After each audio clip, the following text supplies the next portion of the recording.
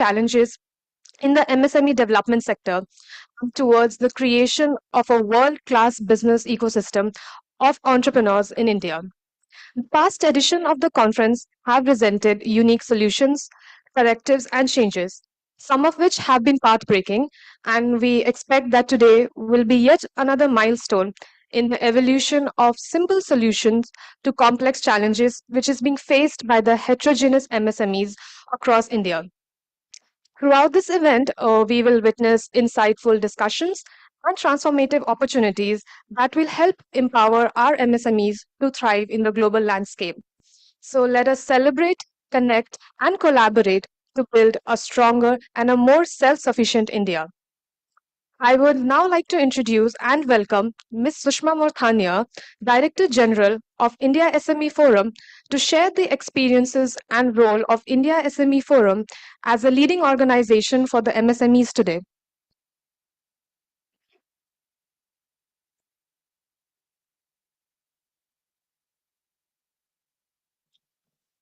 Thank you, Bhumika.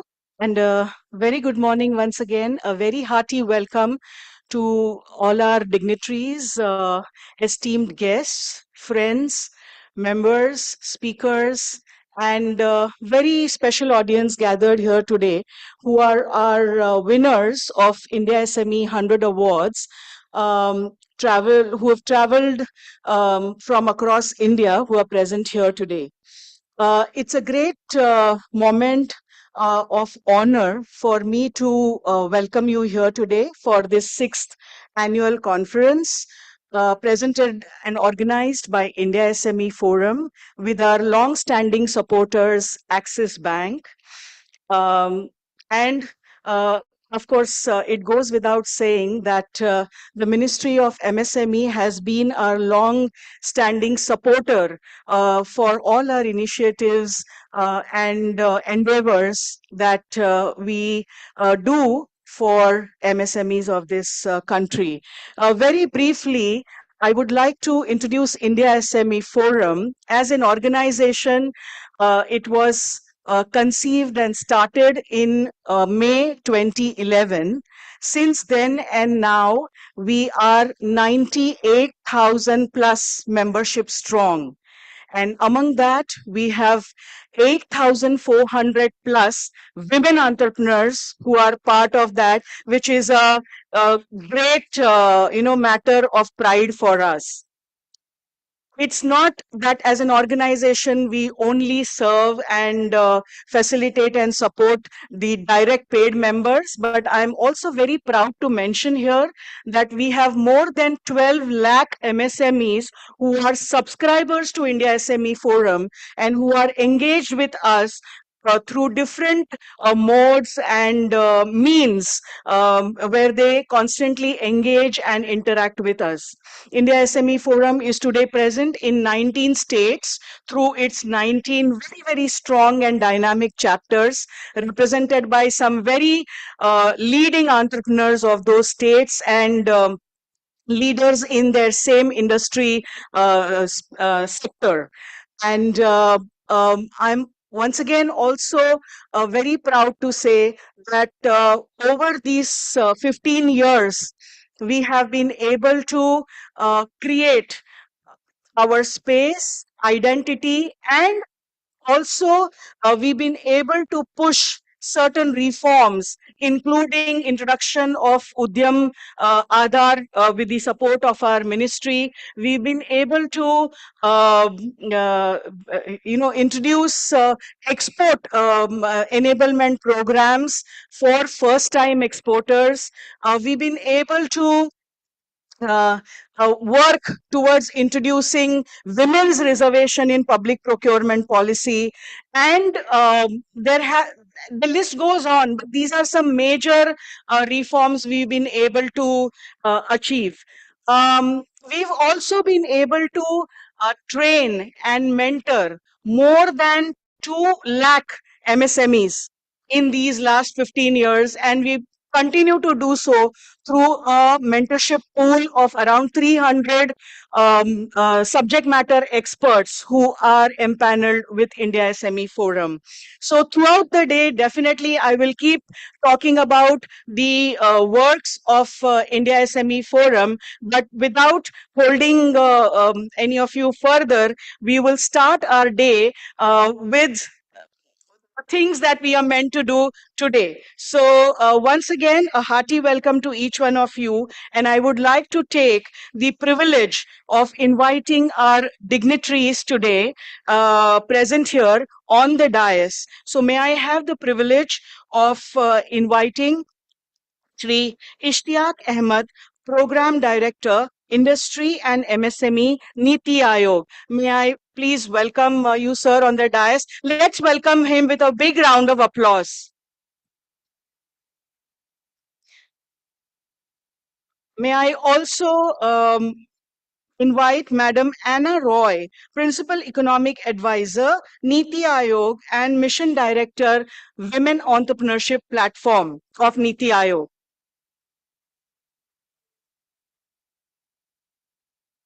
May I please invite Madam Ankita Pandey, Director, Ministry of MSME. Ma'am.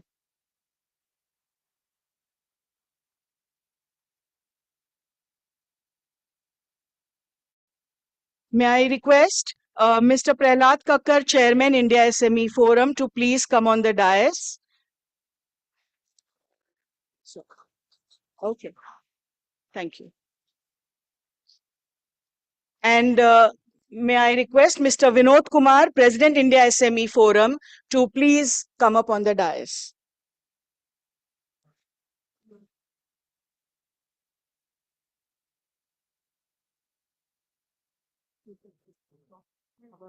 Yeah, please.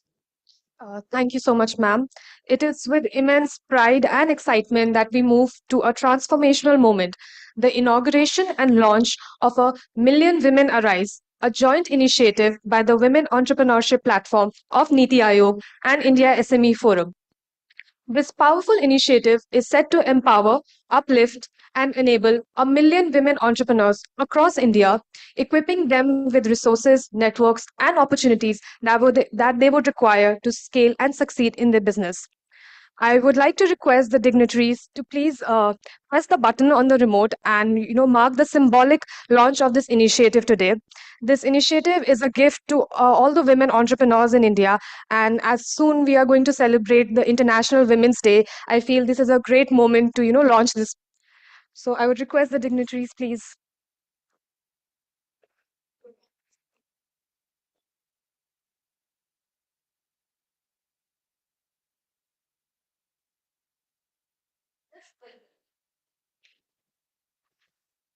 So this is a great moment for us. We are launching a Million Women.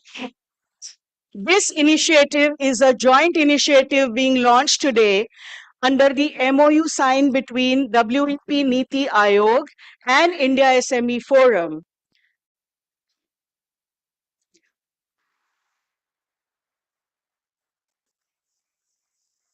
Everyone. I would like to.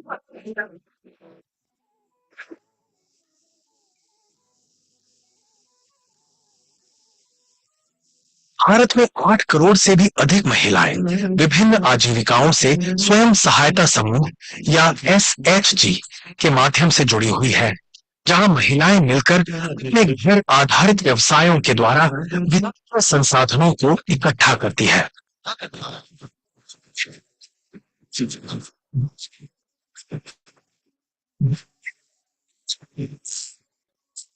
और million women arise का मकसद सिर्फ महिलाओं को आर्थिक रूप से सक्षम ही नहीं, बल्कि उन्हें सशक्त और आत्मनिर्भर बनाना है। इस पहल का मुख्य उद्देश्य 2030 तक 1 करोड़ महिलाओं को उच्च स्तरीय उद्यम बनाने और चलाने के लिए हर प्रकार का समर्थन प्रदान करना है। इसमें पंजीकरण के अलावा सरकारी योजनाओं, वैश्विक बाजार और आपूर्ति श्रृंखलाओं से जोड़ना भी होगा।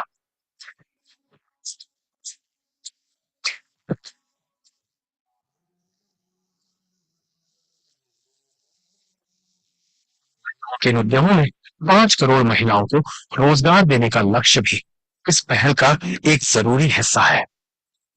आज समय आ गया है बदलाव।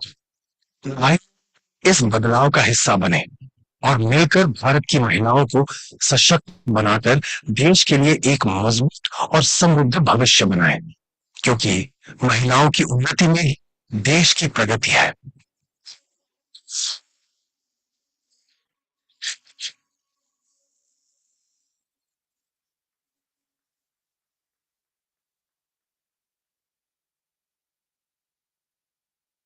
So under the aegis of this program, we are going to empower women around the country to become economically empowered and economically independent through entrepreneurship. So that is the objective.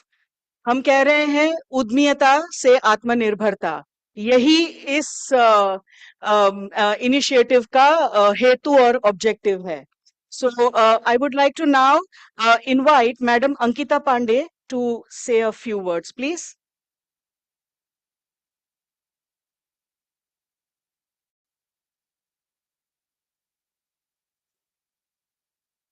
Thank you, Sushma ji. Very good morning to the dignitaries present on the dais, and good morning to the beautiful gathering here. First of all, I'll wish you all a very happy International Women's Day, which is not meant only for women, but equally for men of this country. Because without both going and taking the country ahead, our country cannot progress to the vision which we have envisioned it.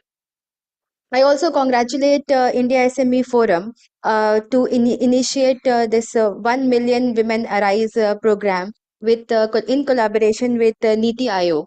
The collaboration and the support of civil society with the government is the pillar of a progressive country. And now I will start from basic. Since I am representing Ministry of MSME, it cannot be stressed enough that how important are MSMEs in a country's economic growth. And when we talk about MSMEs, we immediately think about women entrepreneurs. More so because today we are standing at 6 crore Udyam registered enterprises. And women-owned enterprises forms around 35% of those 6 crore registered enterprises. Now, when we go into the women, what are the criteria of the women-owned enterprises? That's a different story altogether. We will not get into it. But the vision is to bring more than half of the population, to increase the female participation by at least 70% by 2040. Now, in doing so, women has not only to the challenges which remain to other gender, other category of entrepreneurs is already there for women. But it is an added challenge to break the mindset barrier, to break the gender bias, and to break whatever shackles are holding them to come forward. So that is the first step. Now, in that first step, we are always in support of women entrepreneurs because we want them to first come into the formalization fold, to first think that they are doing something. Almost all the women entrepreneurs, in fact, we were talking about self-help groups. They are doing something at their home, but they don't know the value of their enterprise which they are doing. Somebody might be they might be having poultry farm, they might be having a small textile business, they might be running a beauty parlor at home, but they don't consider themselves as entrepreneurs. And this is where the mindset has to change. And the mindset change cannot come in a day. The mindset change cannot come by a single ministry, by government alone. So that's where governments and societies have to work together. And I congratulate the forums like India SME Forum, which are doing a lot of good work on actually breaking the mindset barrier, bringing women into the formalization area, and then enhancing their capabilities by various kind of mentorship programs. Now, since we are standing here in 2025, two most important things which we want to see our women do is that first is that how to give them support in their entrepreneurial cycle. There comes the importance of mentorship, capacity building, and enhancing the skill of our women. Uh, and the second is that how to give them market, because after they are setting up a business, the most important thing is market, how to enhance the reach of their products. So in both the areas, the Ministry of MSME is committed, and we have bought a series of programs in collaboration with Niti Aayog, in collaboration with other ministries. You would be able to see there are a lot of schemes like onboarding into e-commerce, supporting first time exporters, and enhancing the capacities, the skills of the women entrepreneurs, and supporting the cluster of women entrepreneurs. So on this day, I would not go deep into what all we are doing. I would just congratulate every single women present here and every single men who are standing with those women to for their journey. And I would again wish my all the best to the India SME Forum and the new initiative launched in collaboration with Niti Aayog. Thank you.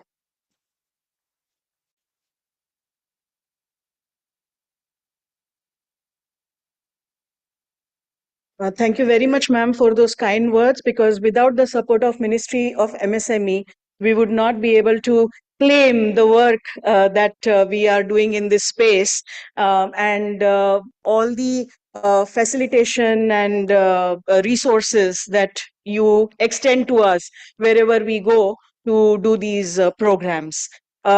With that, may I invite Shri Vinod Kumar to mention a few words about what are our expectations from this initiative, A Million Women Arise.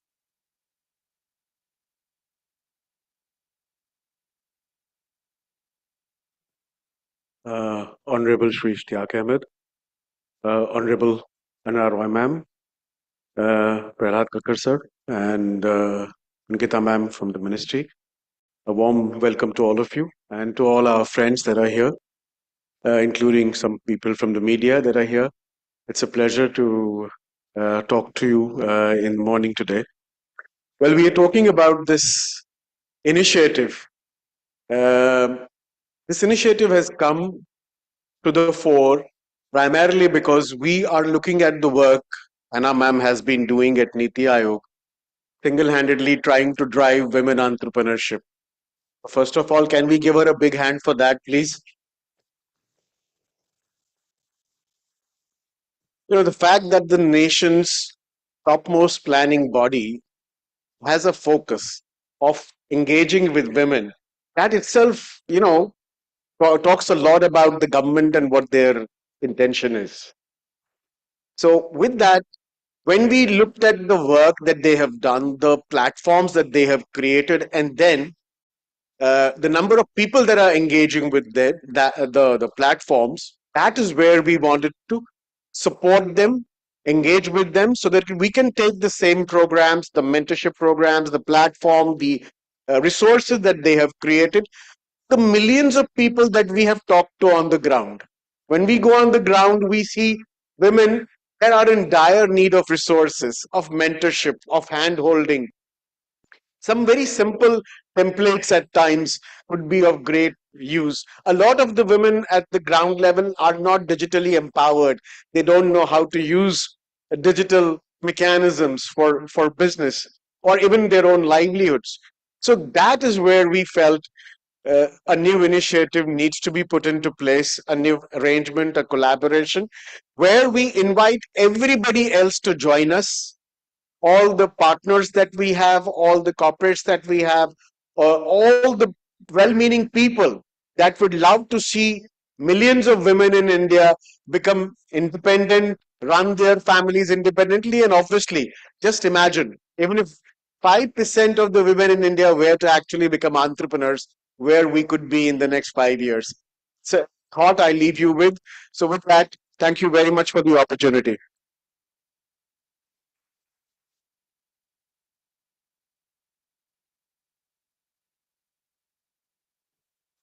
May I now welcome Shri Prahlad Kakkar to say a few words, please? May I give you a mic?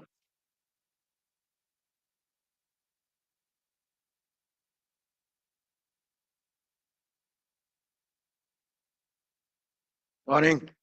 It's good to see so many ladies, bright-eyed and bushy-tailed, and ready to go to battle, as we call it. Um, I have only a very small anecdote to present. When I was much younger, and I was working with Dr. Kurian, I saw a phenomena in Gujarat, which was a dream for the rest of the country. And what it did was quite amazing. In Gujarat, traditionally, women had looked after cattle. The men had involved themselves in agriculture.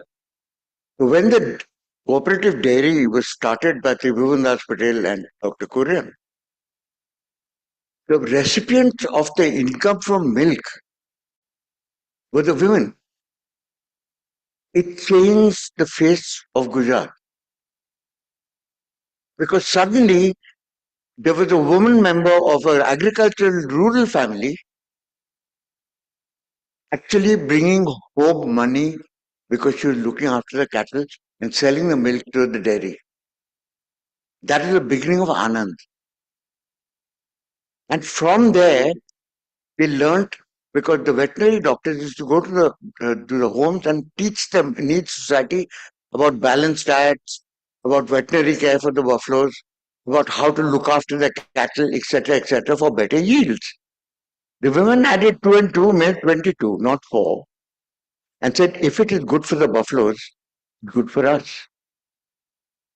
So therefore, they applied the same logic to their own children in terms of balanced diets, in terms of what food to give them, in terms of what education to have for them, etc., because now they were empowered. Because they were empowered, they had a larger share of voice in the family business. So when families were discussing the future about their children and about what to do with the land and agriculture, etc., women had a share of voice for the first time in their lives because they were bringing home income. And they were being educated by the society to understand modern technology of looking after cattle. As a matter of fact, the funniest story was that it took a day and a half for a lady who was pregnant to reach a hospital to deliver. It took 3 hours for a veterinary doctor to reach a buffalo who was ill, and they made a call. So more calls were made for pregnant ladies to veterinary doctors in the dairy than there were for buffaloes. And when the doctors land up and say, but I mean, this is not a buffalo, this is a lady. How am I going to deliver a baby? So the man used to turn around and say, what's the difference? Deliver a buffalo baby or deliver a lady's baby, it's the same thing, basically. So you deal with my wife because it takes much longer and much more expensive to actually go to a hospital, a district hospital for the delivery. And there were things like this. Today, that same society, which was so completely empowered women to such certain extent, the results were that out of some 1,000 punches that were there in the villages in those days, 200 sarpanches were women for the first time in the history of sarpanchgi. There were women sarpanches for the first time. It was in Gujarat. Today, Amul, which stands for from Anand, which comes from Anand, is a world-class brand. Not a small brand. It's one of the biggest brands that this country has ever created. And if it wasn't for the women of Gujarat, it wouldn't have happened. Thank you.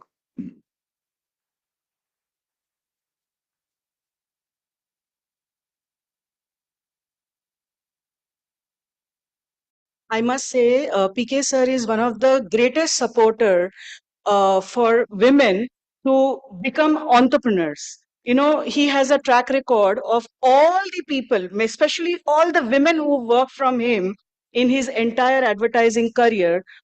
Every single one of them is an entrepreneur today. Every single one of them.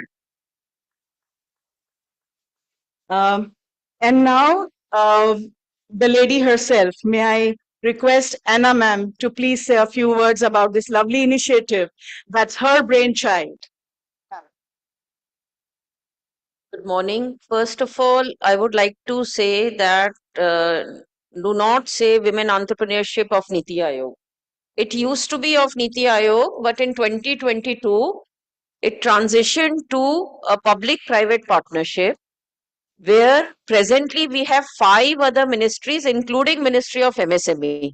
So the moment you say WEP of Niti Aayog, you do not take, the power of all these other 5 ministries. So let's just stick to Women Entrepreneurship Platform without saying it is Niti Aayog. Niti Aayog is a think tank. It has, through its convening power, has brought people together. So WEP remains a public-private partnership. It is not a government funded, so as to speak, and it is an aggregator platform where we try to bring different constituents, different stakeholders together. And already with MSME, we have been working on Yashaswini program, where besides awareness, we also create cluster-based programs where we reward performers. We have covered women um in the northeast engaged in the business of homestays. We are doing programs on women in retail. We have done women in agri-tech in Madhya Pradesh. We have done pan India women in green tech. So we are covering the entire landscape, and we cannot do it on our own because we get no funding. We don't need funding because there are enough programs happening. All we need to do is bring them together and make them in one cohesive program, which is really our mission to collaborate. And I'm very happy. Last year in the SME forum, I had presented WEP. It took them 1 year to come and announce the program. So hopefully, we will hit the ground running and will not wait for the next year's annual summit of SME Forum to announce the next milestone. This is, I call out on stage to put pressure on all of you. We need people like you to work with us because you are our strength. Yesterday, in a day before, in a post budget webinar, Honorable Prime Minister, in his address, one of the things which he said and which really stuck with me was that we need to promote women in entrepreneurship. And when they enter entrepreneurship, can the industry handhold them so that they are able to build their businesses? So that is the work which WEP is really doing. We cover 6 major ecosystem needs: access to finance, access to market, compliance, and legal support, which I think most of the government schemes or other initiatives miss. Skilling, mentorship, and mentorship and networking is so very important. And lastly, general business services like digitalization and all. And our theory of change is that if we have a program for women, for each women who are part of that program, all these 6 elements have to be addressed. If you just talk about finance, it will not work because they won't have a enterprise which is financeable. So we empower them through knowledge, we empower them through handholding. Our 3 pillars are Ichha Shakti, Gyan Shakti, and Karma Shakti, and we have been working on that. I'm really happy that I have got such an important forum. Join hands with WEP, and we look forward to working with SME Forum, including all their 98 partners individually coming forward and working with us. Thank you very much.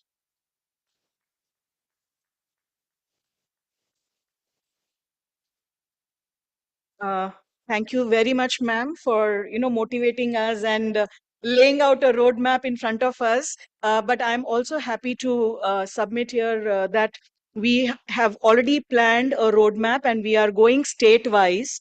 We've already touched more than 1 lakh SHG women in the Union Territory of Jammu and Kashmir.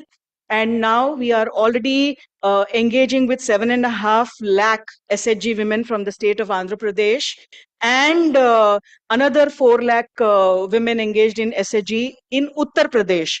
So we are step by step, we are engaging with different states, and we will continue and with the baton that you have already, handed over to us, ma'am. So with that, now, uh, what the moment we are waiting to hear Ishtiaq sir. So may I request you to please come up on the podium, sir.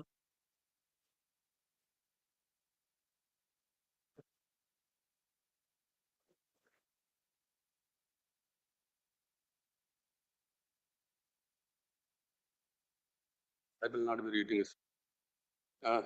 Respected Bharat, Madam Anarai, and she has been leading this initiative in Niti Aayog, and the amount of passion she has for the cause, that's really, really admirable.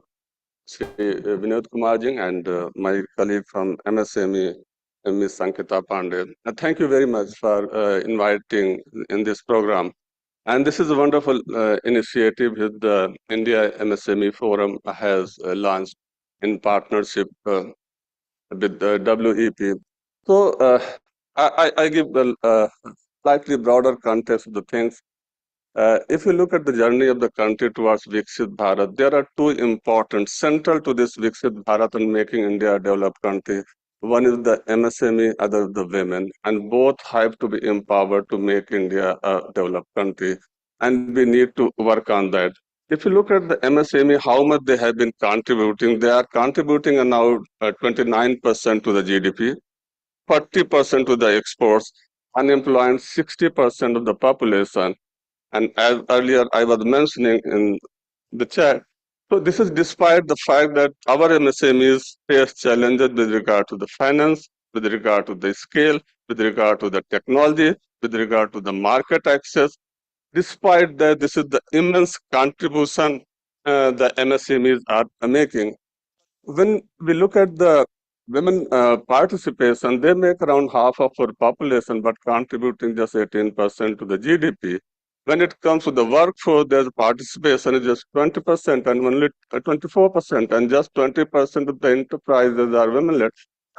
There's a lot which women can achieve, and there are there is so much of potential in the women, and they have demonstrated this in a variety of areas, whether it is in the area of the textile, the agri-tech, the handicraft, the food processing. These are sectors they have actually excelled. There's a lot of potential in the women to get into the entrepreneurship and bring a lot of gain to the economy.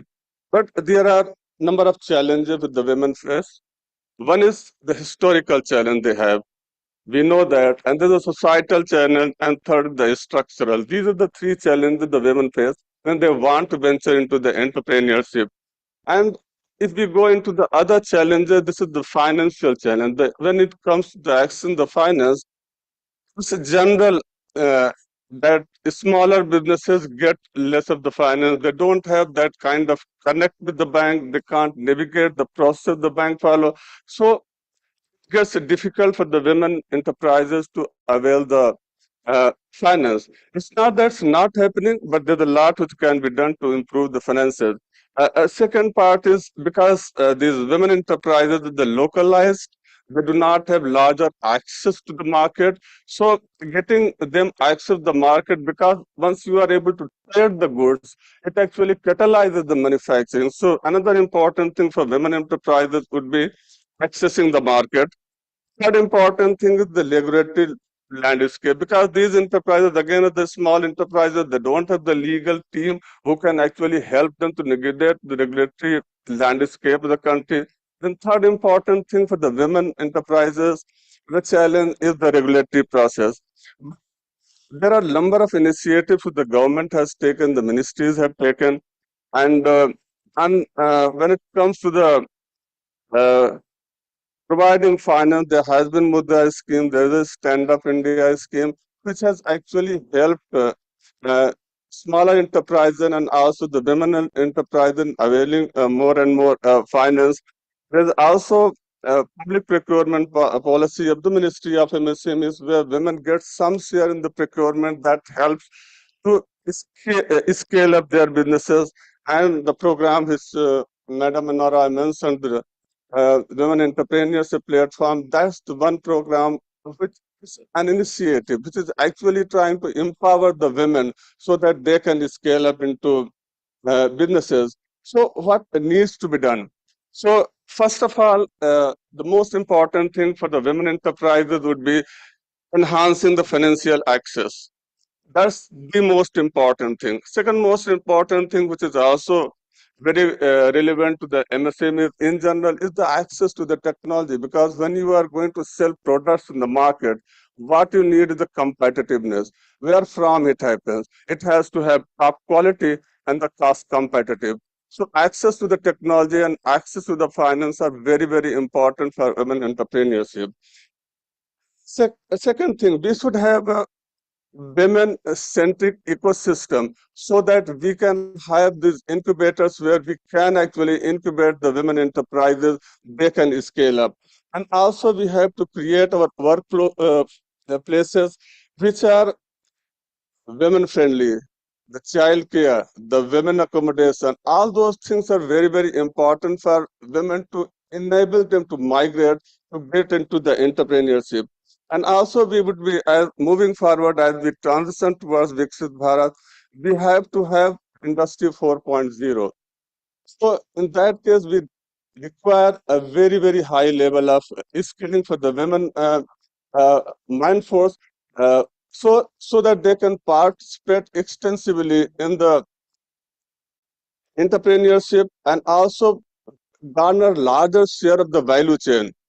So what what is important is that as we transition towards 5 trillion the medium term and 30 trillion the long term by 2047, central to this journey would be the women enterprises and the MSMEs. In the end, I would like to say a share of Mijaz, who has said it very beautifully. तेरे माथे पे ये आंचल बहुत ही खूब है, लेकिन तुम इस आंचल से एक परचम बना लेते तो अच्छा था.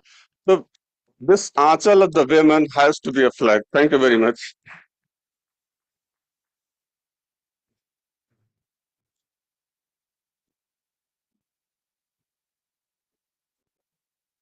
सर शेर बहुत बढ़िया है और हम चाहते ही हैं कि आप जैसे अफसर इकोसिस्टम इतना अच्छा बनाए कि हम इस आंचल से परचम एक्चुअली लहरा पाए.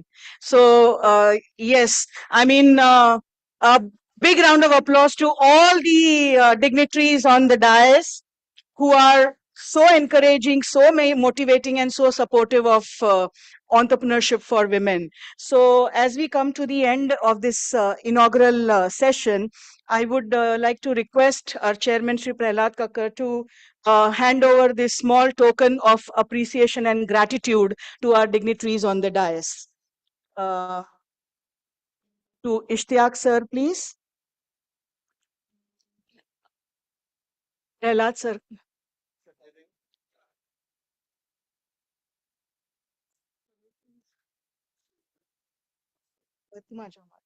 प्रहलाद सर के हाथ में दे दे.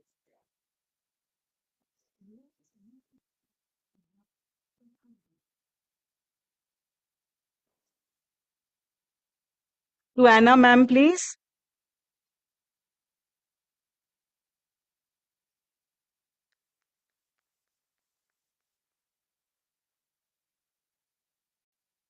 And Ankita ma'am.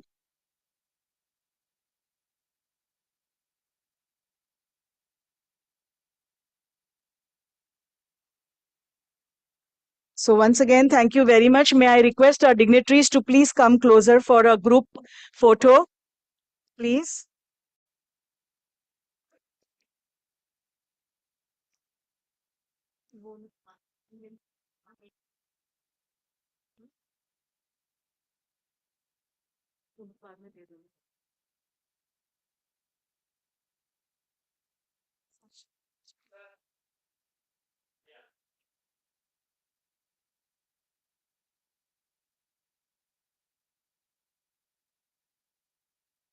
So once again, a very heartfelt gratitude to all our dignitaries. And thank you very much for your valuable time.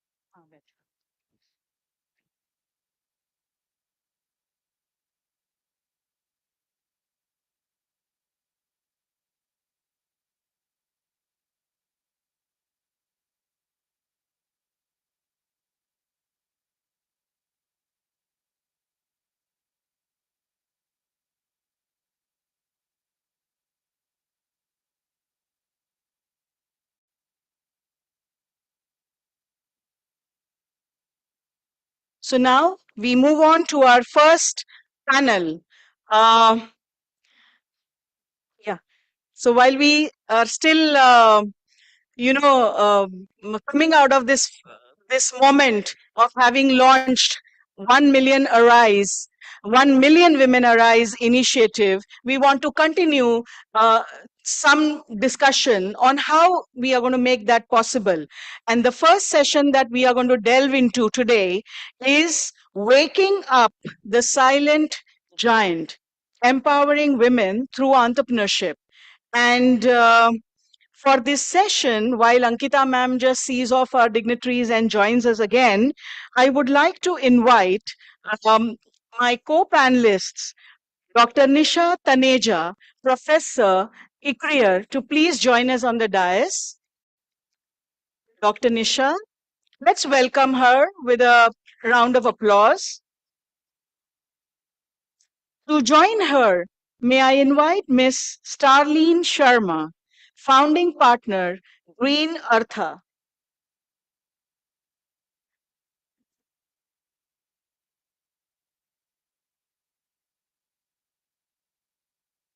To join them, may I invite Ms. Natasha Jog, Director and Head Public Policy, Instagram.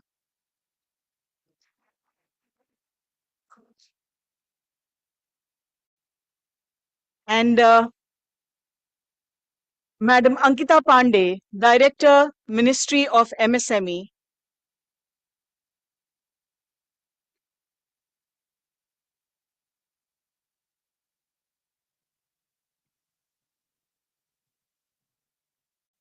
So I'm just going to join you all from this podium, if that's okay.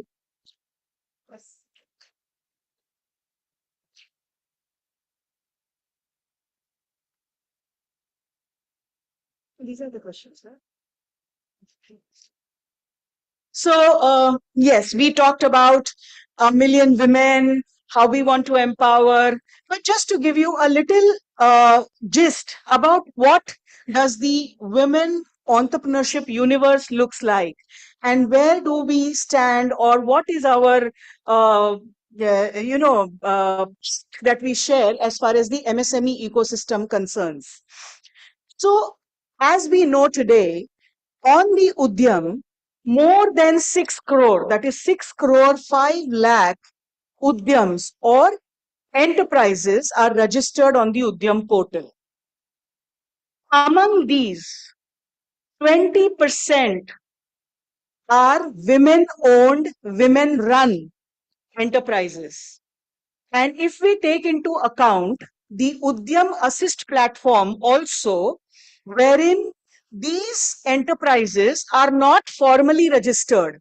So it means that they are not registered on a GST or any other registered platforms. We have another 2.5 crore enterprises which are part of this informal ecosystem. So when you talk about entrepreneurs as a whole, we have 40% of enterprises which are part of the Udyam enterprises. Other than that, we have a large group of women, which are more than 9 crore women. 9 crore would mean 90 million. So they are engaged in different livelihood activities called self-help groups. They are engaged in different self-help groups. And when we were talking about 1 million women arise, we were aiming and intending to handhold and facilitate these women to become higher order enterprises, because we want them to move out of that vicious cycle of being into microfinance and doing those small businesses. So that is one thing that we want to discuss. And when we talk about economic independence through entrepreneurship, is one scope that we want to talk about. So I'm just going to line up a couple of scopes, and I want to move the discussion to all you lovely ladies on what is the space you are working on and how do you see that this scope can be addressed, and it can, be made fruitful, where they can contribute directly to the economy. So when I said one scope was to create higher order enterprises from the self-help groups, second is, we know the challenges where women are mainly into conventional businesses like textile and food production and agro produce and so on. What efforts can we take to bring them into main level sectors, industry sectors, or STEM fields, which we call, like science and technology and engineering based enterprises? Third, how do we bring them into exports? And by exports, I do not mean conventional routes of exports. I would more like to focus on, global e-commerce platforms, because that is something which suits the women, the way they function, totally ideally.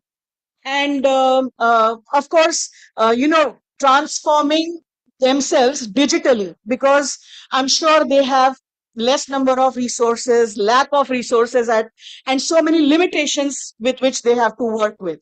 So with those limitations, how do we digitally empower or digitally transform them, and what is the work you are doing in your space, and what expectations can we have, is something we would like to delve in this session. But more later, before that, if you could kindly share with our audience on what you are doing at the moment, and what is the space you are working, and how does it directly impact women entrepreneurship. So if we can start with Nisha ji. Thank you, Sushma ji.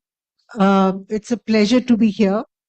And, there is so much to share, but, we've been talking about the number 1 million since the morning. And if we look at the numbers, then, 98% of the micro enterprises, of the women are actually micro enterprises. So this 1 million, I think a large part of it is going to come from this segment.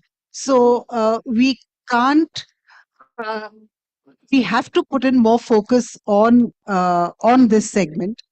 And actually, a lot has happened in this segment, because uh, if I look at, say, e-Shakti, for instance, the manner in which they have digitized the self-help groups is amazing. It's truly amazing, because it has all the digital record, all the financial records of the self-help groups have now been digitized. So what this means is that they have credibility vis-a-vis the banks. They can take loans. They can be monitored. They're linked to other stakeholders. It is phenomenal. And in fact, I think this initiative has also got an award at the BRICS Summit. So we should be proud of our achievements. So that's the biggest achievement in the digital realm. And when we talk about digital tools, it's not just it's in every aspect. So every aspect of the supply chain, every aspect of working, that digital tools can be applied, need to be applied. Unfortunately, I mean, our IT industry is so robust that there are softwares for everything today, whether it is managing your finances, whether it is accessing a market platform, whether it is accessing social media, everything is digital. So it's about being aware, firstly. And I think that's where women need to be equipped at the first level, to be aware of what is out there. And then the second stage is accessing these softwares. I think that's another challenge. So that's about the micro enterprises. But you mentioned STEM, so I must mention STEM also. 43% of our STEM graduates are women, and only 14% are employed. So, that gives us the extent of potential that there is in this segment. And if you look at the data on startups, women startups, 18%, which is the largest segment, is in IT. So it was so heartening to see that number. Unfortunately, uh, a lot of this data is not disaggregated, not gender disaggregated, and so we're not able to look at it. But fortunately, this was a Lok Sabha Parliament question, and that's how these numbers were published. So I think my first submission would be that we must request the government to put out the data in the public domain, especially gender disaggregated data, so that people like us can actually look at it, examine it, look at our successes, and identify the gaps on what can we do. In terms of what we've done at ICRIA, uh, we've done a lot of work on gender mainstreaming, and our attention was drawn to the trade facilitation action plan which the government brings out, and there is an action point 27 in that which says gender mainstreaming has to be done in trade facilitation and in exports. And we were like, for 2 years it's been dormant, nobody's done anything, so we decided to socialize that concept. And we approached the Land Court Authority of India, and we said that, look, if you do this, you will be the first in the country to take this initiative. And they jumped at it, and we did a study with them. We looked at all the impediments at all the land ports, even though land ports account for a minuscule amount of trade. They were the first ones to actually bring to the notice that land ports have to be gender friendly, and that women exporters should be able to access these ports. And then this was actually, when the circular came out, it was applicable to all seaports, land ports, airports. So we were really very thrilled with this, that it actually translated into a policy. My last point is there another round, or We Okay. can have another round also, but Okay. you can complete if you have something. Okay, so basically on exports, I think even though a lot of emphasis has been given to um, um, women entrepreneurship, and a lot of emphasis on identifying their impediments, addressing them, I still think there is a huge gap in transcending from being an entrepreneur to being an exporter. And that really needs to be addressed. I know there is another session on exports, Yes. but I think that may not be what I want to say, may not be covered in that session. Because if you're talking about micro enterprises, then how can they be mainstreamed into the export arena? And I think that's where, again, because we have different departments and there are different initiatives, we need to join the dots and see how women can actually benefit from this. So there is a scheme called the One District, One Product Yes. program, ODOP. ODOP. And there is also an initiative called the District Export Hub program. Yes. So all of this can be brought together. And if you're talking about it at the district level, then we're actually talking about micro enterprises. Yes. And it was surprising when I looked at the data that 45% of these items, ODOP items, are actually accounted for by agriculture. Then there are a whole lot of other items like textiles, processed foods, and all of these are actually driven by women. So here's something which is there to be tapped, and all we need to do is equip women to onboard onto this. And then, of course, we have digital platforms also through which we need to equip them. But the major challenge is going to be on the requirements of the international market, because no two markets are alike. The EU has separate requirements, the US has separate requirements. You want to go to Africa, there are different requirements. So, how do you equip yourself with all of these standards, whether it's environmental standards or it is product standards? all this information needs to come filter down to the women exporters at the district level for them to be able to access these markets. More later then. Yes. Thank you, Nisha. Starlene, would you want to? Thank you. And thank you for having me here today. And I will say it's humbling to speak after the last panel. I'm Starlene Sharma. I'm the founder and managing partner at Green Artha. We're a climate innovation and investment fund. During our first fund, more than 50%, 55% of our startups had women as co-founders. 80% of them had women in CXO roles. Beyond that, and these were not selected because they were women. They were selected because they were the best entrepreneurs. So as we get further into the discussion today, I would look to talk about how we look at finance, how we understand how women look at finance a little differently, and how we normalize for that. But outside of my work at Green Artha, I also set up the Cleantech Women's Innovation Network, which launched in 2017. It's a network of over 400 women working in climate and innovation. We also run the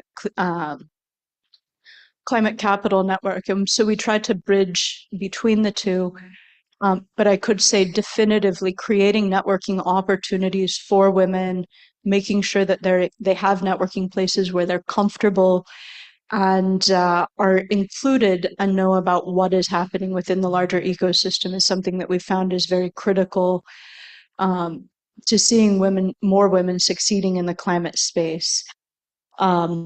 And then as just a final comment, in my 14 years living and working in India, I have had the opportunity to see some of the work in the SME spaces and further down into the micro enterprises. So I think that, I would love if the panel could look at how lessons can be drawn across different areas and how do we socialize different aspects of entrepreneurship and make women across the board comfortable with the opportunities that entrepreneurship can provide them from an economic perspective.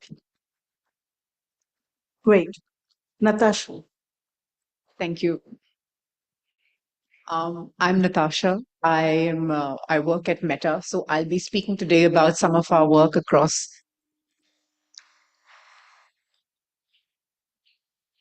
Are we good? Okay, please. I'll be speaking to some of our work across our apps, which are Facebook, Instagram, and WhatsApp.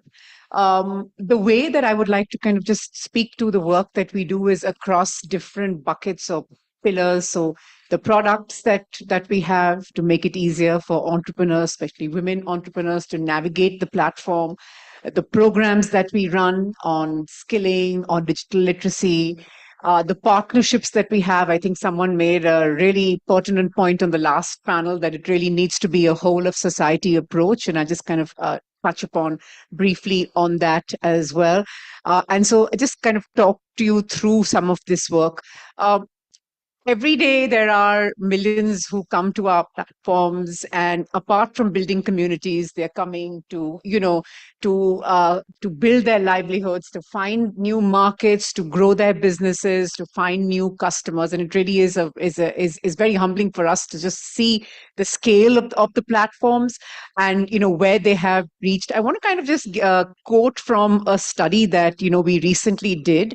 And it is a GWI study on online shopping trends. And this was done in tier 2 and tier 3 cities, which are talking about how the platforms that we have continue to be a key medium for online shoppers, providing a strong space for women-owned businesses to grow and scale their businesses. And I think a lot of us, either through some data that we have access to, or even anecdotally, especially post-COVID, during COVID and post, have seen that the number of online businesses, especially those that are run by women, have really grown, in the last couple of years. And that is where I think we've really doubled down on a lot of the work that we do. If I just look at the product piece, nobody in the room is now not familiar with, it's almost become a cliche to say that the future is going to be AI. But what we are doing on that piece really is to make sure that we are driving a lot of programs with MSMEs. We did a program with NASCOM where we went to 5 cities last year, just talking about how MSMEs can leverage the power of AI, how the future of, how they're going to reach their markets, grow their businesses is going to be on the back of artificial intelligence, and talking to them. We also had a report that we released with NASCOM, a white paper, just, underscoring just the opportunities that exist, also some of the roadblocks, and, where we can all put our collective might to make sure that we are providing the enablement that we've really set out to do.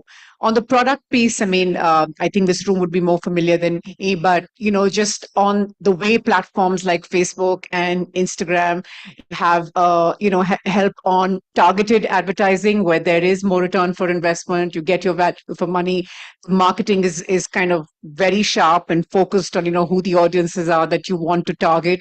So that's the other piece. The number of times that we've heard that our products like Reels and Stories, which are on Instagram, have helped small businesses find new markets, look for new customers. In fact, if you are on Instagram, you will see that there is a lot of small business growth on our platforms, just by the nature of the product, as it were. So that's quickly on the product side. We have, over the last several years, invested a lot in skilling. If we are kind of looking at a lot of AI-powered skilling, but with SME Forum, we have our partnership DigiSastra, which is again talking of enabling 1 million MSMEs on the back of the WhatsApp business API. We've got a program called WhatsApp Se Vyapar, which is with the Confederation of All India Traders, which has got more ambitious numbers of 10 million, and it's a longer duration program. We've done something with Nisbat, which is again looking to train MSMEs, 1 million of them, on the best practices to find markets on Facebook and Instagram. And again, like I mentioned, the WhatsApp Business API remains a fantastic platform, and one that we've been told, how small businesses, how MSMEs are using them to connect with customers every day. Lastly, on the partnerships side of the house, I mean, we work with platforms like SME Forum, who've just provided such a strong bedrock and kind of inroads for us to reach the people who we have really been trying to reach, and who we target so much of our work at, because we believe that this is a humbling opportunity, and we really ought to do more to enable all of those who are trying to use our platform, especially on the livelihoods part, and especially when they are women. So this is a bit of how the work really comes together. Someone mentioned small self-help groups, I beg your pardon, earlier. Our work with Mandeshi and Seva has been just to do that, to kind of talk about financial inclusion, to make it mainstream.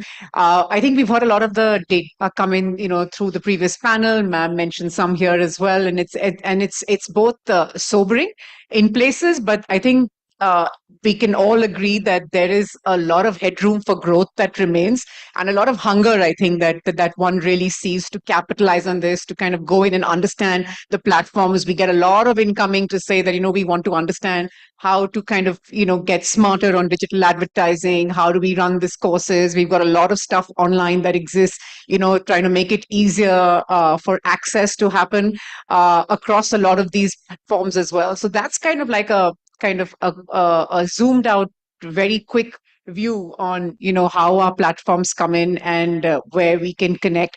There are challenges, and I think the other experts on the panel are better placed to speak to them. But where we are kind of putting a bulk of our effort is to see that how can we drive, and again, I will use the word enablement, but how can we drive more of that? How can we kind of help in our small way to power this engine of the Indian economy, and just make sure that we are doing our bit to kind of give them the wind, really, to power their journey forward, meet their wings. So I'll stop at that. Thank you.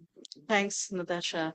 Coming to Ankita ma'am. Ankita ma'am, what initiatives and policy reforms that our ministry has taken and is still working towards creating a conducive system or a conducive ecosystem for women entrepreneurship?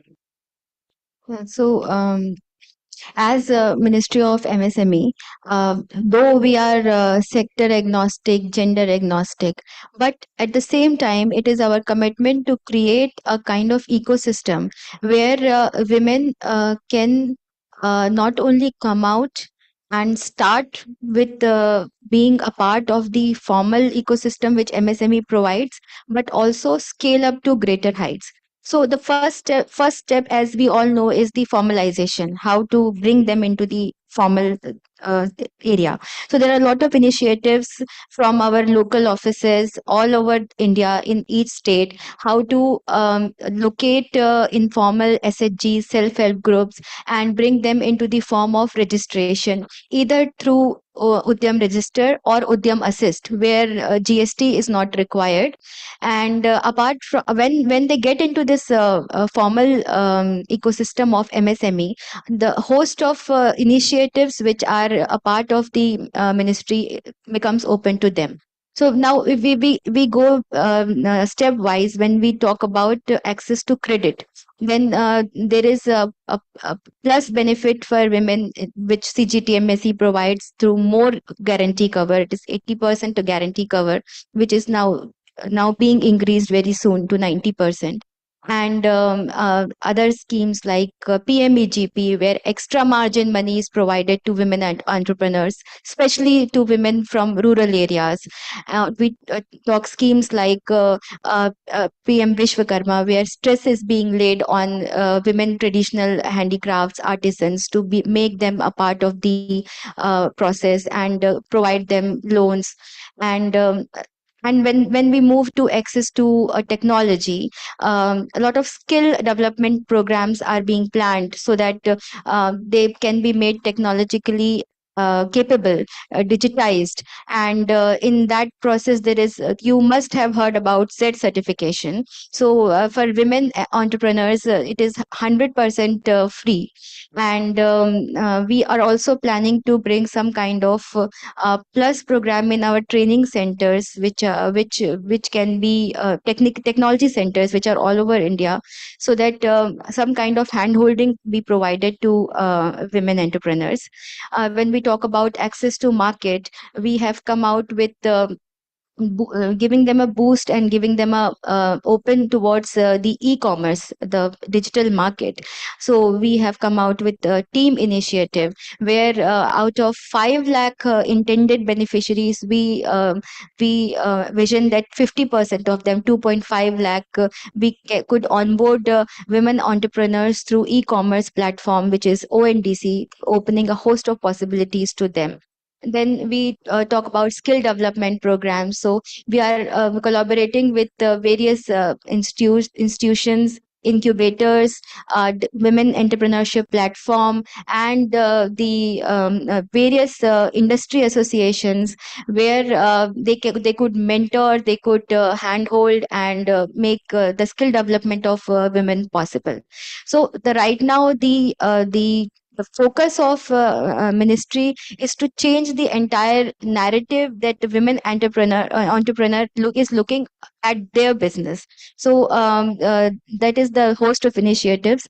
And recently we have come out with Yashaswini campaign, Yashaswini initiative, which is actually an aggregator kind of initiative, where we go to different parts of the country. We reach out to women, making them aware about the benefits of formalization, and looking at their data, taking out what are their capacity building needs, mentorship needs, and reaching out to them through various schemes of the ministry. Thank you. Thank you, ma'am. Before I come to our last round of question, I would like to ask you, what is it that drives you, and what is that one policy reform you would like to see as a woman for the for thriving or flourishing of woman entrepreneurship? Because I'll just give you very briefly about my profile, like how do we work in India SME Forum, and how do we plan initiatives, because it comes from my own experience. I started entrepreneurship, though my background has been microbiology. I mean, I was pushed into entrepreneurship, and I went into a control gear and a switch gear business where I did not know what was E of electrical, nothing at all. So, learning the trade first, tricks of trade. Nobody told me how to export, though I was one of those first woman exporter who used to export control panels to Middle East. So when I talk about, I didn't know how to approach a bank, how to approach for a term loan, how to ask for letter packing credit and letter of credit and so on and so forth. There was nobody to teach me about how do I create a business plan and how do I even follow that business plan so that I know what am I chasing in my business. Otherwise, there is no goal. As women entrepreneurs, that is, you know, starter. For starters, we need somebody to at least handle us through that. And then we go on to upgrading us on technology, talking to government officials, visiting different departments, doing paperwork. There is no school which is teaching all these things to become an entrepreneur. That is one area which has actually kept driving India SME Forum to create capacity building programs so that women entrepreneurs get background, knowledge, awareness, facilitation, support on how to deal with all these aspects of business. And that is something that keeps us driving and pushing women. And I was lucky enough to also get mentors like Vinod sir, because he had invested in our business early on. So obviously how investors are, so they keep on pushing you on track. You can't deviate because you are answerable to them. So that is something which kept us going. So these are areas where women need hand holding, they need support, and they need some teacher who is actually keep on telling them how to move forward. So as women, what do you see that some change that you can bring about or you want to bring about in terms of reforms? We'll start again with Nisha ji and come to you. Nisha ji. Just picking one is difficult Yeah. because there's so much for all of us to do. But in my own little space, what I would like to do is continue to use a gender lens on every policy initiative that is taken. And I'll give the example of Canada, where all policy making is done using a gender lens. So any policy, whether it is trade or whether it is a welfare program, anything, how is it impacting men and women? Because it does not, every policy does not impact everyone uniformly. So that's what it means to use a gender lens. If it is any barrier, for instance, to become an entrepreneur, women might be facing some different barriers from men. So I think an overarching policy reform, I don't know when that will happen because I know Canada is doing it. I know New Zealand is doing it. There is an arrangement called the Global Trade Agreement for Women on Gender. Yes. Yeah, GTAGA it's called. Jita, yes. And there are 6 members and there are more who want to become members. And that's the kind of horizon that there is for women to become front leaders in the area of economic development. No, very well said, because this also tells me that next time when we are discussing women, we need more men on the group, on the panel to discuss that, because they are writing the rules as of now, but we have some very dynamic officers. I can see Anuja ma'am, I know Ankita ma'am, we have Mercy madam in ministry. Ma'am is our ambassador. So. Yeah, so now, I mean, we more power to us because they are now, uh, uh, actually leading our cause, and they are writing the rules for us. So more power to them. But yes, I mean, we need more men when we are discussing gender issues as well. Starlin, to you. So I was very lucky growing up in the US and having parents who, from as early as I could remember, were very encouraging that I could do whatever I wanted. And my father was an entrepreneur, so I got exposure. So I would love to, and I've seen over and over in India, women who are entrepreneurs, women in working roles, who've expressed that there's pressure within the family or within societal roles that they shouldn't do this. So I would really love to see a change in that regard. and I'm going to cheat a little bit and take a second one. And I would say I would love to see more women in roles, senior roles, and see them taking mentorship. I've seen that the women that we have supported really embed mentoring in the work that they're doing. The women in the Climate Capital Network embed mentoring in partnership with other women. But we've also found that the women who are employers create better work environments for women. And once women start earning, they have more of a voice in the family. So I see that very much as an impetus for the first one, the first wish really happening. Very well said. Natasha. I think what I think on this is something that I touched upon earlier was that, and I think it kind of is leads from what you said about having more men as part of the conversation also, that I really think it will take a whole of society approach. I don't think it's only on the women or it's only on the men. I don't think it's only on the government or on forums like this or on industry, but I think we all have a role to play. And recognizing that in wherever we are, if you are in any space that can have even the smallest influence, it really does go a long way. To your point about, when women are in leadership positions, what is the kind of environment they create? So I think every small step can be a giant leap for someone. And to keep that in mind, I think is important. So I think if everyone comes together and does their bit, we will get there. So I think we're already kind of on track. Just the scale in India is that we need to do a whole lot more for the metrics to shine and perhaps even get those metrics like ma'am said. But I think that if everyone is committed to doing their bit is the one thing I think that could really be quite a game changer. Thank you. Sure.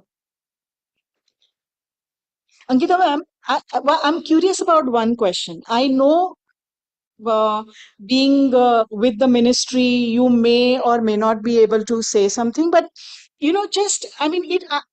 am curious to know, as a woman, even in your workspace, in the ministry, while you are working, have you ever felt that you are not being taken seriously, or you could have done much more, or you need some authority and power to write or rewrite the rules? Sorry to put you in that Sushma ji, space. very tough questions you have posed. I know you have the courage and you are brave to even answer, and we'll not judge. So no, see, for this the entire day would take the entire day. But going to your previous questions, you have actually spoken my mind today. Okay. First of all, I'll answer what motivates me. You asked. Yes. I'll just give you my background. I am from a very small place called Jagdalpur. It is in district Bastar, from Chhattisgarh. So I belong to tribal belt. I have grown up there. I did my schooling there. And we were a bunch of around 10 to 12 girls who had great vision and dreams in our eyes. And I was lucky enough to have parents who actually gave me freedom to choose to whatever I could do. So out of those 10, 12 girls, only few could make it to whatever they do. So first, most important thing is freedom to choose. And let women fail. Let women be divergent in the society where everybody is conforming to norms. So we have defined roles for women since time immemorial, and we have only changed them. Amidst this confusion of being conforming or being divergent, people are trying to balance their roles and responsibilities, especially women. So entire arena of difficulty which Sushma ji was asking, ki being in a government, being a woman, have I faced any challenges? So I don't think it is just in the government. Wherever women are sitting, there are absolutely challenges which comes from being of a particular gender, which is based on a history of mindset which is a part of our society. And this does not only belong to our country. If you have read a book written by the CEO of Facebook, Lenin, she discusses the gender bias in almost all the forums, in almost all the countries which exist here. So, and the biggest problem of gender bias is not in the minds of men. The gender bias, the biggest gender biases are in the minds of women only. So first we have to break our barriers. Yes. Actually, break barriers which are existing outside. Clap. So breaking barriers inside is very important. Break all the norms which you think are made for yourself. So I have never faced any challenge being a woman working anywhere, because let me tell you, when I was working I belong to income tax. When I came to investigation, the wing which does raids and all, I was the only woman who was posted there, and they were like they were not they're doubtful that whether I'll be able to handle the raids, going out, remaining some at somebody's home, somebody's house, office for 2 days, 3 days. But this is just a barrier which we have created in our minds. So first of all we break it, then there is no barrier which exists, there is no challenge which exists. You can do whatever you want to do. Second, if you ask me about the policy intervention which I want to see, is that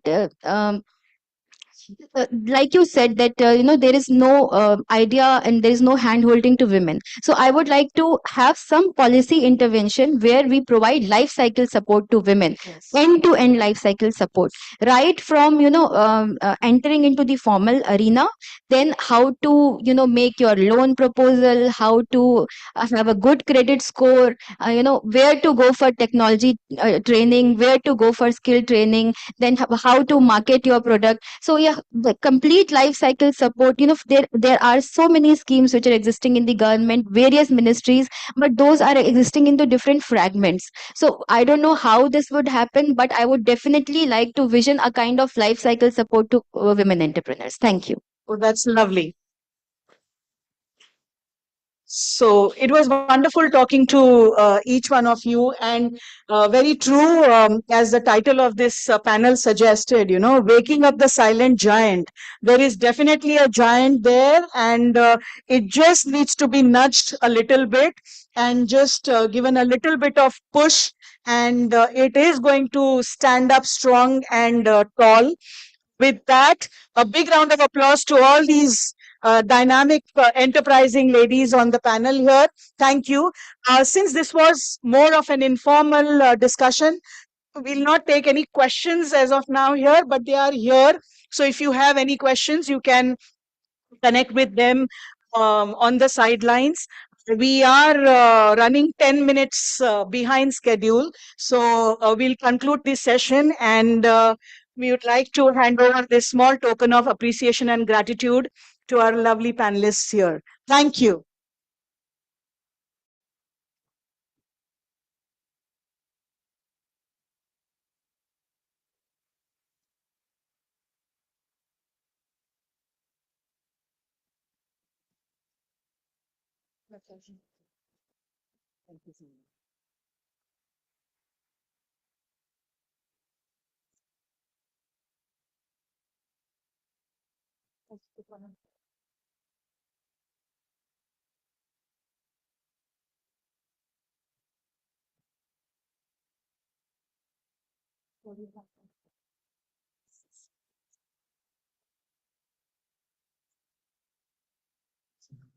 Let's take a group picture.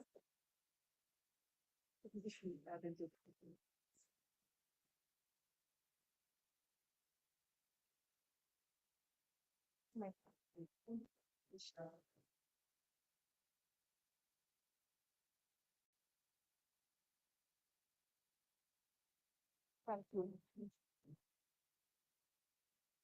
So more power to Ankita ma'am, and we are in safe hands. So one big round of applause for her.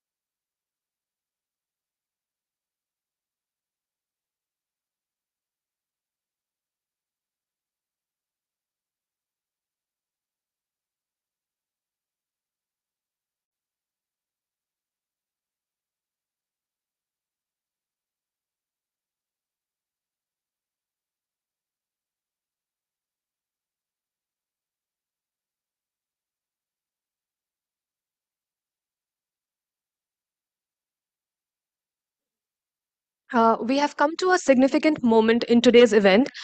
We have agreed to sign an MOU with the IndiGo Airlines, and this collaboration marks a pivotal step in providing MSMEs with improved travel solutions. This strategic collaboration will help the MSMEs and members of India SME Forum with exclusive travel benefits, customized allowances, and seamless connectivity to support their business expansion. Through this partnership with IndiGo Airlines, IndiGo will introduce tailored travel solutions that will enhance the sustainability, accessibility, and reduce cost and foster the growth opportunities for MSMEs across India. So, to formalize this important step, I would like to invite Mr. Vinod Kumar, President of India SME Forum, along with Mr. Anshul Sethi, Head of Sales IndiGo, and Mr. Nikhil Dar, AVP Digital Market of India, to sign the MOU, please.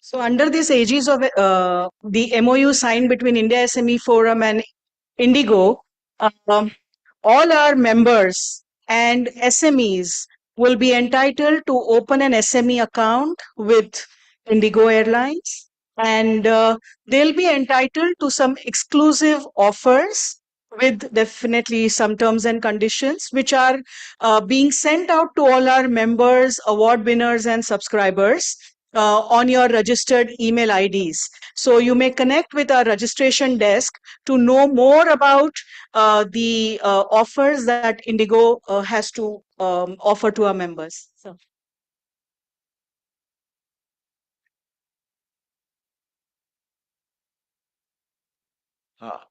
The offer that we would like from them is that now, since they charge us for everything, including standing in queue, and the future, I believe, is that they're going to charge us for the toilets as well. That for the SME project, that they would give us no extra charge for seat booking, for standing in line, for luggage being come out first before anybody else, priority luggage, for priority check-in, etc., etc. All the other add-ons that they have, if they can remove that, we'll be very happy.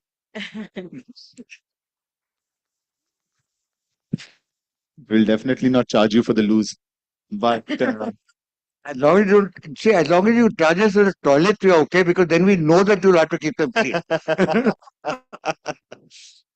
no, it is our endeavor to partner with all of you. Thank you for this opportunity. With about 97,000 members, we are looking at providing more affordable travel, more flexible travel to each and every member of this, association. Thank you so much, and I'm genuinely very happy to see you after so many years and to see you grow. Vijay, I just realized I saw Anshul, and I'm seeing him after 10 years. So it's a decade. Yeah. It's a decade. So good It's to a see you, decade of Anshul. knowing It was you. such a lovely surprise for My me. pleasure, ma'am, and all our support to you guys. Thank you. Always. So we're going to hand this over. Yes, thank you. So that's there is an hour sign twinkle. I'll also charge you for $700. Yeah, should be done. That's really that's what it is. I wish you all success. Thank you. Thank you. Thank you. Thank you very much.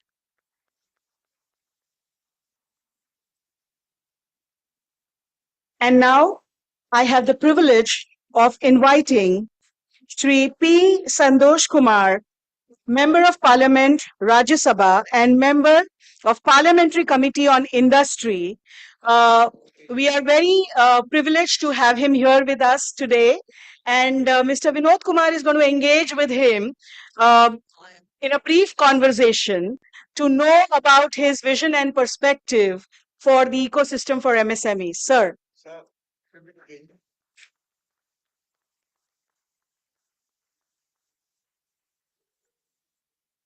Thank you.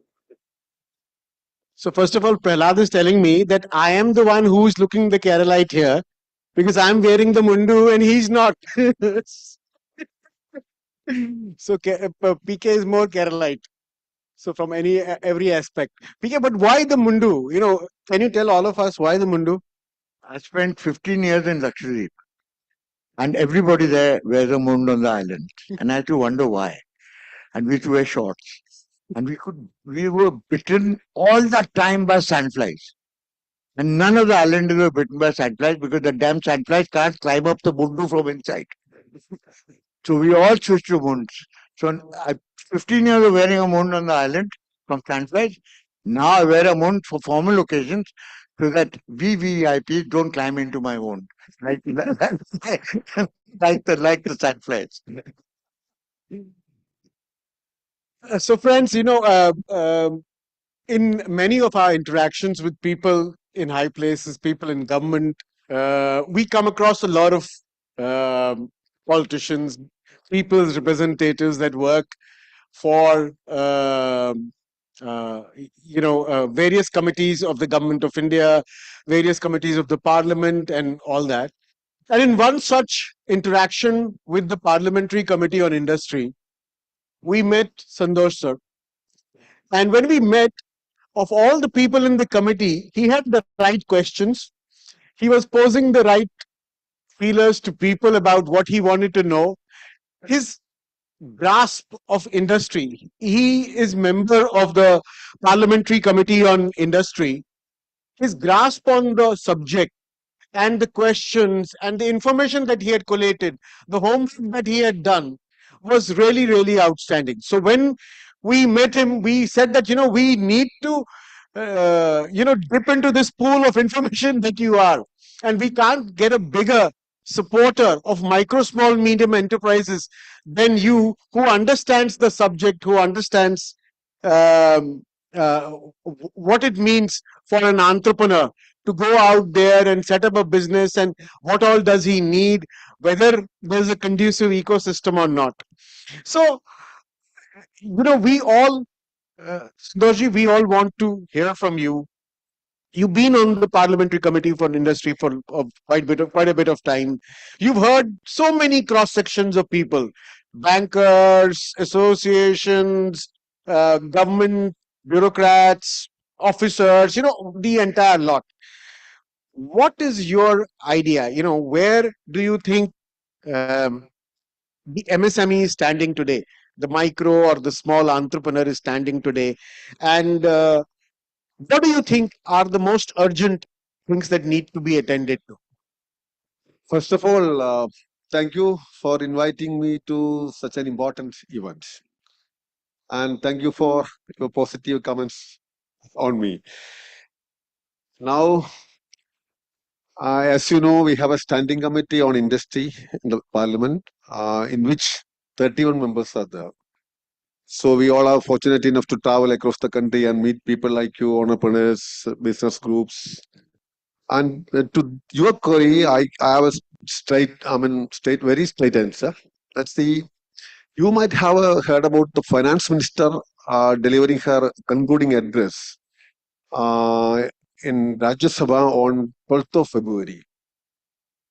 And in her speech, one point is quite relevant, which you should. I request you all to learn it once again, read it once again. The point is that she was talking about geoeconomic fragmentation, which is taking place throughout the globe. So we were talking about economic integration, whereas now we have reached a new phase that is called geoeconomic fragmentation. So this poses a number of challenges to the MSME sector. For example, MSME contribute 30% of the GDP, 48% of the exports also. So how we are going to tackle this new situation? You might have heard from announcement in the US Assembly yesterday itself. They are going to impose new tariffs from 2nd April onwards. So now we have to face a new challenge in this sector, apart from other existing challenges. And as you are well aware of, in a way, more than me, existing challenges are very, very high, very huge. For example, out of the 5.7 or 50 million MSME units registered in Udyam portal, I think the total number is more than 63 million. But in Finance Minister's speech, it is mentioned that 57 million MSMEs we have. And out of these 57 MSMEs, 97.7 percentage are micro units. Very correct, sir. And 1.5 percentage small and just 0.8 medium. So this is one area we have to concentrate, and challenges of this micro, small, medium. Some are in common, some are very, related to each sector.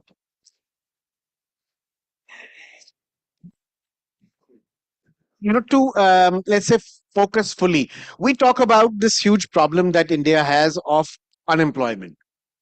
And we say that we need to get majority of the people to open up their own enterprises so that they can in turn employ the others. Because even if we get larger companies in the picture, they're not going to provide the employment that we need.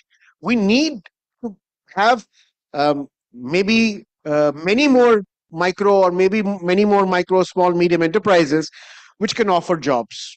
And also, how can we get to a point where each of the MSMEs that we have already, which is like 6 crores, Ankita ma'am was talking about today, which are registered with the government of India today under Udyam. 5.7. As per the finance minister statement, it's 5.7. Might be, 6 crores, whatever. So as of today.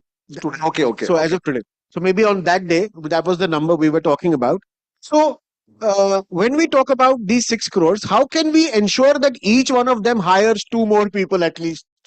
So if they were to do, you would have 12 crore more of employment. So there are many challenges. According to the Government of India statistics, 11 crore people are getting employment through MSMEs. 11 crore.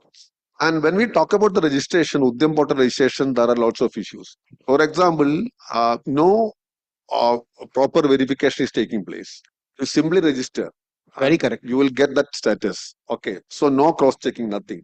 So we need to, change the complete process. Of course, self-attestation is important, but at the same time, we need cross-checking also. And for example, between 2020 and 2024, within that 4 years, 62,000 MSMEs were closed down. Sure. So this shows, new challenges before us. And to provide employment, we have to find out, new marketing areas, technology-driven solutions must be there, and the cash flow loans must be provided freely. Many challenges are there. This is for this collateral security-based system is there. So according to the business turnout, MSMEs should get loan. And our experience is that banks are reluctant to give loans to MSMEs. Most of the private players are not giving it, apart from our private public sector units, SBI or this Punjab National Bank, bearing a few like institutions. Others are reluctant. For example, I see Axis Bank here. I'm not to blame. No? Many important private players are not ready to give loans to MSME sector. Please. A lot of banks give. In fact, let me share, sir. I was part of the RBI Standing Advisory Committee meeting on Monday. What we've tabled is loans from the private sector to MSMEs are growing faster than the loans given by public sector banks. No, I don't know much about it. The rate might be, you were talking based on the rating only, because the Axis Bank or other banks, the rate was very low. Might be, for example, from 2 to 4, it is 100%. Sure. That might be the reason. But if you talk, consider the loans they are giving to other sectors, for example, bearing MSME, other sectors for a vehicle loan or other loans, Yes, it's very high. Very correct. So as far as MSME particular sector is concerned, of course, there is a lot of pressure also. Parliamentary Standing Committee is very keen on developing MSMEs, and we had a number of recommendations. And if you go through the 2023 report submitted by the committee, you can see a number of suggestions, including this. Very correct. In fact, there has also been earlier the Prime Minister's task force led by Mr. Nair, who actually talked about that year on year, every year, the loans or financing to MSMEs needs to grow by 20%. We have never breached 20% ever since that time. I mean, it's been almost 15 years that we've had the committee. Somewhere around 2011, 2012 is what we are talking about. And since then, we are still hovering around 15, sometimes 11%, sometimes 12%, sometimes 13%. We've never reached a 30% year-on-year increase in MSME loans. So that's number one.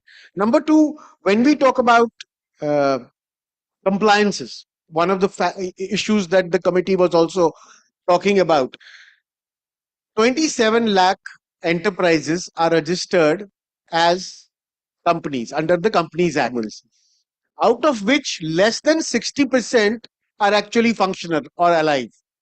Because let's say we have a person today who gets up and registers a private limited company. 1 year down the line, he realizes it is extremely impossible to run it because it needs so many compliances that he shuts it down and starts what is the most important mechanism or format firm that we start?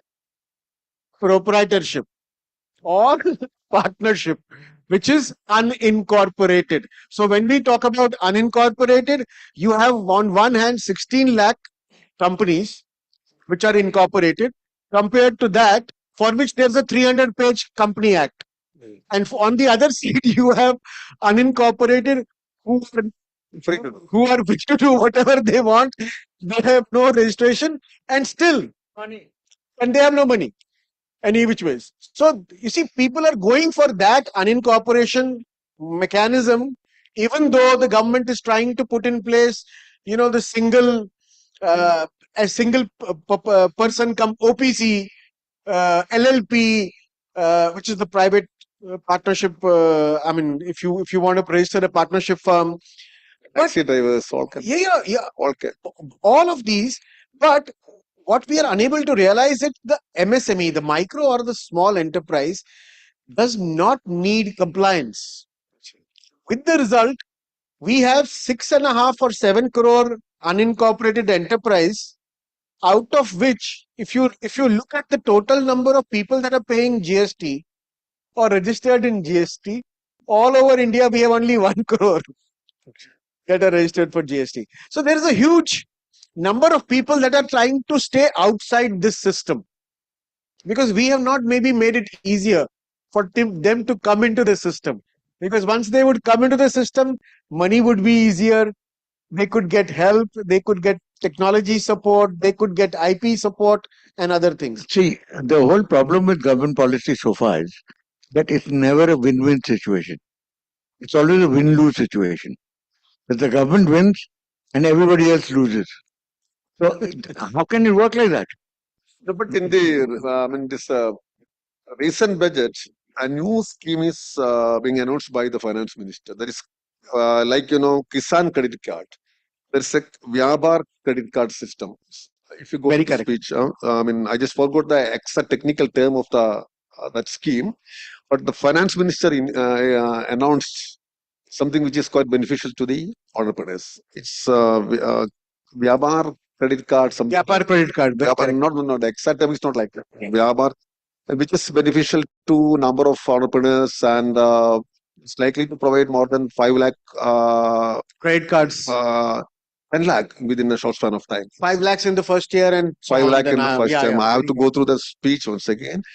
Even though we have certain disagreements with the finance minister, we do agree with this particular proposal, which is beneficial to you people. That's lovely. In fact, let me share something, sir. This experiment of credit cards for MSMEs has been in place from the last 5 years. So I'm also not sure what the new credit card will bring No in. system was announced. No system. So, Something new. Point is, sir, when we are talking about micro enterprises, you yourself pointed out that there are crores and crores, there are more than 4 or 5 crores of micro enterprises. And we have a 97, more than 97%. And we have a situation where funds, if I release funds to 5 lakh, it is not going to help 5 crore people. So there is a bigger malaise somewhere in the mechanism that we have built to support them. The government has put in place a lot of other mechanisms. Let me share. We have the PM Vishwakarma, which offers other support. We have the Swanidhi Yojana. 18 groups. For Yes, 18 groups. Very correct.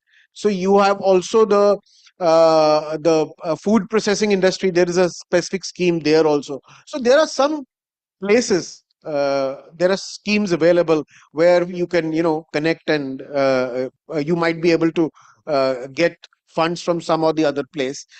But we are talking about an MSME group or a sector which needs to give us 5-10 crore employment every year. The policies are not in commensurate with that.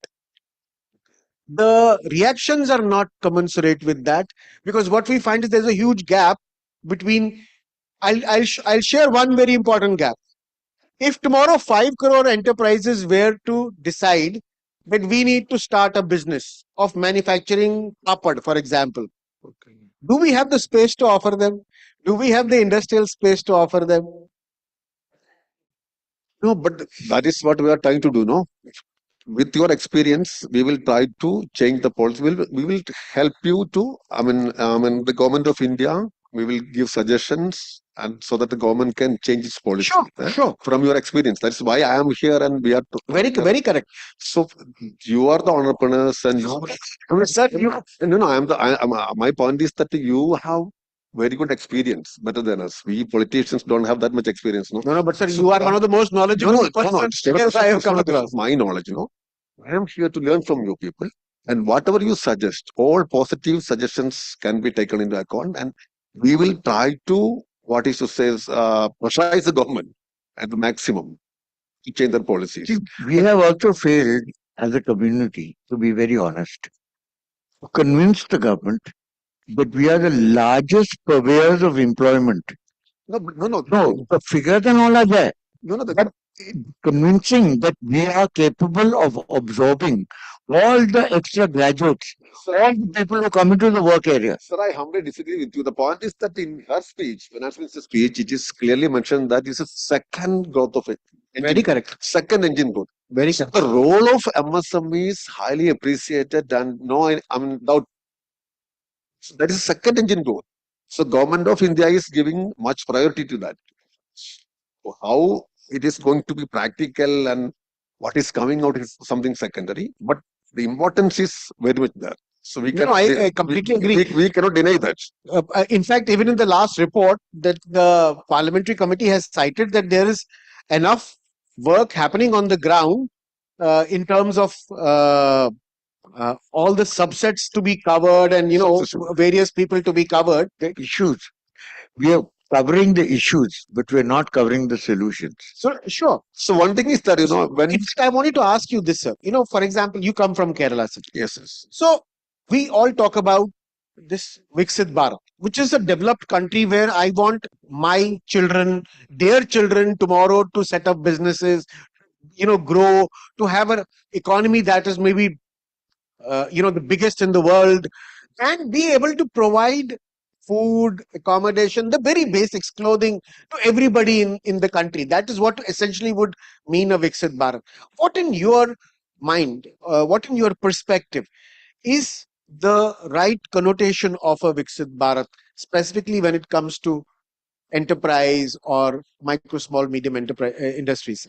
See, as you rightly stated, what is the need of a common Indian? We all don't want to, get BMW car or whatever it is, huge houses, nothing. Point is that food, shelter, proper accommodation, education, and a decent life. This is the need of the most of very population. So MSME can play a significant role in ensuring that. Very correct.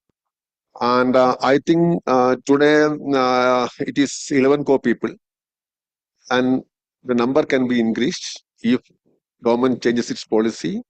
And from entrepreneurs part also, one thing you have to take into account, that unwanted diversification is taking place sometimes. Very Suppose correct. you are investing on a particular product and it's getting promotion, business is going up.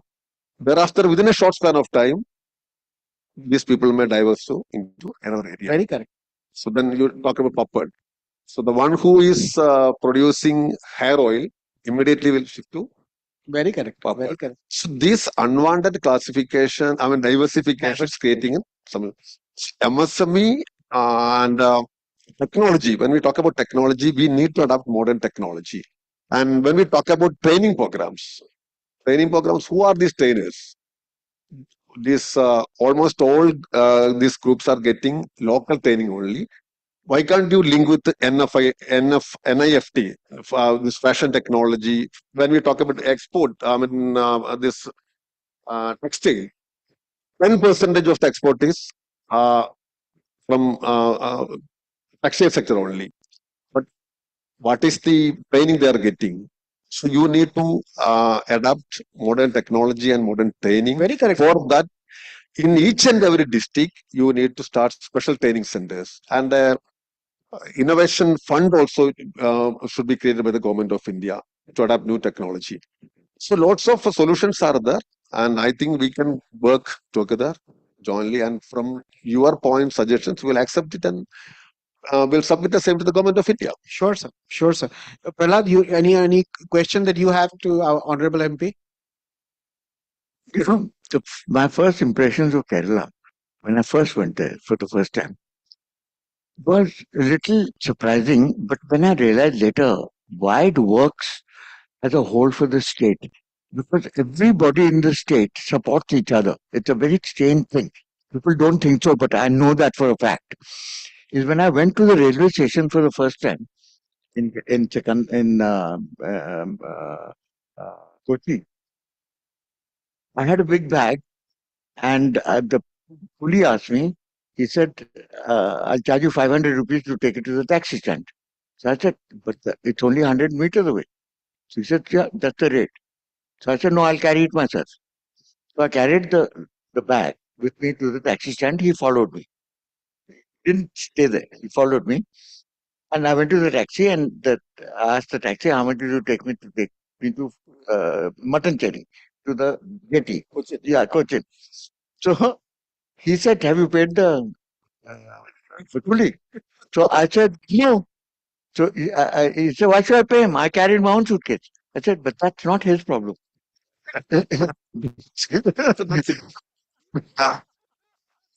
See, this is You still have to pay me. Even if you carry the suitcase, you still have to pay. Otherwise, I won't take you.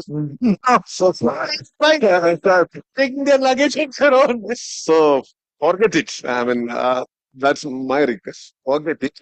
That might have happened. I'm here not to challenge that. I mean, I'm amazed how that works for everybody. Because if the taxi driver said, you mind your own business, I don't care if you pay the cab or not, as long as you pay me.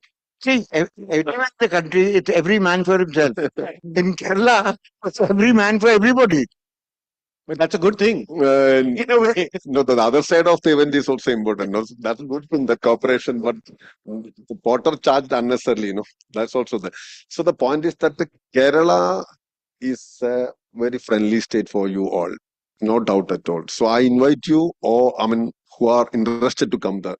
To start a new business, it takes 3 minutes only there in Kerala. I can tell you authentically here in this forum that it takes just less than 5 minutes to start a new business in Kerala. This is according to the new policy Very announced correct. by the government of Kerala. So the atmosphere is quite, favorable for starting new industries, and we have a very good educated class there. So all types of business possible. So MSMEs can grow like anything in Kerala, and we have started hundreds of new initiatives there in Kerala. So you all can join with us, and these types of industrial laws and what is to say, this trade union activities are there, very much there, because we are a very politically sensitive state, and each and everyone is having union, including the newly born child. So that's our speciality, and we are very politically conscious, and we are And very literate. Very literate and very litigative. So that's one side, and we are politically very conscious, and we are proud of the fact also. But the point is that at the same time, we offer a very good formal atmosphere to you all. So you're invited. We can commend. I spent 15 years in Kerala. I love Kerala. And once you get used to the idea that everybody is unionized, including the Bhelpuri wala, then you're fine. Then you can negotiate it absolutely, because the rules of engagement are very clear. There is no ambiguity. Yeah, I completely agree. And to what the honorable MP said, we have, I mean, the government there. If you look at what is the transformation that has happened on the industrial front, transformation, yes, is really, really outstanding. They have put up a program where they are looking at the first 10,000 entrepreneurs who can be supported by money, by mentorship, by whatever means, to help them grow to the next level. So very few states have a focused effort, something And like it that. has a very good policy towards female entrepreneurs. Yeah, very good. You know, because of the level of literacy in the state, and you find that most of the men are sitting in the Gulf learning Arabic. All the women are left in the state doing entrepreneurship. In fact, that's what I was telling Honorable MP, that we will start a program in Kerala specifically under our program that we launched in the morning with Niti Aayog. Next conference can be in Kerala. Absolutely delighted, sir. I love Kerala. It's a great place to have a conference. The 7th chapter. Done, sir. So is that fine? Can we all go to Kerala for the next annual? If nothing else, at least the backwaters are beautiful. So thank you very much. Spectacular. Thank you very much. Thank you once again for inviting me to this important program. The food in Kerala is spectacular. The leisure and the Ayurvedic centers in Kerala are better than anywhere in the world. And once you get used to the idea of doing business there, and the rules of engagement, you're absolutely fine. And if you can speak a couple of words of Malayalam, you are accepted as brother-in-laws. And it's a secular state also, no? All live very peacefully there till date. I don't know about the future, but I can tell you. But till date, it's. Thank you. Thank you so much, sir, for such an inspiring conversation. I would request Prahlad, sir, to felicitate our guest, Mr. Sandosh Kumar, sir.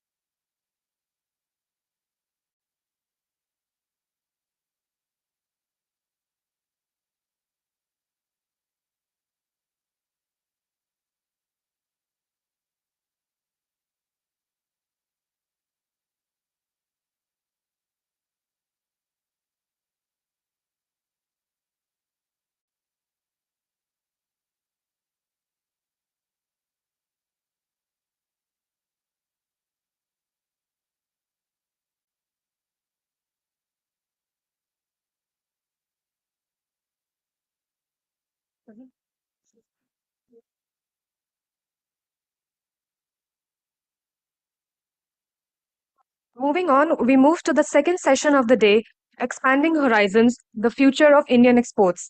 This session will focus on strategies for improving competitiveness, market expansion, leveraging trade agreements, and digital commerce to drive MSME-led export growth through cross-border B2C e-commerce. This session will be chaired by Ms. Anuja Bapat, Deputy Director General, Ministry of MSME.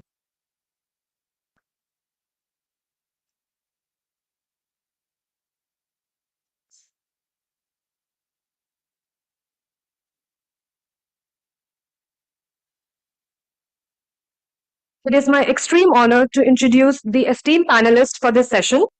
On the panel, we have Mr. Saurabh Goyal, Deputy Director General, DGFT, Mr. Ram Naresh Sikaria, Director International Relations, Department of Posts. We have Mr. Chaitanya Chundri, Head of Google Shopping Partnerships India at Google. We also have Mr. Dinkar Singh, Director Public Affairs of UPS, Indian Subcontinent. And finally, we have Mr. Aman Jain, Director of Public Policy of Amazon. Thank you so much, everyone, for joining us today. The session will be moderated by Mr. Vinod Kumar. A very warm welcome to all of you. We hope you have a great session ahead.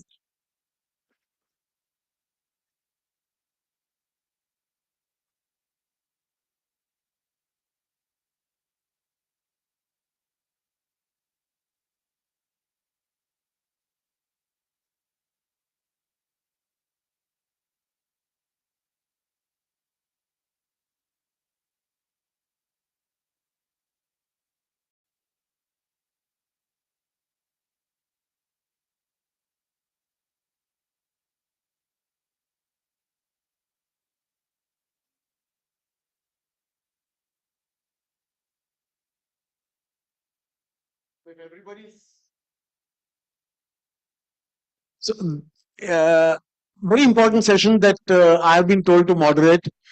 This is not going to be a chat like the one that I had with the Honorable MP. I think it's going to be much more serious in the fact that we are going to talk about the future of Indian MSMEs vis-a-vis, what the Honorable MP talked about. We may be faced with tariffs from the April 2nd. We will have tougher mechanisms in place. We will need to introspect. So all our strategies might need an upheaval. So there could be a lot of things that are in store, both positive and negative for India and the micro, small, medium entrepreneurs. So we're going to try and decipher that. If you can please welcome Ms. Anuja Bapat, Deputy Director General, Ministry of MSME. Yes, we can. Thank you. We have Sri Ram Naresh Sakaria, Director International Business, Department of Posts. He has taken the time to be with us today. We can give him a big hand, please. Thank you. We have Chaitanya Chunduri from Google. He's taken up this challenge of joining us on the panel and trying to help us decipher what is in store for Indians. So thank you very much for joining in. Chaitanya, we can give him a big hand, please.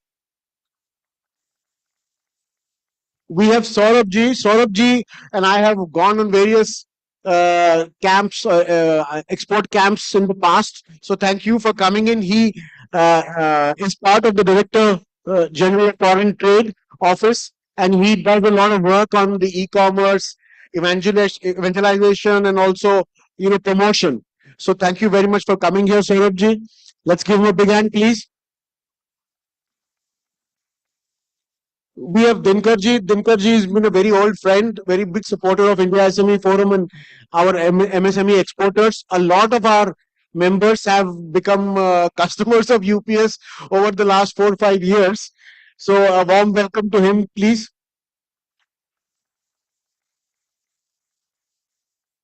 And the one company that has actually propelled our entire e-commerce foray, cross-border e-commerce foray, Amazon, and we have Aman Jain to represent Amazon here. So a lot of you that deal in e-commerce exports will get some answers today. So we talked about the entire export bit in the last so many conferences. I think we've had 4 or 5 consultations. We've had various discussions on what is it exactly that the Indian MSME can do in order to look at a profitable foray into international markets. On one hand, we have China, which has built up a formidable presence in cross-border markets. Now, what do we mean by that? What we mean is rural or hinterland China and an MSME or a producer based there can actually sell its product through the various platforms that China owns or Chinese companies have, or global platforms, and still be able to produce right in their own place and be able to sell their products throughout the world, not just in country A or country B or market A or market B. So much so that we are talking about a $330 billion annual cross-border export from China to the world. This is not B2B export. This is not normal export when we talk about, sending containers and containers of stuff. This is export using the cross-border mechanisms. And let me share the numbers that we are talking about.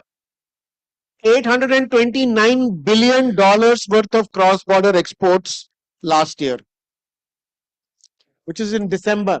We haven't done it, so I don't know why we need to clap for it.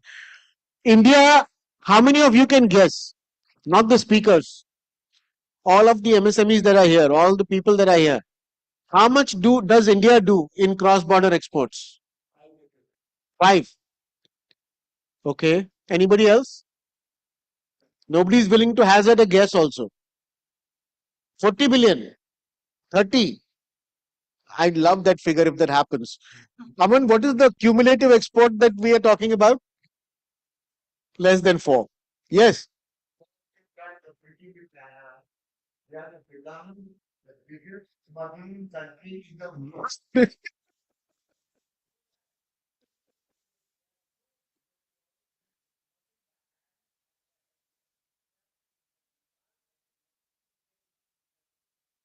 But we're over $3 to $5 billion in this country itself of Chinese goods in the market, undercutting everything that we can make here. Yes.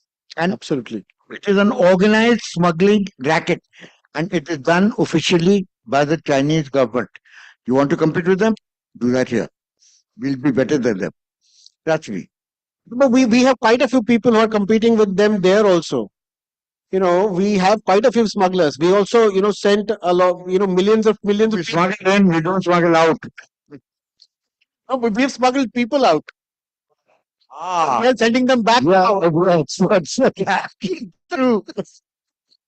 So anyway, coming back to merchandise exports and not people exports. So, Aman, cumulatively, how much has Amazon global services done through the cross-border route over the last few years?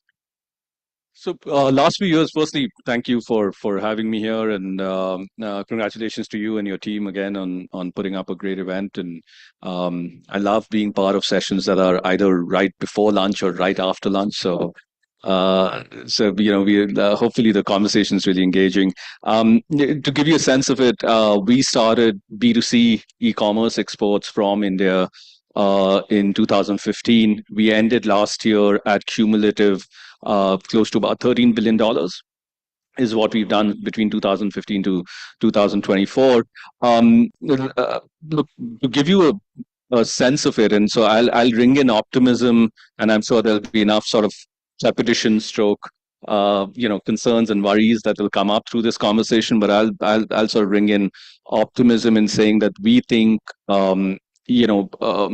India has a long way to go in this. So if you look at the government of India's target, and we have DGFT here, and so they know it better than anyone else does, that the target right now is to do about $200 billion of e-commerce exports by about 2030. That's the target that the government of India is looking for. As Amazon, we have now publicly committed as of December last year that we will do $80 billion by 2030, right? So that's what we think. Coming from a base of about $13 billion cumulative, we think we can scale that to about $80 billion by 2030. And just to add to what you'd said initially, I think an important aspect there is that someone here mentioned a single-digit number in terms of B2C e-commerce. That is right. It is a single digit number today. And to put that in perspective, China last year ended at about $230 billion of B2C e-commerce exports, right? The government of India is saying that in 5 years, we will get somewhere close to where they were last year, right? And so there is a lot of headroom and a lot of potential that we have, and we are bullish about that. We think the number will get will get and should get revised soon, and it should be a much larger number than what it is at $200 billion. Excellent. So I'm going to go now to Anuja ma'am. Anuja ma'am, you've heard the numbers. This is what we are doing physically, actually. Apart from the other figure that we generally talk about, which is B2B export, where we are talking about 48% of India's exports, blah, blah, blah, blah. So we all know that.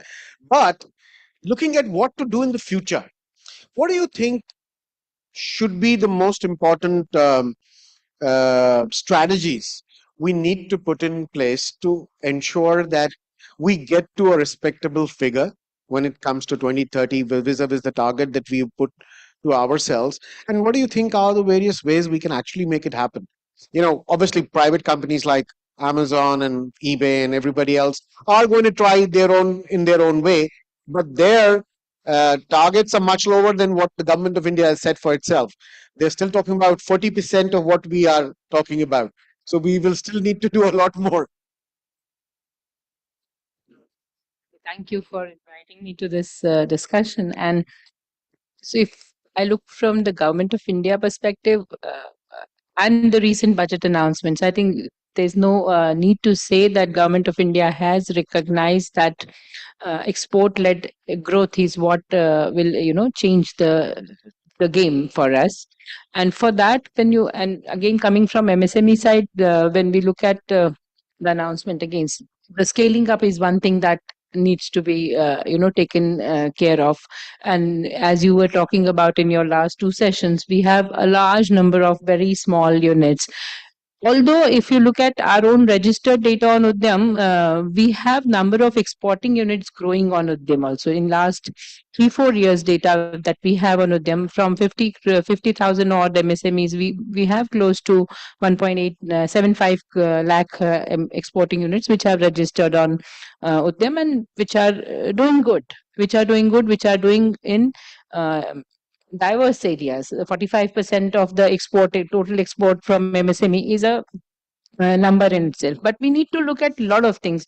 We need to look at the credit support, which is the perennial sorrow of MSME sector. We need to look at technology support. We need to look at the word is Atmanirbhar Bharat. Earlier we used to call it import substitution. I'm not, because that's a very negative word. But well, what we are trying to is to strengthen. So we are if I again come up from the MSME side, we are trying to strengthen our technology center networks where we can help these small MSMEs which may not be able to take up R&D or better product designing or product support, technology support from their side. So those are the things. So there are two specific announcements which I think we should look at from the budget. One was the Go Paradise, Para 29 talked about the term loans for exporters, MSME exporter, 20 crore turnover. And then there was a specific announcement of export mission where the three ministries will be joining hands to look at all the contours of what can be done. So I think it's not a single dimensional problem. We will be looking at credit support, we'll be looking at technology support, and we'll be looking at scaling up. Again, since the MSME definition is on the verge of revision to a much 2.5 and 2.2x primes, I think that will take care of a lot of things in terms of without compromising the benefits that we are offering to the MSMEs and helping them grow, including in the export sector. Yeah. Thank you, ma'am. As a lead, I comment. I think that was perfect. I go over to Dinkarji. Dinkarji, you've been working in the export space for almost couple of decades. So when you are looking at these two perspectives, one is from the Amazon perspective, which is what they can actually do, what are they trying to do, vis-a-vis the government, which is saying, okay, we are putting in some project or a program in place to support the requirement of doing all this. But what do you feel as an industry person? What are the key logistical challenges that you find, whether it's to do with logistics or port efficiency, transportation? You've seen all of it.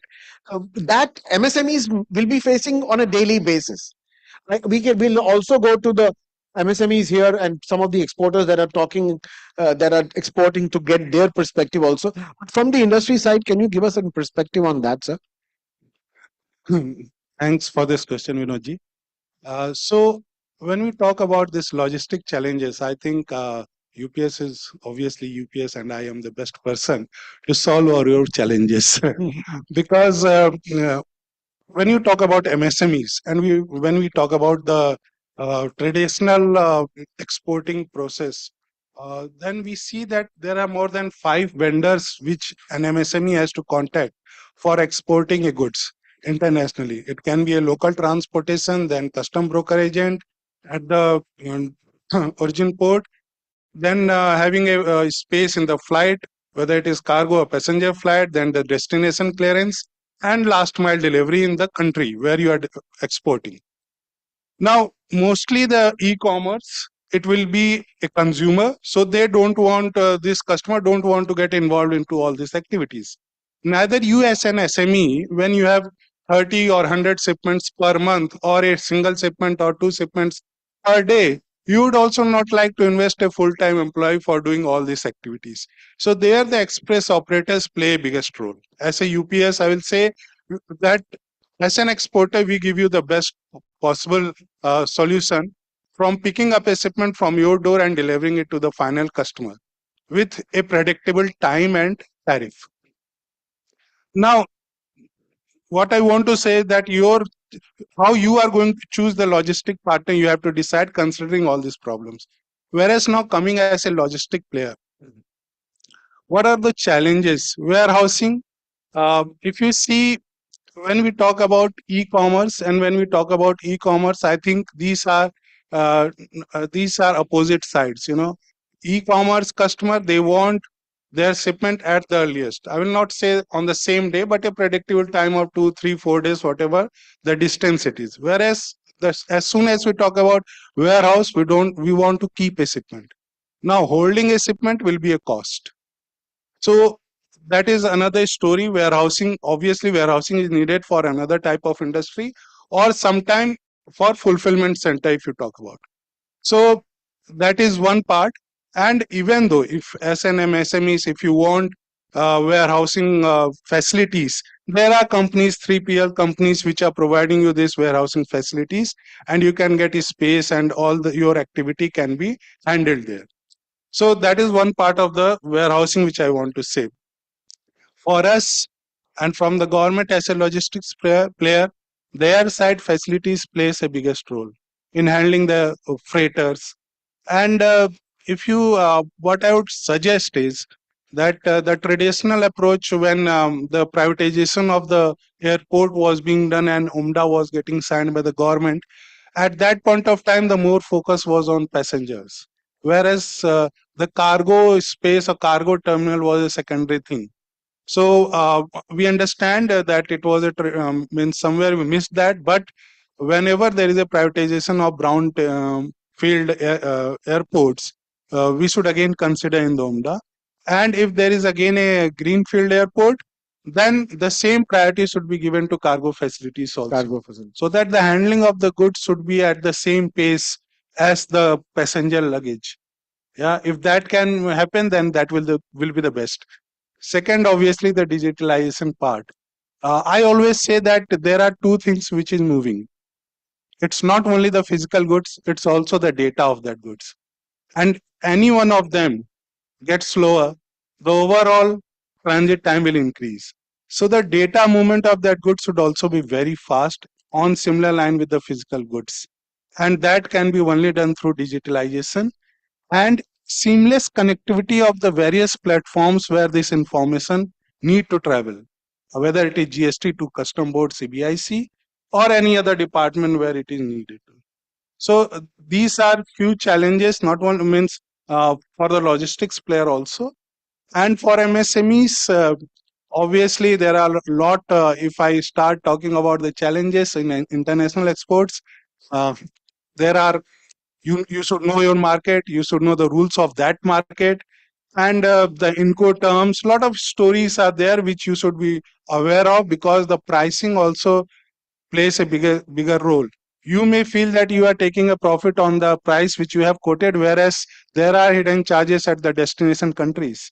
So the geopolitical scenarios which are changing is obviously having a bigger impact.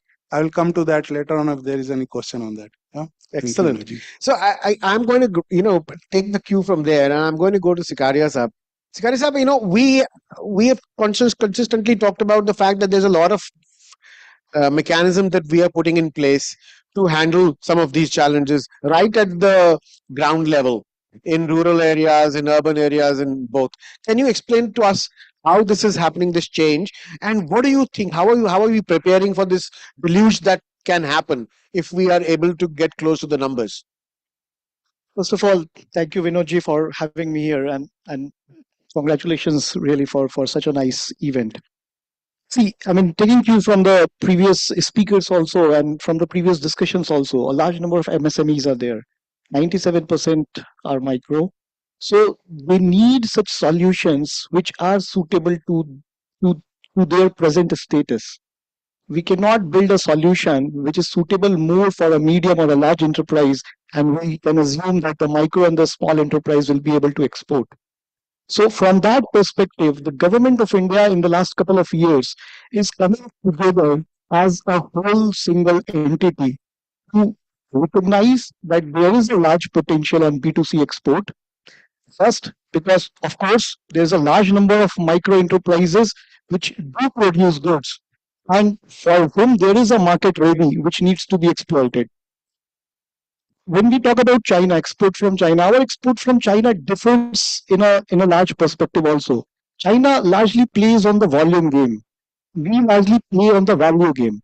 So profit per product for us is even higher than the profit per product what is there for China. And I think that is one thing where we need to play our USP as well. Absolutely. We should not just look at the volume, start exporting things without looking at if there is a profit margin or there or not, because there might be some hidden charges into that.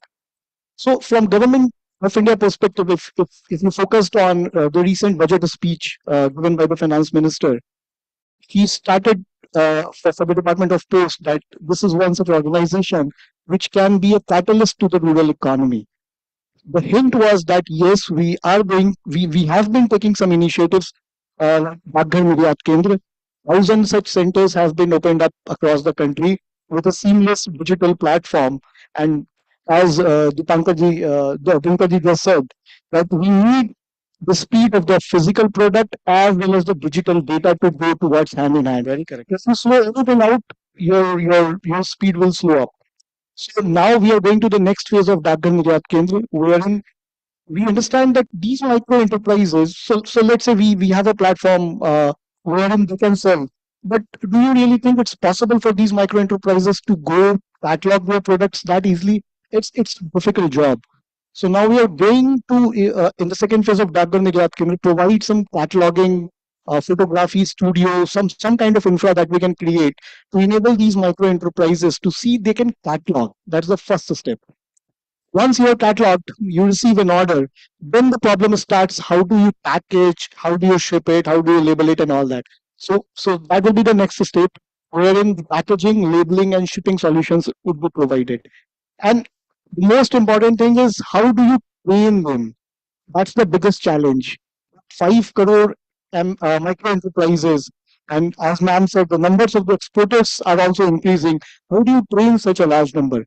So government of India, along with the industry, now we are partnering with the industry players as well to see how we can provide such training, which will enable them to catalog, to ship, to label, to understand the requirements and do that. So in a nutshell, the recent announcement, you will see some very good changes. And another thing, yes, large portion of our challenge is the cost of the logistics. That's one of a bigger challenge, and we have recognized that. And we are quite hopeful that the Department of Post is coming up with some kind of solution which can reduce the cost for the shipping. at a good level. Excellent. We're all looking forward to that. That will be really great if that happens. And a very important point you raised there about the difference between how China operates and their profit margins compared to us. And I'm going to go to Chaitanya here. Chaitanya, Google knows everything.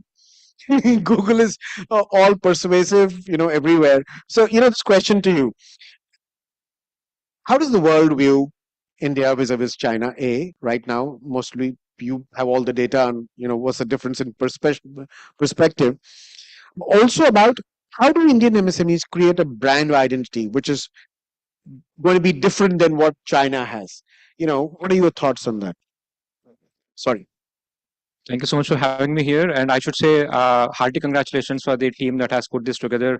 Since the morning, every single session that I have been here, it was so interesting and honored to be part of the panel here as well. As Google, right? And then you said Google knows everything. But the idea there being that, as Google, our mission is to organize the world's information and make it universally accessible and useful, right?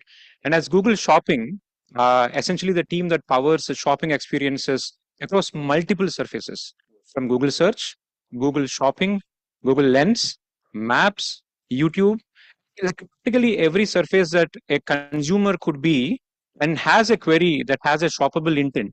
Our mission there is to organize the world's shopping information and make it universally accessible and very much useful, right? Now, to about how do brands look at the opportunity of creating the brand identity, right? I want to say that, if we were to focus our attention on the context here, which is the MSMEs, and especially in the export space, there is a fundamental paradox that the MSMEs grapple with. And the paradox could be this: how do you show up without necessarily having had to physically show up, right? And I mean, thanks to the internet, this paradox is no longer a paradox in itself. Now the question becomes, how do you show up to your consumers online? Now, I mean, everybody of us are consumers ourselves as well. But one thing that we know about consumers is that they are predictably unpredictable, right? And what we see as Google is that, given that there are multiple surfaces that we have the privilege of actually adding value to the consumers, we see that, largely, when you look at users online as your potential or current consumers, largely, their behavior, you can kind of, think about them as having a few behavioral traits, right? When they consume content, they could be searching, they could be scrolling, they could be streaming, and or they could be shopping, right? Now, the question is that whenever they are in one or more of these behavioral themes here, there are two questions that I want to kind of ask, right? Like, number one is that as an MSME, which has an export centricity, number one, am I showing up? Number two, how do I show up? Right? And as Google, we have various tools exactly to help an MSME answer this one. In fact, on a periodic basis, we organize SME master classes where we upskill SMBs on these themes. So number one, in terms of how do you show up, right? At a basic level, think of your products, right? We have Google Merchant Center as a platform where we help them get onboarded onto that in order for them to show up in the right time on the right surface to the right consumer at the right space. And then when you think of yourself as a store, we have a Google business profile so that, we can help a potential consumer or the current consumer to navigate to your place and to know more about your store. And thirdly, right now, as we speak, we are expanding what we call as a brand profile, wherein an SME could be having an aspiration to build a brand. And then we are providing tools, visually rich tools for consumers to know more about the brand that you have.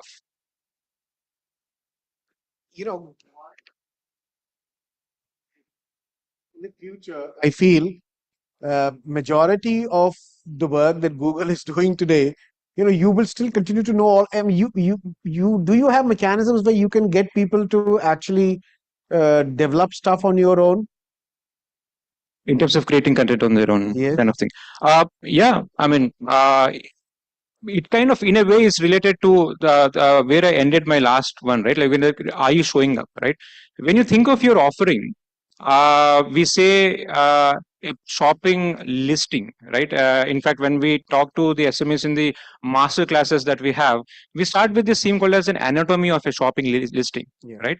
And it's a catalog, and Sikaria ji also was talking about that one, right?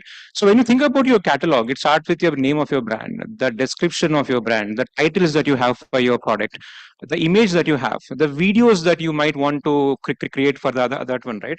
And very recently we had an SMB summit a few months ago, actually, and then we've announced the launch of Gen AI product called as Product Studio, which is free of cost for SMBs who are on GMC. Using which, whenever a merchant is on the Google Merchant Center, just by utilizing a few prompts, you will be able to create the titles, the descriptions. You'll be able to clean up your image. You'll be able to enhance the resolution of your image.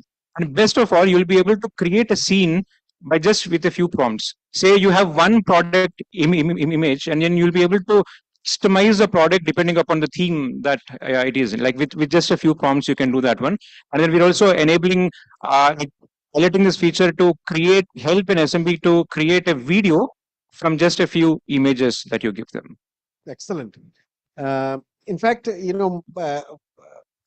Google Shopping also is free for most of the people. Exactly. Yes. So it's at no cost. And I think it's incumbent on us. Maybe Saurabh, next time we should get them along and we should get them to help us, get people's catalogs on board. Would love that. Yes. Yeah, sure. So we go around, Saurabh's team, we and a couple of other people, 100%. we go around the country talking to people. So maybe you should join us the next time. Yes. This would be really a very, very big help for people that still ask us this question every time. Like Sikaria ji also asked, कि भाई वो catalog कैसे बनाएगा यार, पता ही नहीं उसको. So we need to support, and this would be a very, very big help. So Saurabh, you are at the center of this all. We are all talking about your subject, which is exports. So you tell us, what is it that you have thought? Sarangi ji gave a statement just 2 days back. So, we have seen him talking some in between sometimes. He doesn't talk very often, but whenever he does, he's very, very focused and clear about what is going to happen. So tell us, what is it that we look forward to over the next, 3, 4, 5 years? So, firstly, thank you very much for inviting me here and giving me this opportunity. And so I'll just start with the basic business cycle and how we are trying to address each aspect of that. So, firstly, we believe that information asymmetry, which is there between MSME and the big players, that is the first step that we want to address. And for that, you and I, we've been together on a lot of the tours where we impart knowledge to the people, and we try to nurture the first time exporters and so on. So, but we also recognize that physical such kind of physical interventions, they have a limit. So now we have created a Trade Connect platform, and I encourage all of you to go and look at it. There's a platform called Trade eConnect, and it's been launched last year, and this platform will give you an overview. So the basic queries that one first time exporter might have, like what market should I target, what strategy should I have, what kind of product should I export, and if I'm exporting something, what kind of regulations and compliance norms are there in different countries. So all of that are listed there, and it's a work in progress. Hopefully by the end of this year, you'll see a much improved version of the Trade in eConnect platform. So firstly, that is the idea of DGFT's intervention into this space. Secondly, as ma'am talked about, there's a mission called Export Promotion Mission, which has been allocated around 2,250 crore rupees for this financial year. And Ministry of Commerce, Ministry of Finance, and Ministry of MSME, we are collectively working on designing a export promotion mission. And so since the budget is not as much as we would like it to be, our entire focus is on MSME. And we are designing schemes. So for example, we want to encourage factoring services in our export space. which is very less presently if we compare to developed world. We want to expand the market access initiative schemes wherein we subsidize the exporters and they can go to foreign countries for buyer seller meets and all. So that is in work in progress, and I hope within a couple of months the contours of that export promotion mission that will be finalized. The second big announcement in this budget was regarding Bharat TradeNet. I hope all of you must have read about it. And so the basic idea is, as many people mentioned, that integrity of data and like flow of data, that is a big challenge. And since there are so many stakeholders involved in this entire business cycle, there's firstly agencies like DGFT, then there are customs, then there are people who is working in logistics space, shipping space. So we are trying to create Bharat TradeNet, which will be a digital public infrastructure. So just as you see that UPI has transformed the digital payments system, we are envisaging that there should be a Bharat TradeNet, the digital public infrastructure, which would seamlessly integrate different agencies, so that the exporters don't have to run between different agencies, and the system will work out those aspects. And we're also trying to engage, trying to make life easier for financial institutions like bank and all, who can on the need to know basis can have access. So take for example KYC. So earlier KYC was a costly affair, timely affair for banks, but because of, thanks to Aadhaar and UPI systems, it's a affair of minutes now. So those kind of things we are envisaging in that. And so I hope Bharat TradeNet will be a transformative thing. It's an ambitious plan. We are looking at a horizon of at least 2 to 3 years for the entire rollout thing. And so we recently had a meeting with with one of the founders of iSpirit, which were the team which helped implement UPI thing. And and one of the initiatives that I would like to mention here, that so we're also working on making life easier and infuse more and more trust-based administration into this space. So, for example, generation of EBRC. So, a big exporter might not mean cost of let's say 1,000 rupees might not pinch them, but it pinches a small scale exporter whose ticket size is $100, $200, and so on. So we are trying to work on that space. We've already launched a pilot where self-certification based BRCs are generated. And so that's what I have to say about the department side. And so but again, as Mr. Chaitanya was explaining us how the technology can be a big leverage. So I think like for example, my brother, he happens to be an exporter. We don't in our family we don't have a history of exports or anything, but just because technology, he was able to compete with the existing players. And he uses AI and all Very those correct. things a lot in his work. So I encourage all of you to look at those things and how your business can be integrated with more and more such tools which will help you bypass that gap which has been created because of time. And so yeah, that's it. Thank you. Excellent. So, in fact, one of the things that sort of this resonates with us is that over the last 5 years, maybe around 80,000 odd people, 80,000 odd entrepreneurs, we put on the worldwide platforms, help them get online, including eBay, Amazon, the works. But what I find is a lot of them, after trying once or twice, then they sort of get back. I don't know whether that's the thing all of you have noticed. A lot of these people fall back and then say, no, I would rather get back to doing national only. Ye export mere bas ka nahi hai. I don't know. Any exporters here who are working on e-commerce? Yes, sir. Sir, can you tell us your experience of as an exporter? What are the issues? All the points that you heard from all of us. What do you think are the challenges that are still there, and what do you as an MSME need more than what we are talking about? Sir can I speak in Hindi? या please Hindi में बोलिए. Sir मैं एक e commerce exporter हूँ नोएडा से, और 2006 से हम लोगों ने छोटा छोटा एक्सपोर्ट करना शुरू करा घर से. Thanks to my wife, she started the business actually. उस टाइम पे डिजिटल फोटोज नहीं होते थे, तो प्रोडक्ट के साथ जो फोटो आता था वो मैं स्कैन करता था, मैं कंप्यूटर इंजीनियर हूँ, स्कैन करता था फोटोशॉप में, उसको एडिट करके और फिर सेल करना शुरू कर दिया।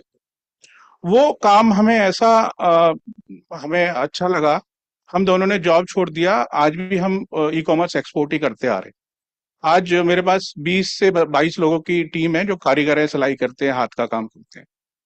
लेकिन पिछले 2 साल में सर मैं ट्रॉमेटिक एरा से गुजर रहा हूँ।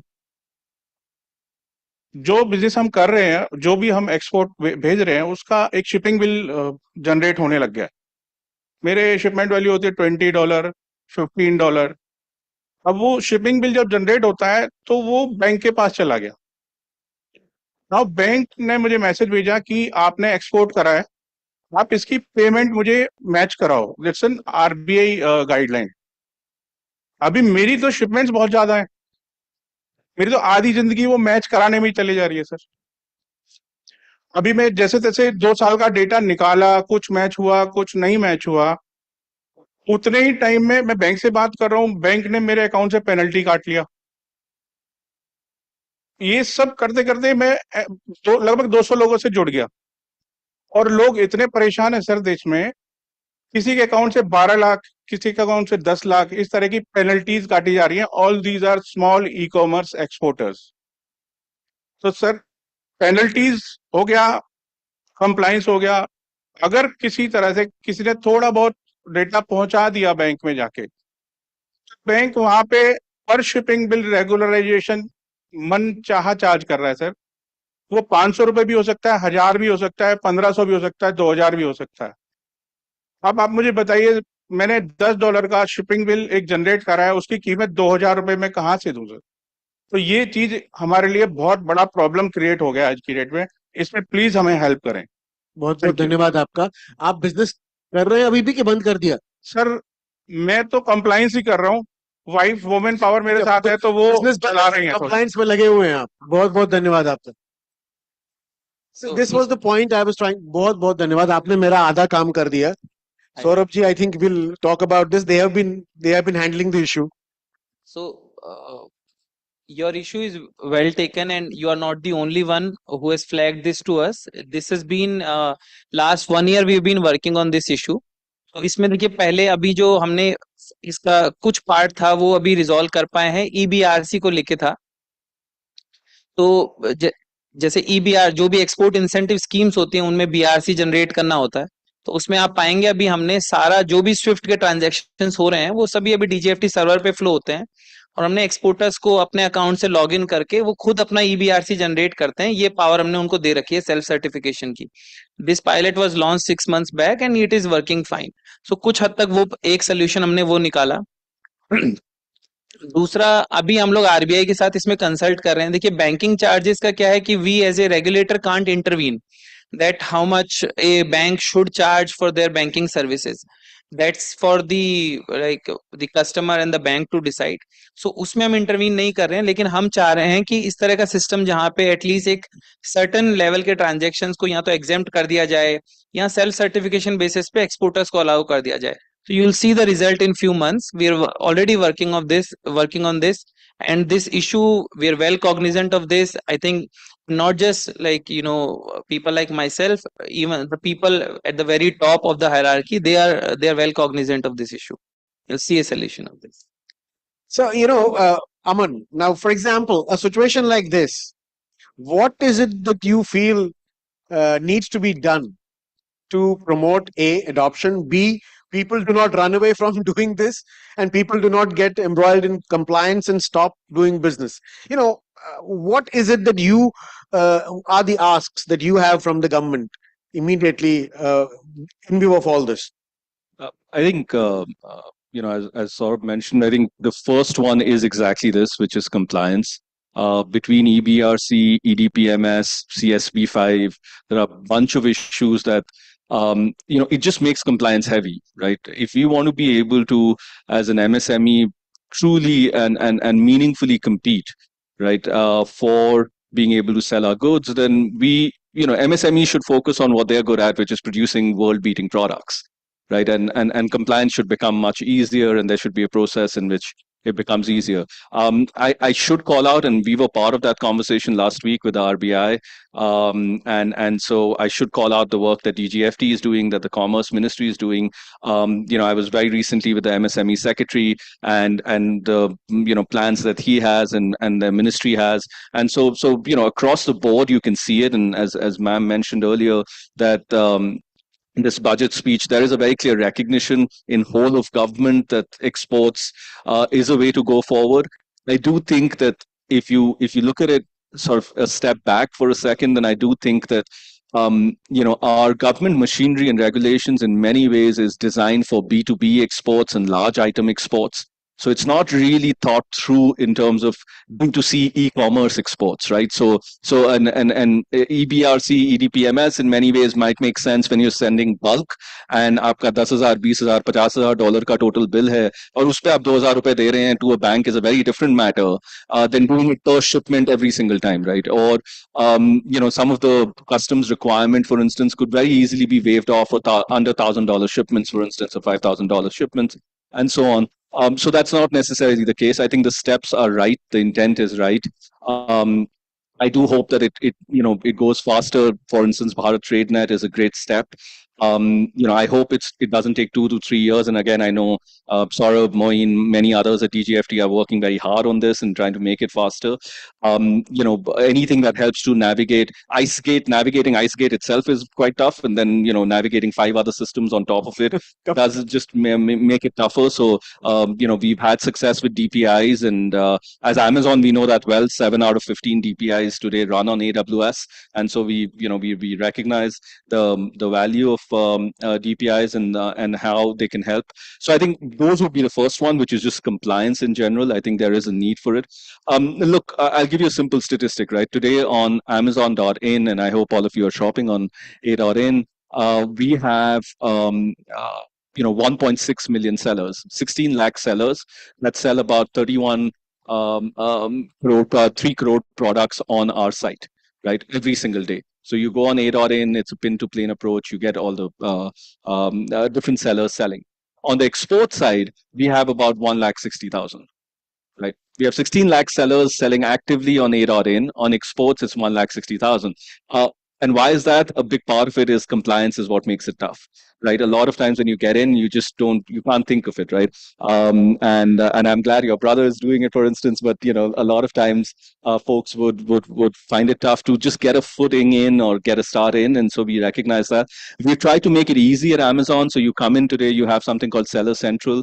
You can understand it. We've got a wide network of seller partners, companies, logistics companies that can help you. What are the licenses you need? What is the packaging that would work? So, for instance, in the US market, they are used to 1 liter, 1.5 liter size when it comes to, shower gel. Another market is used to a much smaller size. What size works? What kind of packaging works? What design works? So on and so forth. So, compliance would be one. Second is incentive. So again, the government in this scheme has thought of credit cards, certain credit limits, guarantees being given, all of that. I think a lot more can be done on that front. Once a exporter sees a rotation that happens, उसके बाद फिर वो करता रहता है, right? But वो rotation बैठाने के लिए, now as a simple example, अगर आप US में बैठे हैं, आप कुछ order कर रहे हैं, and अगर एक Indian seller भी वहां पर आता है listing में, जैसे आपने डाला rugs as an example, right? And you get a bunch of rugs. Let's say Jaipur rug is one of the options that comes in. Jaipur rug says 20 days. As a consumer, आप जैसे ही देखेंगे वो 20-day delivery time है, आप नहीं लेंगे वो. You will take something which is day or 2 day or 3 day, which means that as an exporter, you need to forward deploy.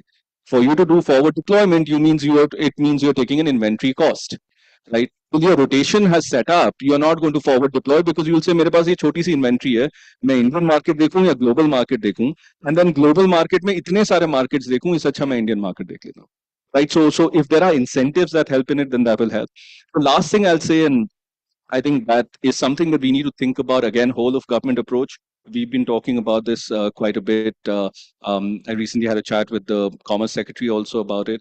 I do think that government can come behind on, and the Prime Minister called it out, why don't we have Indian brands that are global, right? And a big part of it, and Mr. Kakkar is here, he'll understand this more than anyone else, that there is no brand campaign, there is no branding of Indian goods outside, right? So if I sit here and I tell you Korea, immediately you think beauty, right? You have an association with the country in terms of an item. We've come up with ODOP, we've come up with various schemes, but that's 600 odd products, right? So you're not thinking straight on what is that one product, right? We've had success with Make in India, but there is no branding of Indian goods that makes Indian goods.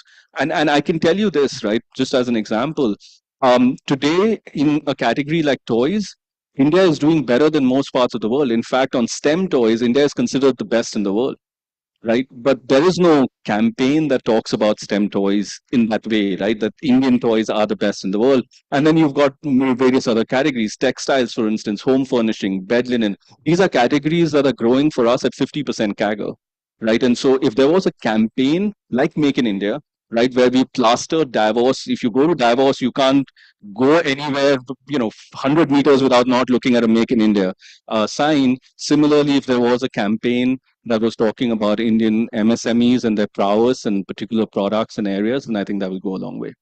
Cool. That's perfect.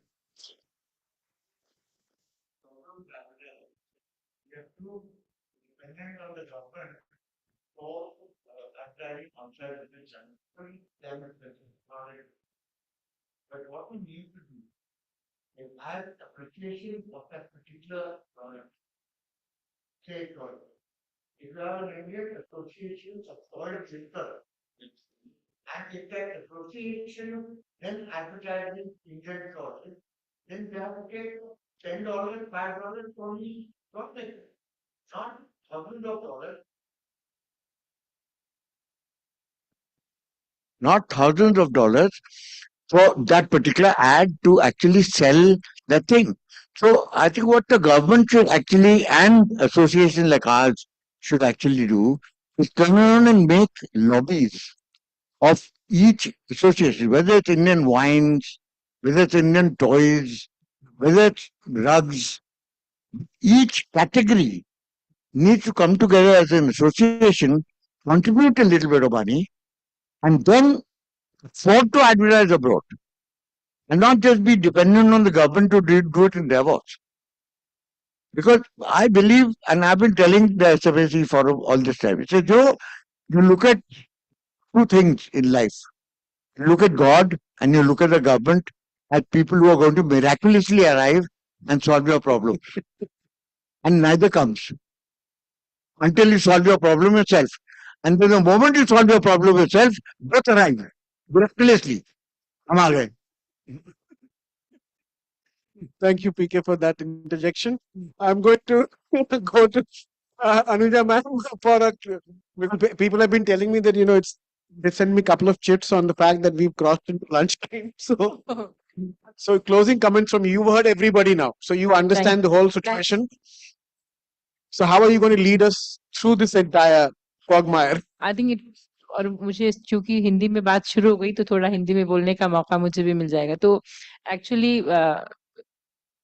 Not just from MSME side, लेकिन जैसे हम देख रहे हैं बहुत सारी चीजें मिलकर एक्सपोर्ट का सेक्टर सक्सेसफुल बनने वाला है. और जहां तक हम सरकार की तरफ से देखते हैं, thank you for Prahlad ji to say कि हर बार हमारी तरफ ना देखें, लेकिन हम हमेशा वहां रहना चाहते हैं जहां पे हम मदद कर सकें. जहां तक एमएसएमई मिनिस्ट्री का सवाल है, हम कोशिश कर रहे हैं कि हम एटलीस्ट एमएसएमईज को वहां तक ले आए जहां से जो मेन स्टेक होल्डर्स हैं वो उनका हाथ पकड़ के आगे ले जा सके, B it in terms of creating awareness, be it in terms of giving them small platforms like. तो हमारी जैसा हमारे अपने फील्ड ऑफिसेज में अक्रॉस द कंट्री हमने export promotion centres, export facilitation centres बनाए हैं.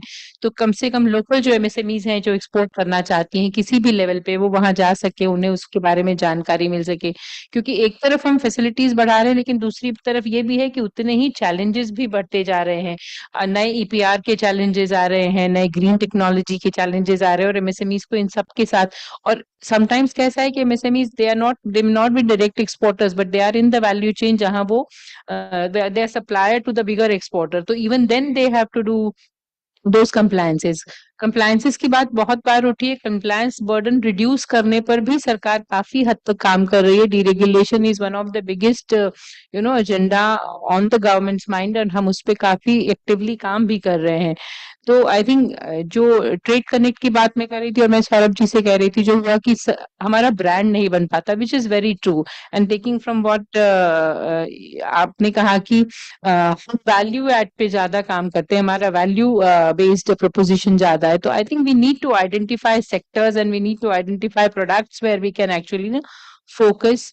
ट्रेड कनेक्ट में एक फीचर ये भी है कि Indian embassies can be connected to the trade connect mission, where जैसे मैम जीआई की भी पहल मंत्रालय ने करी है, जीआई पे फोकस करके जो हमारे जीआईज हैं उनको बाहर के देश में को ले जाने वाली। जीआई का हमारा एक अपना एक नया ये, तो कुछ हमारी तरफ से कोशिश ये है कि हम एमएसएमईज को वहां तक ला सकें जहां पर वो एटलीस्ट अवेयर हो, because awareness is one of the biggest challenges that MSMEs face. कई चीजें हो रही हैं जो उन्हें पता नहीं है।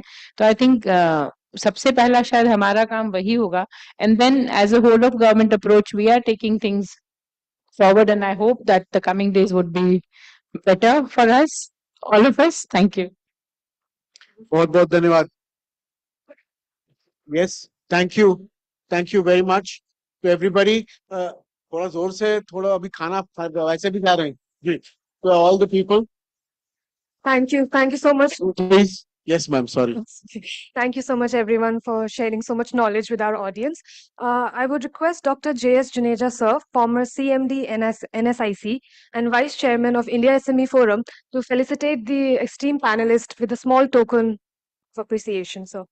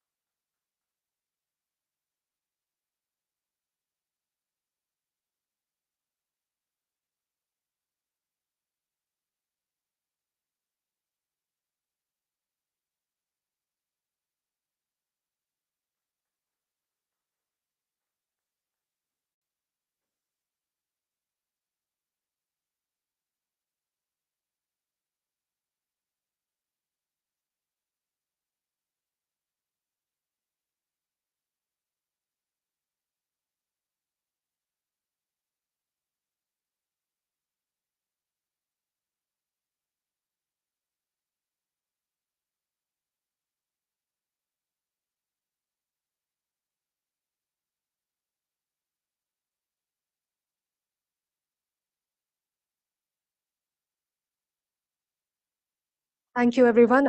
We now break for lunch, and we will regroup at 2:30 p.m. Uh, Lunch is served at the pre-function area, and I would request my team to guide the speakers to the speakers' lounge area for their lunch, please.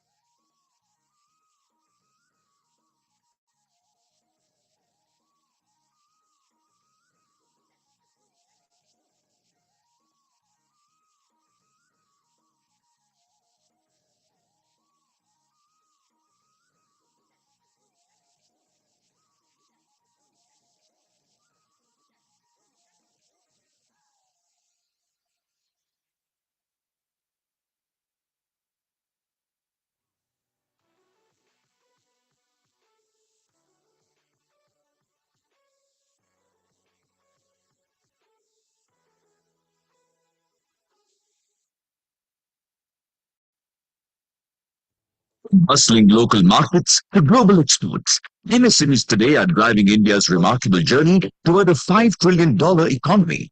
To empower businesses like yours achieve greater heights in this growth story, Axis Bank offers you a comprehensive range of financial services and revolutionary products tailored specifically for MSMEs. As India's third largest private sector bank, Axis Bank is committed to being a trusted partner at every step, delivering an unparalleled experience with the digital-first approach. Our all-inclusive suite offers you solutions ranging from collateral-free loans, loans with collateral, industry-specific customized solutions, to global trade solutions. Whether it's deposits, trade and forex, or even routine transactions, our strong focus on digital-first solutions ensures a fast, hassle-free experience for your business, regardless of whichever domain you may be in.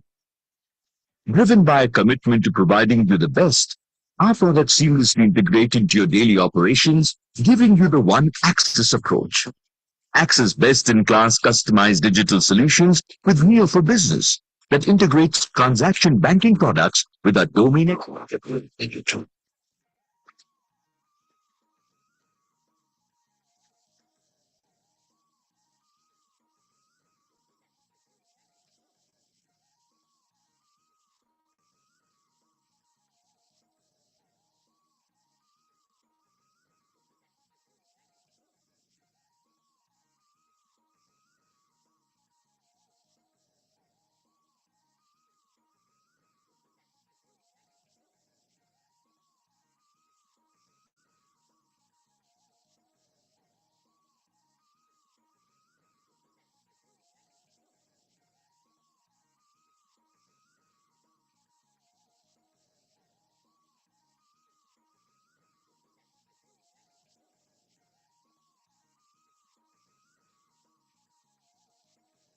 From bustling local markets to global exports, MSMEs today are driving India's remarkable journey toward a $5 trillion economy. To empower businesses like yours achieve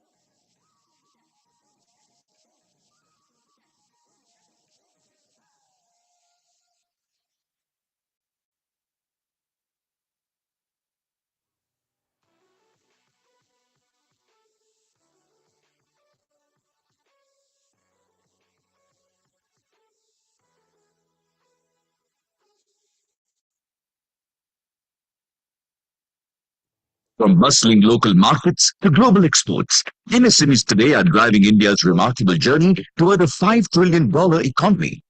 To empower businesses like yours achieve greater heights in this growth story, Axis Bank offers you a comprehensive range of financial services and revolutionary products tailored specifically for MSMEs.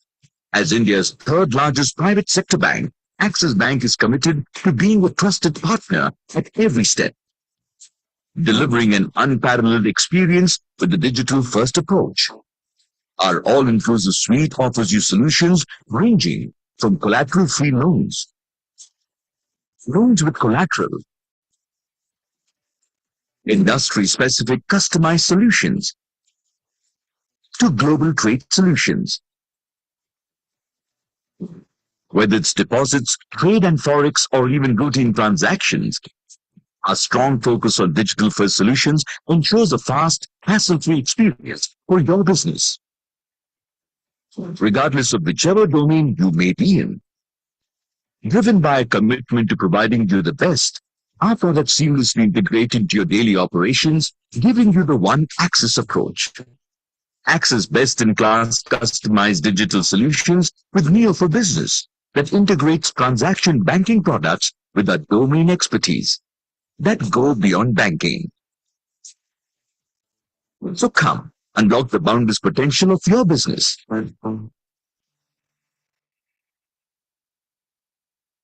सारे रास्ते close होते हुए लग रहे थे पर तभी axis bank में एक लैपटॉप ओपन हो गया. Guys, Miss Neha, a promising entrepreneur, but finances handle करना थोड़ा complicated हो रहा है. क्यों? Yeah, she's worried. Invoices कैसे raise करूंगी? Salaries, reconciliation. Entrepreneur है, banker नहीं. Yeah. तो उनको बोलो ठीक है आप रहने दो फिर. What? Ma'am? आप बस axis bank neo for business पर रजिस्टर करो. This app does all payments, invoices, reconciliation, everything. हम है ना आपको याद दिलाने के लिए. एक्सिस बैंक में 1 लाख बैंकर्स की आंखें आपके फायदे के लिए रहती है हमेशा ओपन. एक्सिस बैंक दिल से open.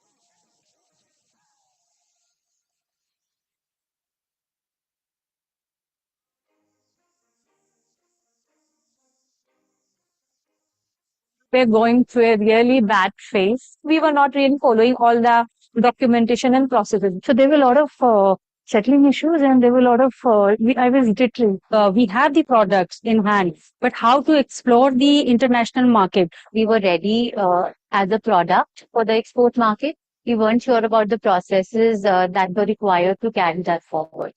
That time, like a savior, this Women Exporter program has come. This program has helped me to understand the challenges of international market. This helped me to know how many different licenses are there which can help me, all the documentation, logistics, from every detail that is required for getting into exports. We got all that from the program. Program has been the most comprehensive, and it's covered all aspects of the exporting, starting from product pricing, packaging to placing of the product, and all the compliances related to it, and how to do the export documentation. India SME Forum and UPS and this entire program, what they have curated, it gave us a roadmap to how to bridge all those gaps which we are not knowledgeable about and execute things well. I'm very confident that this Women Exporters program will go a long way and help many women entrepreneurs in future.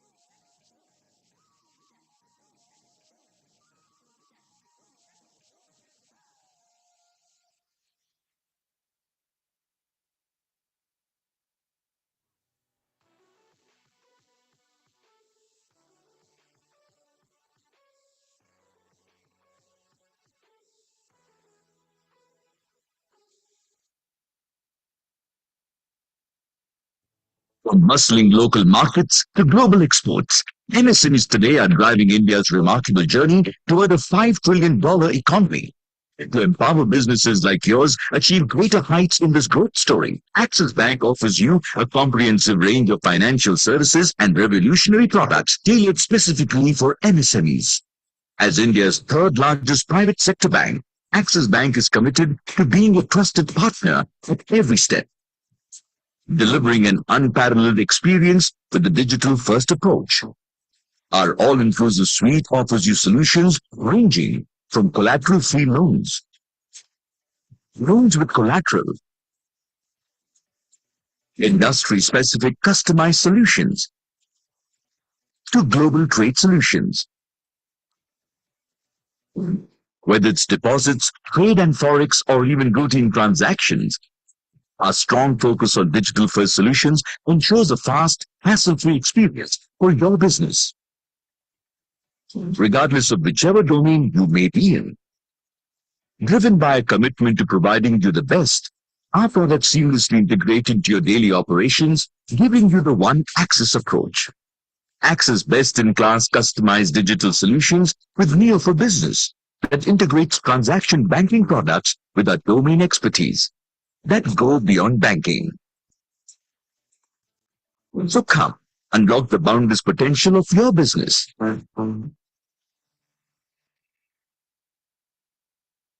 सारे रास्ते close होते हुए लग रहे थे, पर तभी axis bank में एक लैपटॉप ओपन हो गया. Guys, Miss Neha, a promising entrepreneur, but finances handle करना थोड़ा complicated हो रहा है. क्यों? Yeah, she's worried. Invoices कैसे raise करूंगी? Salaries, reconciliation. Entrepreneur है, banker नहीं. Yeah. तो उनको बोलो ठीक है, आप रहने दो फिर. What? Ma'am?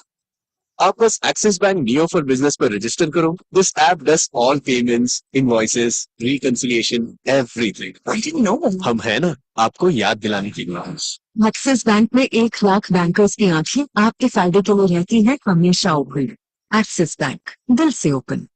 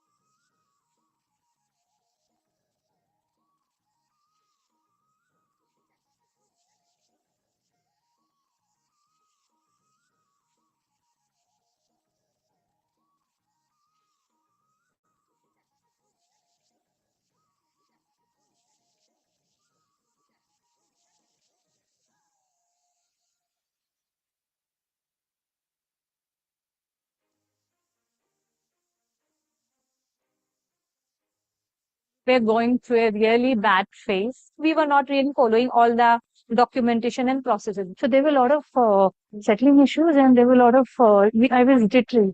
We had the products in hand, but how to explore the international market? We were ready as a product for the export market. We weren't sure about the processes that were required to carry that forward. That time, like a savior, this Women Exporter program has come. This program has helped me to understand the challenges of international market. This helped me to know how many different licenses are there, which can help me. All the documentation, logistics, from every detail that is required for getting into exports, we got all that from the program. Program has been the most comprehensive, and it's covered all aspects of the exporting, starting from product pricing, packaging to placing of the product, and all the compliances related to it, and how to do the export documentation. India SME Forum and UPS and this entire program, what they have curated, it gave us a roadmap to how to bridge all those gaps which we are not knowledgeable about and execute things well. I'm very confident that this Women Exporters program will go a long way and help many women entrepreneurs in future.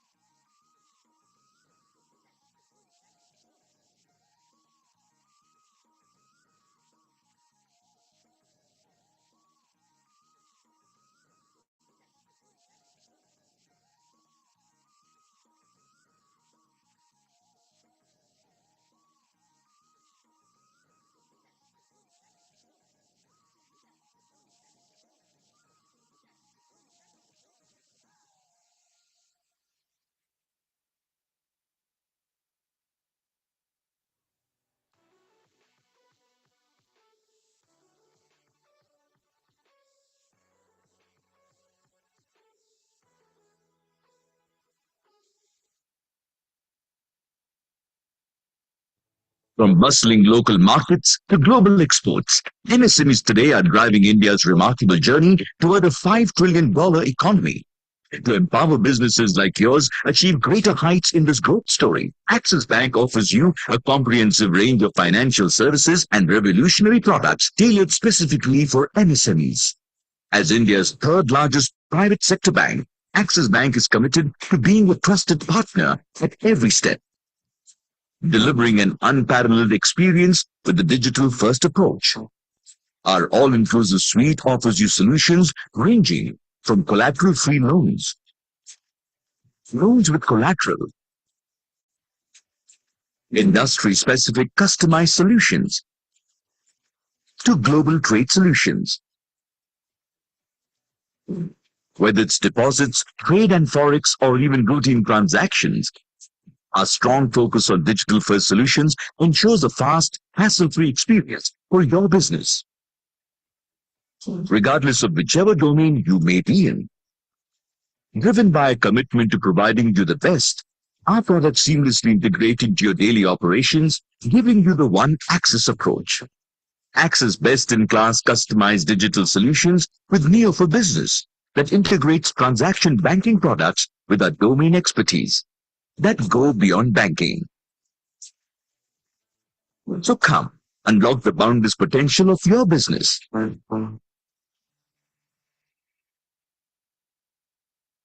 सारे रास्ते close होते हुए लग रहे थे, पर तभी axis bank में एक लैपटॉप ओपन हो गया. Guys, Miss Neha, a promising entrepreneur, but finances handle करना थोड़ा complicated हो रहा है. क्यों? Yeah, she's worried. Invoices कैसे raise करूंगी? Salaries, reconciliation. Entrepreneur है, banker नहीं. Yeah. तो उनको बोलो ठीक है आप रहने दो फिर What? Ma'am?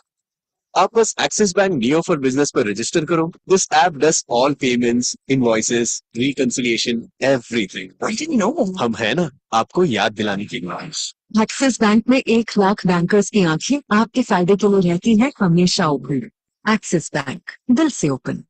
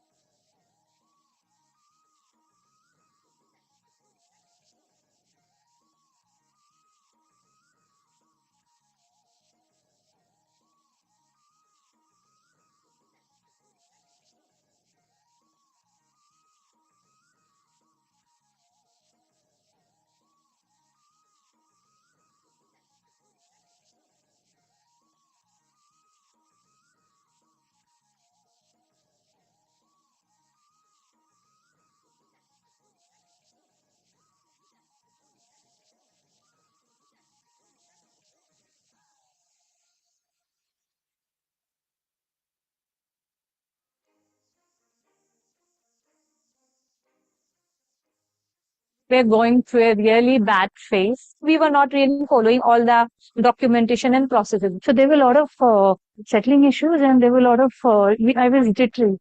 We have the products in hand, but how to explore the international market? We were ready as a product for the export market. We weren't sure about the processes that were required to carry that forward. That time, like a savior, this Women Exporter program has come. This program has helped me to understand the challenges of international market. This helped me to know how many different licenses are there which can help me. All the documentation, logistics, from every detail that is required for getting into exports. We got all that from the program has been the most comprehensive and it's covered all aspects of the exporting, starting from product pricing, packaging to placing of the product and all the compliances related to it and how to do the export documentation. India SME Forum and UPS and this entire program, what they have curated, it gave us a roadmap to how to bridge all those gaps which we are not knowledgeable about and execute things well. I'm very confident that this Women Exporters program will go a long way and help many women entrepreneurs in future.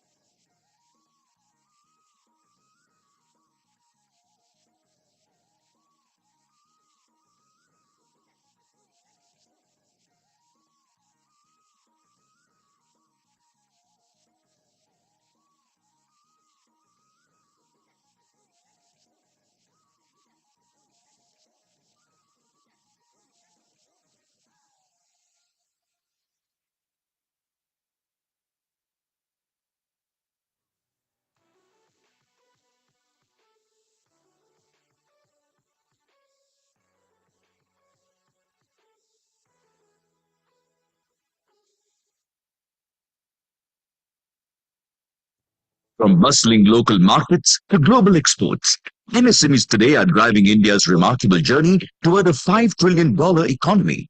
To empower businesses like yours achieve greater heights in this growth story, Axis Bank offers you a comprehensive range of financial services and revolutionary products tailored specifically for MSMEs. As India's third largest private sector bank, Axis Bank is committed to being a trusted partner at every step, delivering an unparalleled experience with the digital-first approach. Our all-inclusive suite offers you solutions ranging from collateral-free loans, loans with collateral, industry-specific customized solutions, to global trade solutions. Whether it's deposits, trade and forex, or even routine transactions, our strong focus on digital-first solutions ensures a fast, hassle-free experience for your business, regardless of whichever domain you may be in. Driven by a commitment to providing you the best, our products seamlessly integrate into your daily operations, giving you the one Axis approach. Axis best-in-class customized digital solutions with Neo for Business that integrates transaction banking products with our domain expertise that go beyond banking. So come, unlock the boundless potential of your business.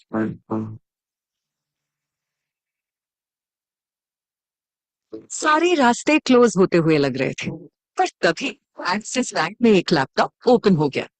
Guys, Miss Neha, a promising entrepreneur, but finances handle करना थोड़ा complicated हो रहा है। क्यों? Yeah, she's worried. Invoices कैसे raise करूंगी? Salaries, reconciliation. Thank you. Entrepreneur है, banker नहीं। Yeah. तो उनको बोलो ठीक है, आप रहने दो फिर। What? Ma'am, आप बस axis bank neo for business पर रजिस्टर करो। This app does all payments, invoices, reconciliation, everything. I didn't know. हम है ना, आपको याद दिलाने के लिए। एक्सिस बैंक में 1 लाख बैंकर्स की आंखें आपके फायदे के लिए रहती है हमेशा ओपन। एक्सिस बैंक, दिल से open.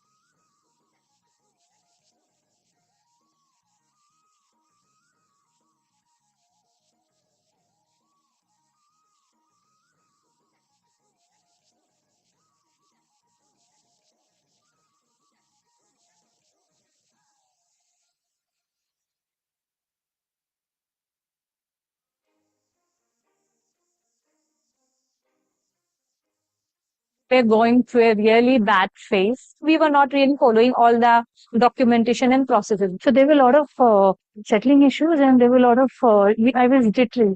We have the products in hand, but how to explore the international market? We were ready as a product for the export market. We weren't sure about the processes that were required to carry that forward. That time, like a savior, this Women Exporter program has come. This program has helped me to understand the challenges of international market. This helped me to know how many different licenses are there which can help me. All the documentation, logistics, from every detail that is required for getting into exports, we got all that from the program. Program has been the most comprehensive and it's covered all aspects of the exporting, starting from product pricing, packaging to placing of the product and all the compliances related to it and how to do the export documentation. India SME Forum and UPS and this entire program, what they have curated, it gave us a roadmap to how to bridge all those gaps which we are not knowledgeable about and execute things better. I'm very confident that this Women Exporters program will go a long way and help many women entrepreneurs in future.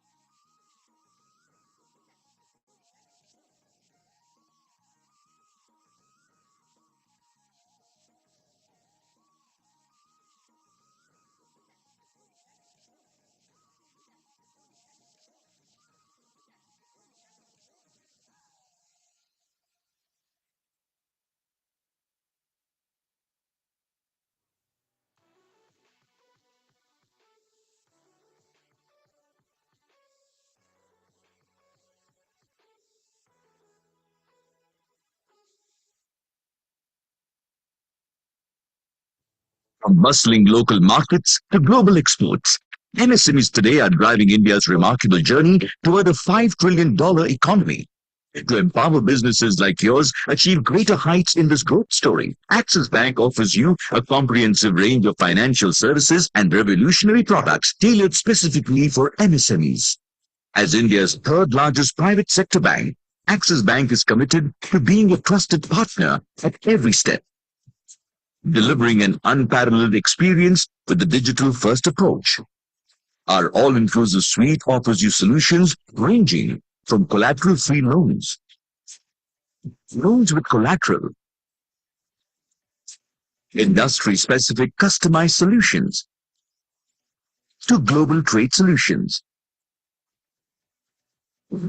Whether it's deposits, trade and forex, or even routine transactions, our strong focus on digital-first solutions ensures a fast, hassle-free experience for your business, regardless of whichever domain you may be in. Driven by a commitment to providing you the best, our products seamlessly integrate into your daily operations, giving you the one Axis approach. Axis best-in-class customized digital solutions with Neo for Business that integrates transaction banking products with our domain expertise that go beyond banking. So come, unlock the boundless potential of your business.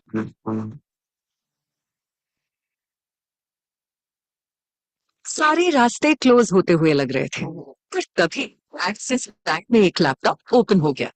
Guys, Miss Neha, a promising entrepreneur, but finances handle करना थोड़ा complicated हो रहा है. क्यों? Yeah, she's worried. Invoices कैसे raise करूंगी? Salaries, reconciliation.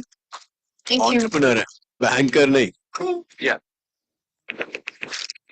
तो उनको बोलो ठीक है आप रहने दो फिर What, ma'am?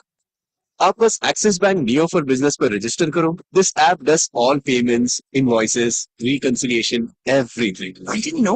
हम है ना आपको याद दिलाने के लिए. एक्सिस बैंक में 1 लाख बैंकर्स की आंखें आपके फायदे के लिए रहती हैं हमेशा ओपन। एक्सिस बैंक, दिल से ओपन।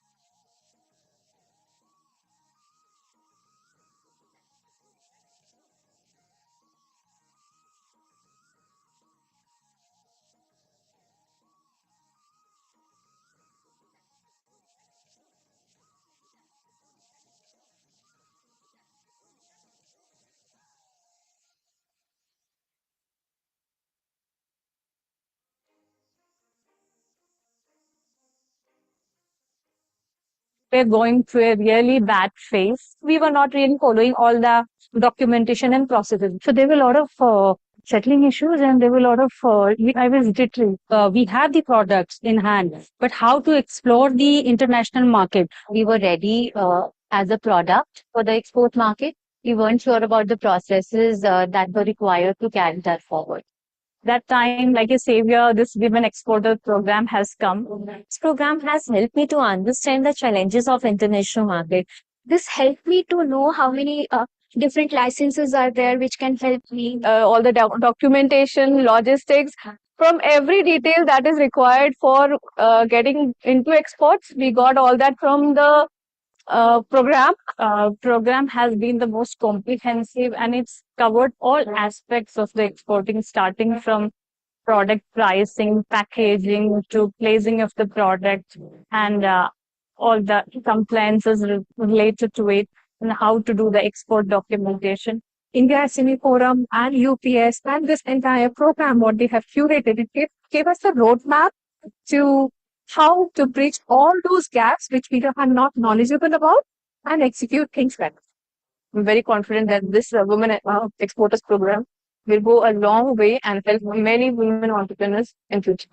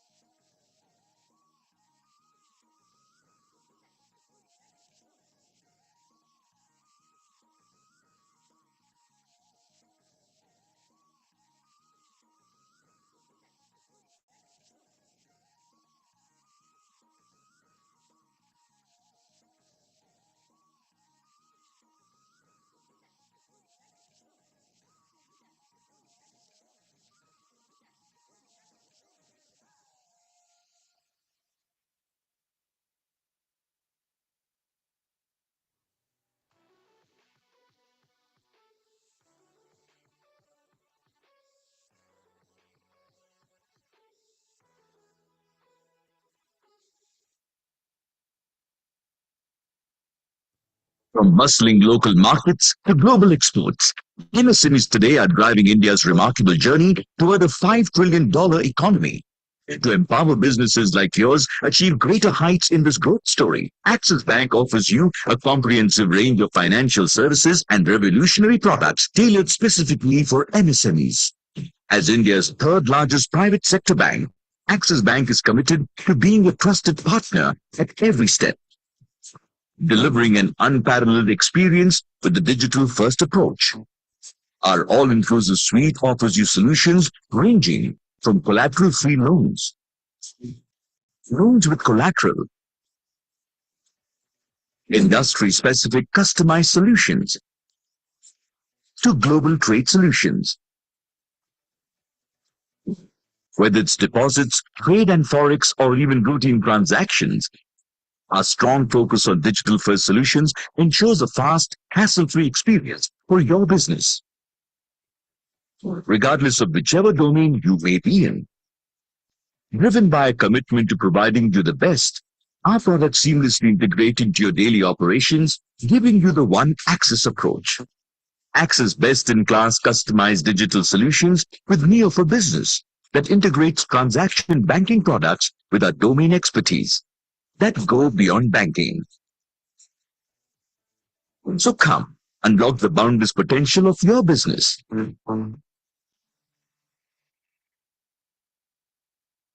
सारे रास्ते क्लोज होते हुए लग रहे थे पर तभी एक्सिस बैंक में एक लैपटॉप ओपन हो गया Guys, Miss Neha, a promising entrepreneur, but finances handle करना थोड़ा complicated हो रहा है. क्यों? Yeah, she's worried. Invoices कैसे raise करूंगी? Salaries, reconciliation. Thank you. Entrepreneur है, banker नहीं. Yeah. तो उनको बोलो ठीक है, आप रहने दो फिर. What? Ma'am? आप बस axis bank neo for business पर रजिस्टर करो. This app does all payments, invoices, reconciliation, everything. I didn't know. हम है ना आपको याद दिलाने के लिए. एक्सिस बैंक में 1 लाख बैंकर्स की आंखें आपके फायदे के लिए रहती हैं हमेशा ओपन एक्सिस बैंक दिल से open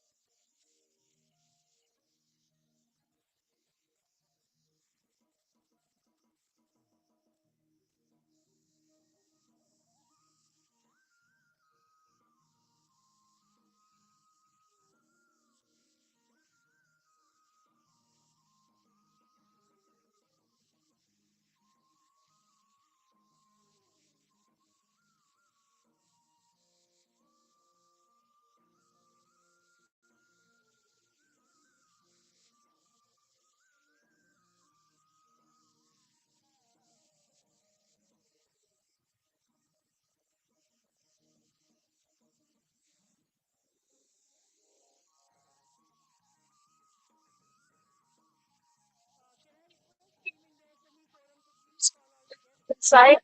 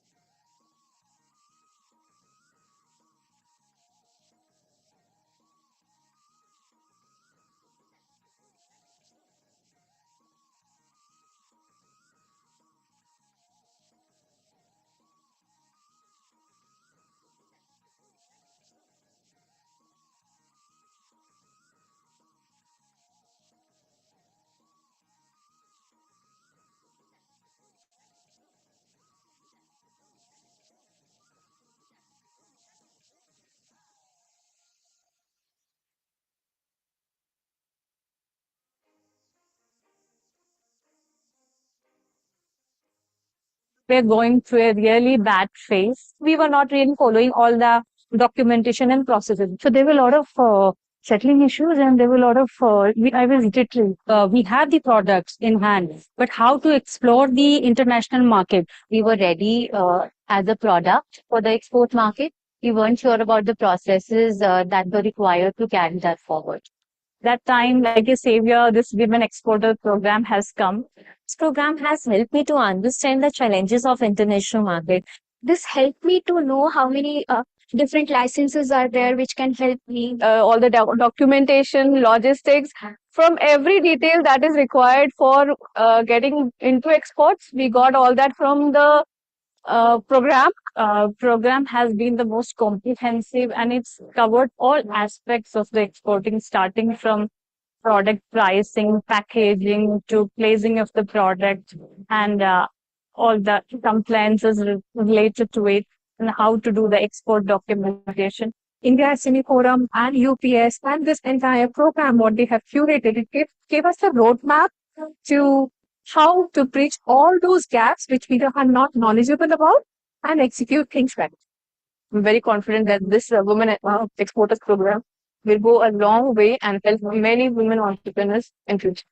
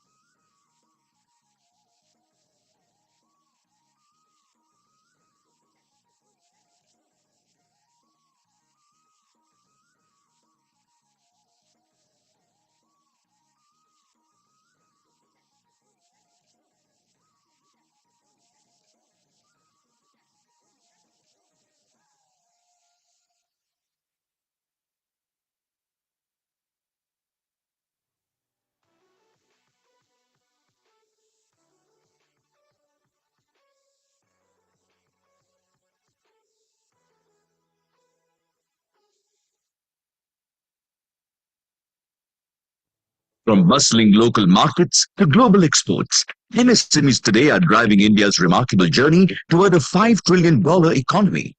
To empower businesses like yours achieve greater heights in this growth story, Axis Bank offers you a comprehensive range of financial services and revolutionary products tailored specifically for MSMEs.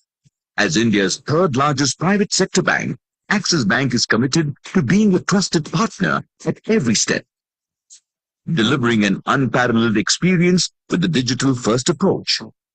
Our all-inclusive suite offers you solutions ranging from collateral-free loans, loans with collateral, industry-specific customized solutions, to global trade solutions. Whether it's deposits, trade and forex, or even routine transactions, our strong focus on digital-first solutions ensures a fast, hassle-free experience for your business, regardless of whichever domain you may be in. Driven by a commitment to providing you the best, our products seamlessly integrate into your daily operations, giving you the one Axis approach. Axis best-in-class customized digital solutions with Neo for Business that integrates transaction banking products with our domain expertise that go beyond banking. So come, unlock the boundless potential of your business.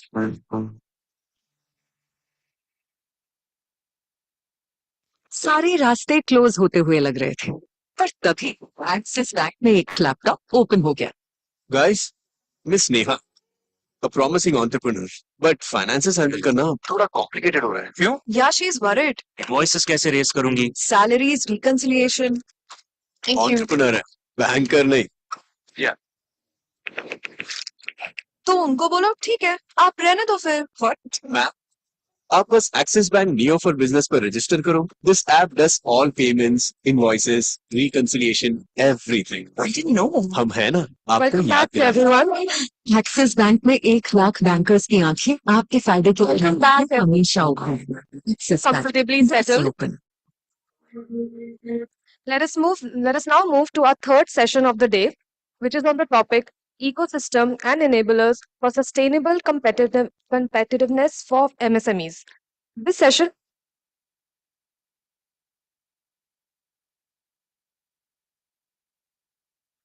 will just take 2 minutes and we're just waiting for our guest.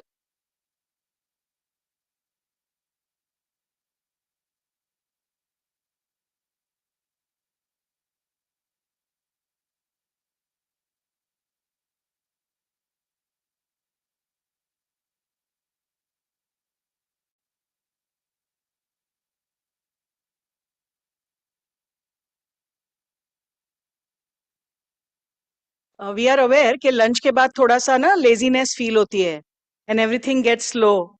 So to bring up the tempo, we have got some very esteemed and very senior speakers in the next session. We are also expecting one of our guests from the ministry who's on his way, and he should reach here in just about 5 minutes. So meanwhile, we will call our esteemed speakers on the dais and we'll initiate the discussion. So Bhumika, would you do the honors of calling our speakers, please? It is my extreme pleasure to announce and introduce the esteemed panelists for today's session. On the panel, I would like to request Mr. Dhanendra Kumar, Chairman, Competition Advisory Services India LLP, to join us on the stage. Ms. Nirupama Soundarajan, CEO and co-founder of Policy Consensus Center, and Ms. Vinita Hariharan, Public Policy Leader at Deloitte South Asia. I would also let us all give a big round of applause for all of them, please. I would also like to call the moderator for this session, Mr. Vinod Pandita, founder and CEO at PX Consulting. Welcome, sir. A very warm welcome to all the panelists. I hope you have a great session ahead, and over to you, sir.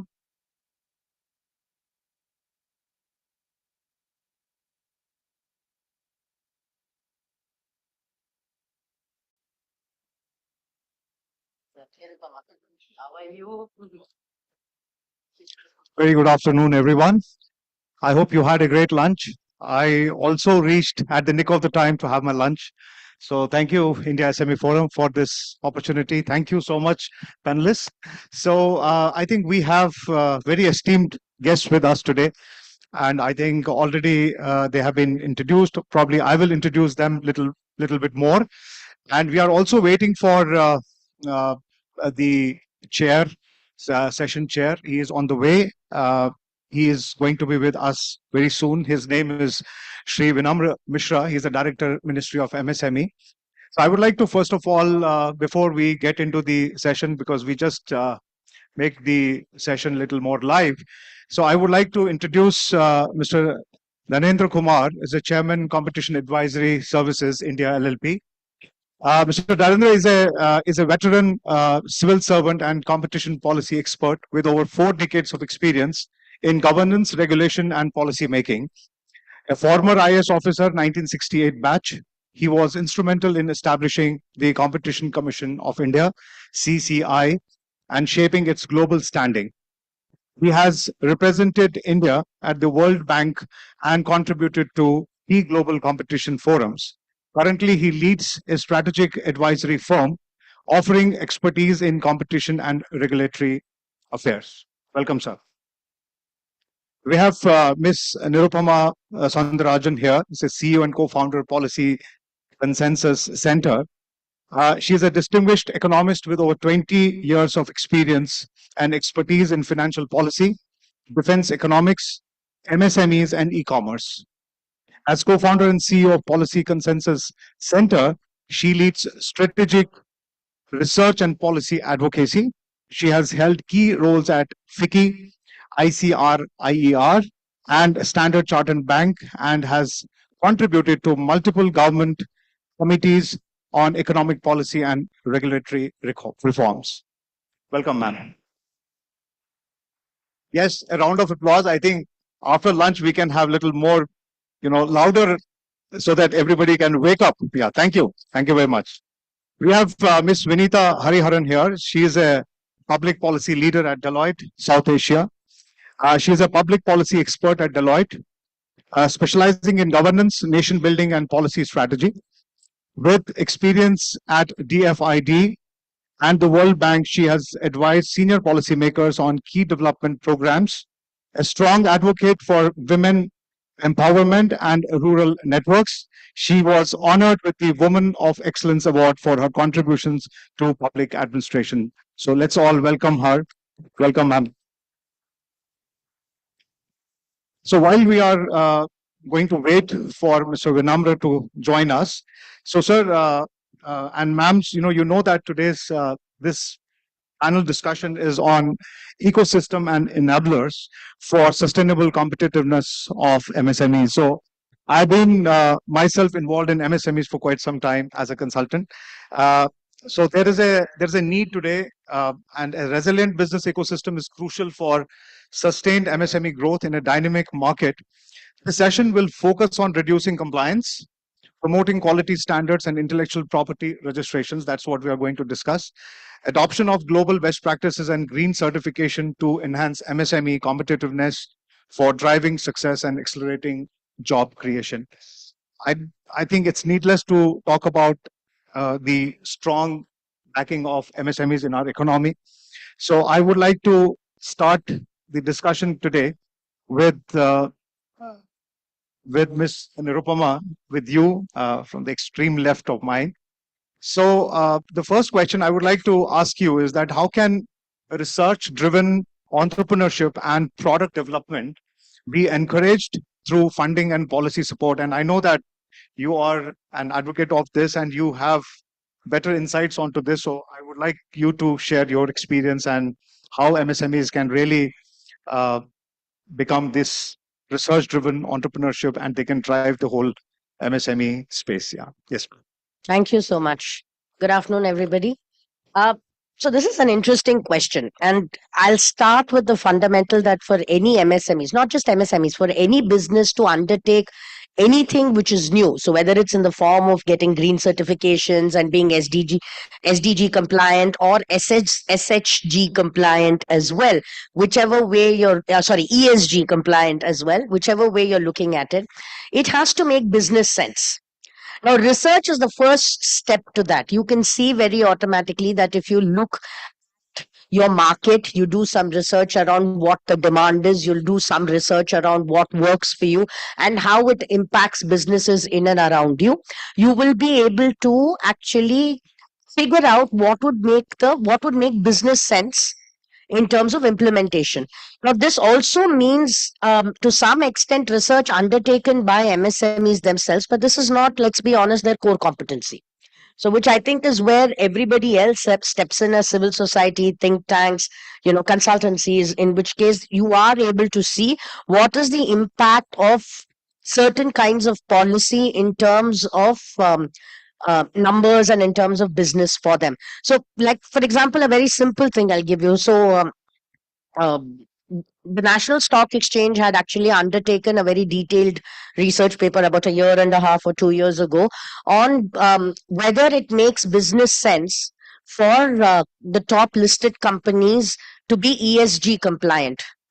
So this is interesting because your regulations require, I think, the top 1,000 companies listed to be ESG compliant.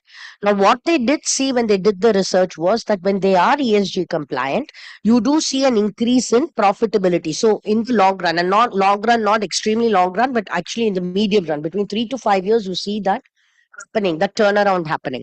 I think these are the kind of nuggets of information that needs to be brought to the notice of MSME businesses, whether it's research that they undertake themselves or whether it is research pieces that are available externally that can be passed out so that you can convince them of the business sense of adopting new practices. Thank you. Absolutely. Thank you very much. Yes, MSMEs are absolutely I would say that that's my experience, that MSMEs are not research driven. They don't really look at research as a research for their next level growth and profitability. I think researchgate.com is one such, in my experience, one such website or that portal where a lot of things can be really researched out by MSMEs. So I think entrepreneurs at the local level, at their personal level, at their office level, they can really get into this research and really figure out. Like, for example, when I talk about ESG, most of the people have not even heard about it. MSMEs I'm talking about, micro, small, and medium enterprises. So I think it is very important. Like Google tells you everything. So as you rightly said, so research mindset has to be built. So thank you very much for your insights, ma'am. So I have another question. Next question to Ms. Vinita Hariharan. Ma'am, can you just tell me that what strategies can MSMEs adopt align with global best practices? Like obviously in India, apart from the big consultancy firms, which most of the MSMEs cannot afford to hire their services, but these best practices, which are global best practices, how they can adopt this in product development and customer service and manufacturing largely, because that's the core of our MSME. Though our MSMEs are service industries also, which I will definitely talk about later. But can you just tell me what strategies can MSMEs adopt, please? Sure. So, the very outset, I think before we begin, we need to acknowledge the efforts of the government of India in promoting MSMEs so much the last decade or so. Never before has MSMEs got this much of a thrust. And so there have been a lot of schemes to address the challenges that MSMEs face at the grassroots: access to technology, access to finance, access to infrastructure, access to human resources, and access to technology. So these remain the key challenges that MSMEs face. Substantially better off today, but still largely the access to various resources still remain a challenge for MSMEs at the last mile. Access to technology is one of those pillars which remain a little, distant from the last mile MSME, so to speak.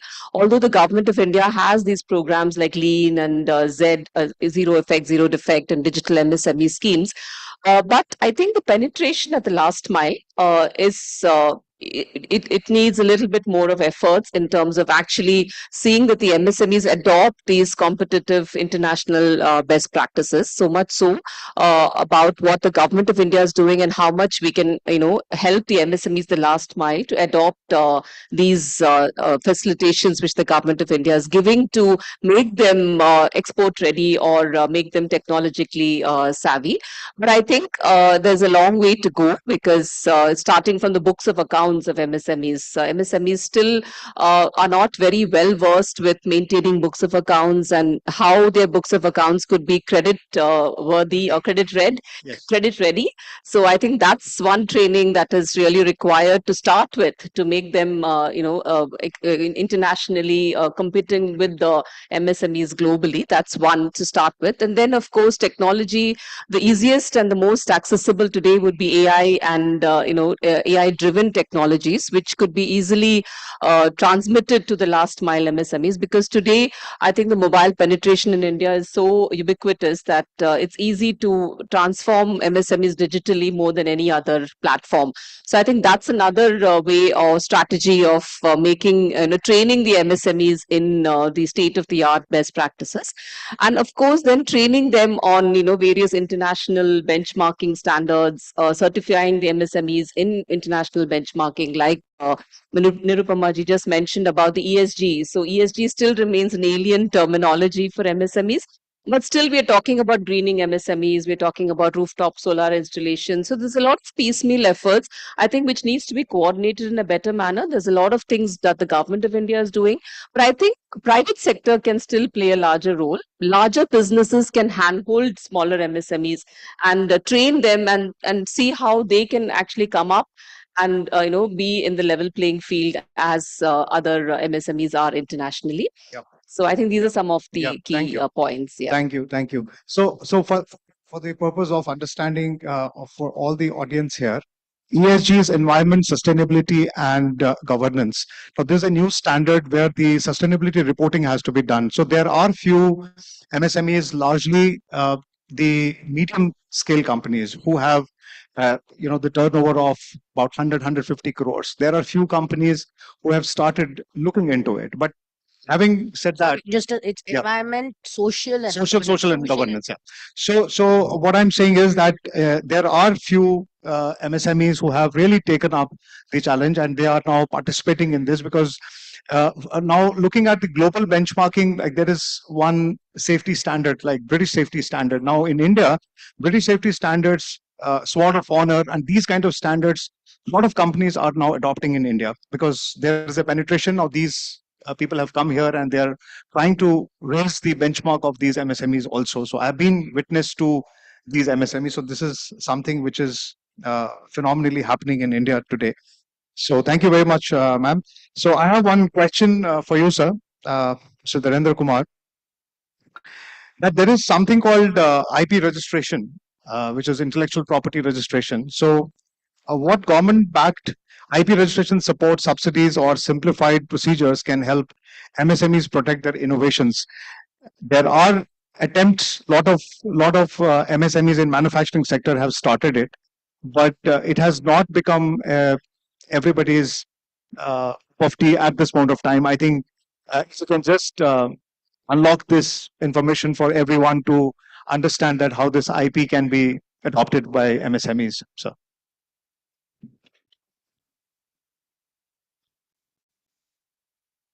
Thank you, Vinodji. Let me first of all ask, is there any echo in this system, in the voice? Can you hear me clearly? Okay. Let me first of all wish you all a very good afternoon and also compliment the organizers, the SME Forum, for organizing this event every year. They are doing an enormously useful job in promoting SME ecosystem. And as you all know, SMEs are the backbone and the lifeblood of the country's economy after the agriculture. In terms of the economic development, in terms of the manufacturing, in terms of the employment, in terms of the export, they contribute hugely, immensely to the 30% to the economic development, 45% to the manufacturing, and almost 35% to the employment. After agriculture, they are the most important one. The problems are many, and the problems actually are the same everywhere in the world. And I have been in the World Bank and we have been discussing it everywhere. For all the countries, the problems of the SMEs are the same everywhere. The challenges of finance, the credit, challenges of exports, challenges of do we have Vinamra here? So Vinamra is two. Vinamra, welcome, Mr. Vinamra. Come and walk here and occupy his chair. Welcome. So Vinamra is supposed to be chairing this event. Anyways, so we were discussing about the role of SMEs in the country's economic development, in country's manufacturing, and in country's exports and employment, which is enormous, no doubt about it. Now, there is a tremendous potential for infusion of technology, and that brings us to the IP related issues, which Vinodji just now mentioned. The SMEs in India, which are close to 6 crores at the moment, 6.3 to be precise, they are contributing immensely. But we need to infuse technology and make sure that their initiative, their IP, it remains intact with them. And for the IPs, I think the local legislative framework, the state government, and in the districts also maybe the district administration and so on, they probably need to organize events which can educate them about their rights on IP and how can they get their IPs registered with the authorities and how can they challenge if there is a challenge which comes to their IP systems which they are preserving. I would also like to mention a couple of things about the ESG, which was just discussed before you came. We are discussing about the environment, about the social factors, and also about the governance. I remember that this matter has been discussed time and again in the context of not only the SMEs but also the entire industrial ecosystem. So normally एक बोला जाता है कि जो भी देश समाज और environment को स्थायित्व दे, which gives them stability by which they can remain and they are welcome in the society for the environment and for the social parameters and also the governance. So ESG is extremely important. स्थायित्व देने के लिए जरूरी है कि वो वहाँ के स्थानीय समाज में जो भी कर रहे हैं वो वहाँ के स्थानीय समाज के लिए acceptable हो. So we have to make sure that it conforms to the environment in terms of the water, the energy, the emissions, effluents, and so on, and also the environmental considerations. So it remains within the acceptable norms and also the governance. So ESG, of course, is very well defined, and of course, these days even the SEBI, for those who are concerned with it, they want that there is an ESG declaration about the company, but that is a separate thing. Coming back to IP, which the question which was raised just now, it is extremely important that the SMEs, which are small, which are fragile, and which are also based on the innovation and initiative of the promoters. They are familiar how to protect their IP rights, and there have been some challenges about the IP, particularly in the case of pharma. There have been a lot of challenges when some of the major companies, they by minor tweaking, they want to renew their IPs, and which we need to make sure that the IP rights are protected for the local manufacturers, local entrepreneurs. So not only in the case of pharma, but in the case of other entrepreneurs also, we have to make sure that their IP rights are protected. And when they go globally, we have the third largest SME ecosystem in the world. We have to make sure that our IP rights are protected, not only within India, but also globally, for which I think it is necessary that they are made aware, they are familiar with their IP rights and how best to protect them globally. But having said this, it is extremely important that through the latest innovations and the initiatives, the AI related initiatives, the cloud computing, and so on. So they are able to get the access to the latest, and within that, they are able to innovate as best they can. And I hope that many of our SMEs, they gradually migrate to become unicorns, grow bigger, and bring laurels to the country. Thank you, Vinodji. Thank you, sir. Thank you very much. Yes, I think this IP registration support from government is there, but how many MSMEs are actually taking advantage of that? That's a big question still, because for the last 10 years, I've been seeing that very few MSMEs are really coming forward, to take up this initiative. So thank you very much. Anyways, I think it is the MSME's responsibility also to really explore and how innovation and their IP protection, how they can protect their intellectual property in the process. So we have our session chair here, Shri Vinamra Mishra ji. Sir, I would like to ask you a question first of all, though I would like you to first of all give the insights on the session. I know you must be aware of the session, but before you really give your insights, I would like to ask you a quick question, because that will give us a yeah, starting point. Yeah. So how MSMEs can address the legal and ESG compliance. See, this has been a word and the term, being used everywhere, and people are really going after it, even at the early stages of their development. So, if you can just share your thoughts, and then you can give the overview also. Yes, sir.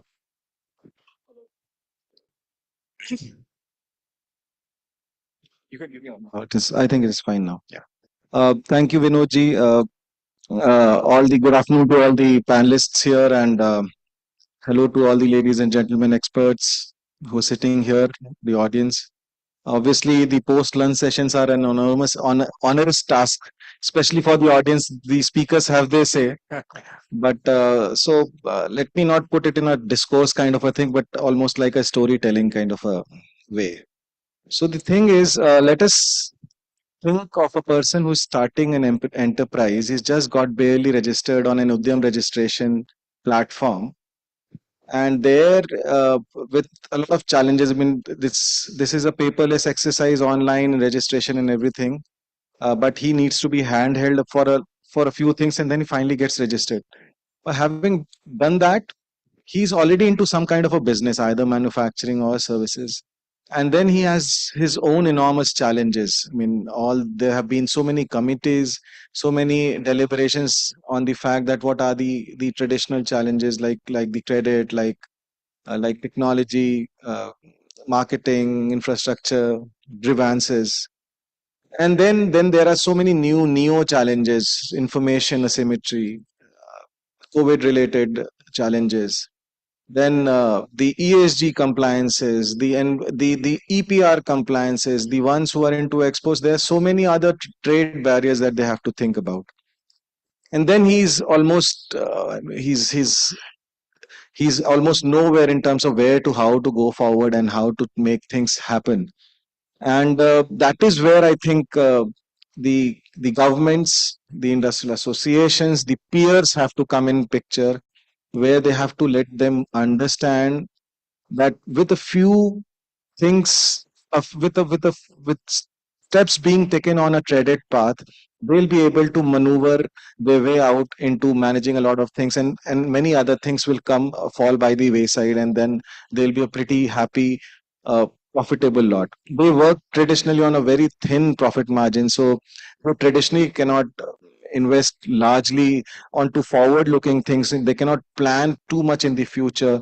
They cannot actually have a lot of capital expenditure done on environmental aspects, on social governance aspects. So that's a major roadblock, so to say. So that is where the government comes into the picture. Uh, for me, I think the social governance factors are largely around awareness.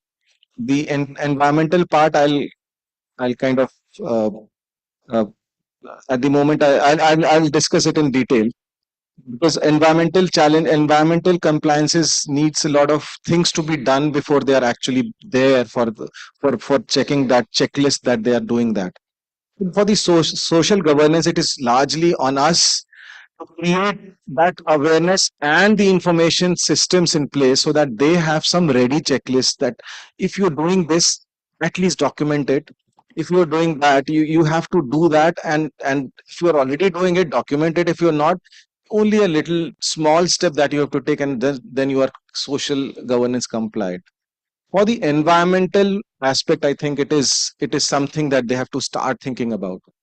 uh, for me, I kind of divide the environmental support that the MSMEs need into maybe three verticals.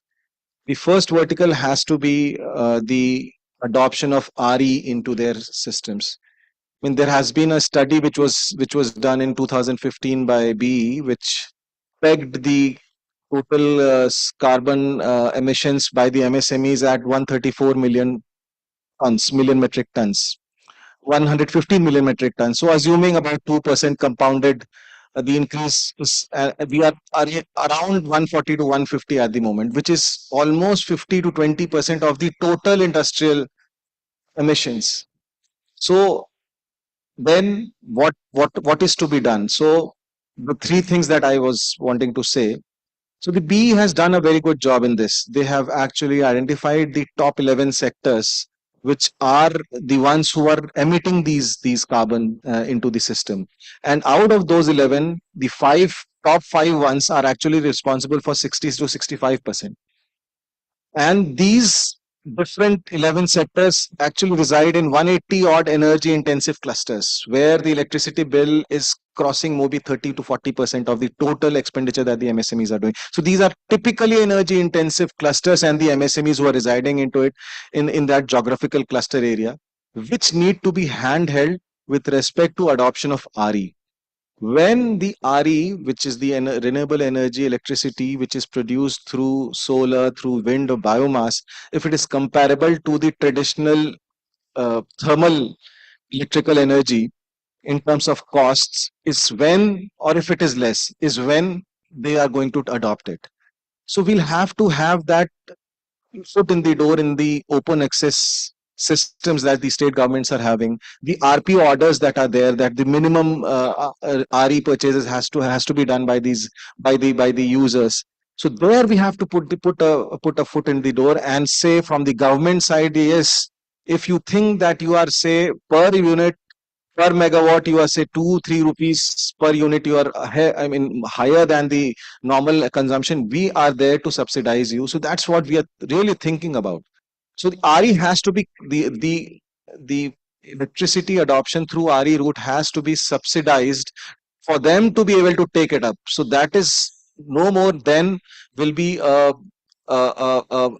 financial burden on them. And then if they are actually installing some solar PVs or some or a group of them together working with, say, rescos, and so then the rescos and escos also come in the system as an intermediary. China and some other countries have a very, very robust resco systems. We are still grappling to kind of find the way out, but there has to be some intermediary which has to buffer the losses also, if the MSMEs are not able to repay the capital costs which they are incurring for the setting up of these PVs. So then they are going to adopt RE. So that's the first step. The second step has to be the energy efficiency part. So with modern technologies in place is when the carbon emissions are reduced. And these modern technologies, actually, there are so many different technologies which are actually having payback periods of less than 1.5 years. So if you are using these technologies, you are looking at about 2 years maximum time when these technologies are as good as free for you. So you are not looking at, having a capital expenditure done, but then after 2 years, that because of the savings that you're already having, you're not only able to repay your loans, but then everything else is a saving, and that technology is very much in your premise. So these things have to be there. So for that, the Ministry of MSME has come up with this gift scheme, which I want to tell the audience here, that which is on adoption of modern technology towards greening. GIFT is greening investment for financial transformation. So this is basically supporting the MSMEs. We have included a list of 891 technologies in consultation with BE, with JICA, Ministry of Power, MNRE, all these, and the industrial associations, MSMEs together. We've decided upon 891 odd technologies and say that if the MSME is ready to buy one of these technologies through their sources, we are not saying that these are the OEMs and these are the sources. They're very happy with buying from the resources or the technology provider which their father and forefathers have been buying. So they are okay with that. So we are okay with them purchasing from anywhere, but we are giving them loans for that, and we are giving them 2% of interest subvention. So that's where I hope I'm not. No. Yeah. I think we can have a. So that's the second part. So thing is that the list of technology, we are partnering with SIDBI, and about 24 FPLIs are also there on board. So that is the one. And the third part is the EPR compliances. The compliances it is not about linear value chain anymore. It's about circularity and circular value chain. And then there we have the first ever program of SPICE, which is support for support in promotion and commercialization of circular economy, where we are supporting the MSMEs take up these circular economy solutions with 25% of capital subsidy. Looking at that, so if you're purchasing, say, a 50 lakh machine, the government is giving 12.5 lakhs and the rest is yours. So this is again, both these schemes have been only recently launched, but we are seeing the positives, and with the help of World Bank, we have done that. We are seeing a lot of positive outcomes of that. So these three verticals, the RE adaptability, energy efficiency, and circularity measures are going to support the environmental compliances, and therefore the ESG compliances already will fall in place. Fantastic. So that's my short point. I mean, Thank you, short, sir. long point. So, Hello. can I just add? Yes, please. Add to various things which he just mentioned. Considering the generosity and understanding of the ministry, may I also add to what you asked me about the IP? Yep. If the ministry can consider some subsidy even for the IP support, because if the SMEs were to get consultancy for getting IP protection and also getting various clearances and so on, it would be very useful if the ministry were to give them some subsidy for the IP So also. yeah, Dharmendra, you are absolutely bang on point taken. The thing is, India SME Forum is one of our IPFCs for that matter. Fantastic. And we have 76 such IPFCs. This scheme of innovation was launched only a couple of years back. And with the IPFCs in the countries, in the entire country, proliferating the idea of not only facilitating filing of patents, of trademarks, copyrights, of GI, but also reimbursing uh, 5 lakhs of rupees for foreign patents, 1 lakh rupees for domestic patents, 2 lakh rupees for GIs. And at the after the launch of this scheme, at the current moment, the Ministry of MSME, through this program, is the single largest supporter of IP in the country from the central ministry point of view, across the government, also the state governments. That is one. And secondly, only recently, we have launched the support for commercialization of IP. So what does that mean? IP protected is only one part of it. The patent holder or the innovator who has secured the IP is obviously very important. As you said, the pharma companies are doing one nudge or one small tweak here and there, and then the IP is lost actually. So the IP protection is obviously a very, very important part to make sure that the IP is protected and it is very much residing in the hands of the innovator. But what about commercialization? How are we going to do that? And the other side of the domain, where the demand side is, the MSMEs are facing lot many problems. So if say an MSME is into rubber latex accumulation, they did not have a technology where the latex, if not properly stored, it loses its elasticity in a very quick time. So there have been innovations and patents which retain the elasticity for it to be transported to a facility where it can be further processed. So what's stopping us to solve this problem where the patent already exists? So there the skip program comes into the picture, which we've recently launched. There the technology transfer will be enabled between the MSME which is requiring that technology. So that's a problem area solved. And that IP protect, the innovator is going to get his commercial value for that patent, and on recurring basis. So it's a win-win situation where the government is saying, yes, if the technology is there, if it's a foreign patent, you want to have that, and there's some fees attached. We say that up to 15 lakhs or 70% of the technology transfer fee we are going to pay, and therefore the innovator is going to have that monetary benefit for that patent, and this is going to solve so many other problems. And also we are having a matchmaking platform on also being made, which we are doing it with IT Hyderabad.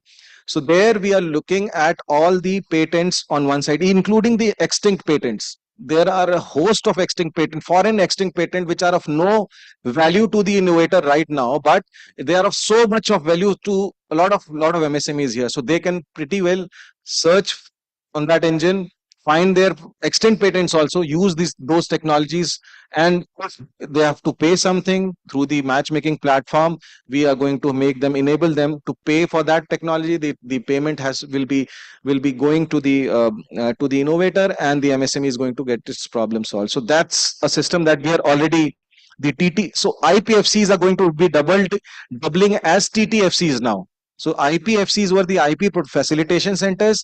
Now we're looking even to India SME Forum to become a TTFC for us. where you not only facilitate IP protection but also transfer of technology. Thank you. Thank you very much. I think he needs a round of applause from everyone. Yes. Yes. Just give me 1 sec. We'll take up the questions once the session is over. So give me 5 minutes. So thank you very much, Mr. Mishra. I think you have a lot of insight into. You come from Ministry of MSME and India SME Forum as a BMO, as a business membership organization. I think has already taken up these kind of initiatives with you, and you're already doing a great job on this. I think the insights which you have given, I would like to give a small brief because I have not introduced Mr. Mishra here, is a senior officer of Indian Railways Services of Mechanical Engineering and a key leader in MSME development. He anchors externally aided programs at the Ministry of MSME, collaborating with multilateral organizations to enhance MSME competitiveness. As a nodal officer of flagship technology upgradation schemes, what he was actually mentioning about, he leads initiatives like Z, Digital MSME, and Lean Manufacturing. With expertise in railway operations, project management, and asset optimization, he has successfully led teams in challenging environments, driving efficiency and innovation. So, thank you once again. Yeah. So yes. So I will come back to Ms. Nirupama. We'll have one round of discussion. I have got few questions again for the interest of my understanding as well as understanding of all the audience members. So I would like to ask you a question that how can MSMEs lower energy consumption through renewable energy, as he mentioned already, adoption of smart energy management. If you can just give quick 2-3 takeaways for MSMEs to really drive this initiative. This is actually a perfect question because it was something that I wanted to also maybe ask or make a suggestion in which way to what Sir talked about. See, I think some of the initiatives that you've just outlined now are fantastic and they are actually in line with what is happening as far as the sector is concerned and where the economy is moving. However, based on my own interaction with a lot of SMEs, based on my interaction with many other stakeholders in the value chain, one not drawback, but the one hurdle that they find is in terms of scaling, especially with financing options. Now, while you did say you offer a 2% interest subvention, the fact of the matter is that whether it's to be ESG compliant or whether it's in anything else, somewhere it doesn't seem to have been woven into the financial sector and into the lending practices in a seamless manner. Like, for example, RBI lays down what it needs to in terms of MSME financing. Then the banks look at it, of course. So while funding MSMEs comes under priority sector lending, within that, if what you're talking about can be mainstreamed into your banking sector, into NBFCs as well, because there's such a huge part of your entire funding landscape as far as MSMEs are concerned. I think that's what would help. So whether it's in terms of them being able to access credit guarantee funds that are already there, where the interest subvention can hopefully go beyond the 2%, and they are able to, therefore you can encourage MSMEs to go there, or whether it is in terms of just preferential rates that MSMEs can get which are compliant for a certain kind of thing. I think that would be a request, and that would also be a question when you do get your chance to see how closely are you working with RBI and let's say financing DFS or with banks to formalize it so that we go beyond just SIDBI. SIDBI has a mandate, yes, but it's not that all MSMEs go to SIDBI for funding. You have your entire banking sector and you have your your NBFCs. So, but that would also be a question that I would like to ask you. Thank you. Yeah, so that really tells me that you're really deeply into the problems of the MSME. Let me also clarify. I said that the SIDBI is only the implementing agency. We have already, through SIDBI, we've already got MOU with 24 PLIs, including a few NBFCs also, and the leading CBs are there in the system. So we are not, reducing the dissemination through only SIDBI. Obviously, other FIs are also there in the system. So that's a very valid point. But the fact was, earlier when we were saying that any technology which is either ESG compliant or maybe having an empirical evidence of saving some carbon emissions or something like that, since it was a very generalized kind of an approach, the FIs were really not actually into providing the loans and the loan packages. After we have clearly mentioned, and that we said, because we are working with the World Bank also, that we said that's the green tag that we have created. We have tagged the technology. We've said that these 891, when I said 8, I'm not saying 890 or 892, I'm saying 891. We've said that the current list is 891. We are okay with, we are flexible with increasing the numbers also. But at this moment, if the MSME says that he wants to purchase this 5-axis lathe, which is there in this, and he wants a loan from you, so definitely the FIs only see that yes, it is there in this, and since it has been validated by the government, by all the other parties, as I said, JICA, BEE, Ministry of Fire, everyone has validated. So there is an evidence that yes, this machine is going to go back to the MSME and make him competitive enough to be able to repay the loans. That's the first part, and obviously this has that element of risk sharing.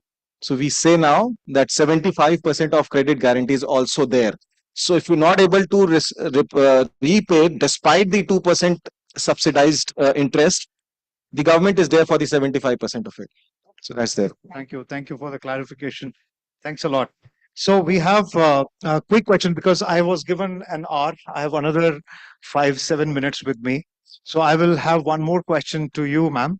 Vinita, I want to ask you that how can MSMEs in tier 2 and tier 3 cities be empowered through decentralized business support mechanisms? If you can just throw some light on that. Sure. Then I'll come back to sir and we'll close the session with Sure. those So reports. as we can see, the intent of the government of India is very strong through all the platforms and all the programs that are there, right from PMHV to Shruti to market development assistance and so on and so forth, and now the RAM scheme also.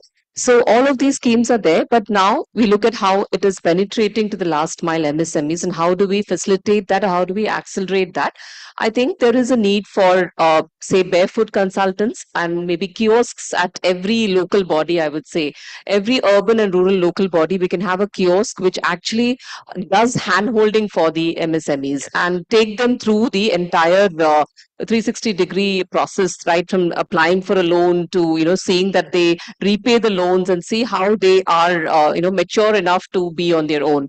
So I think this is one suggestion that we could come out with.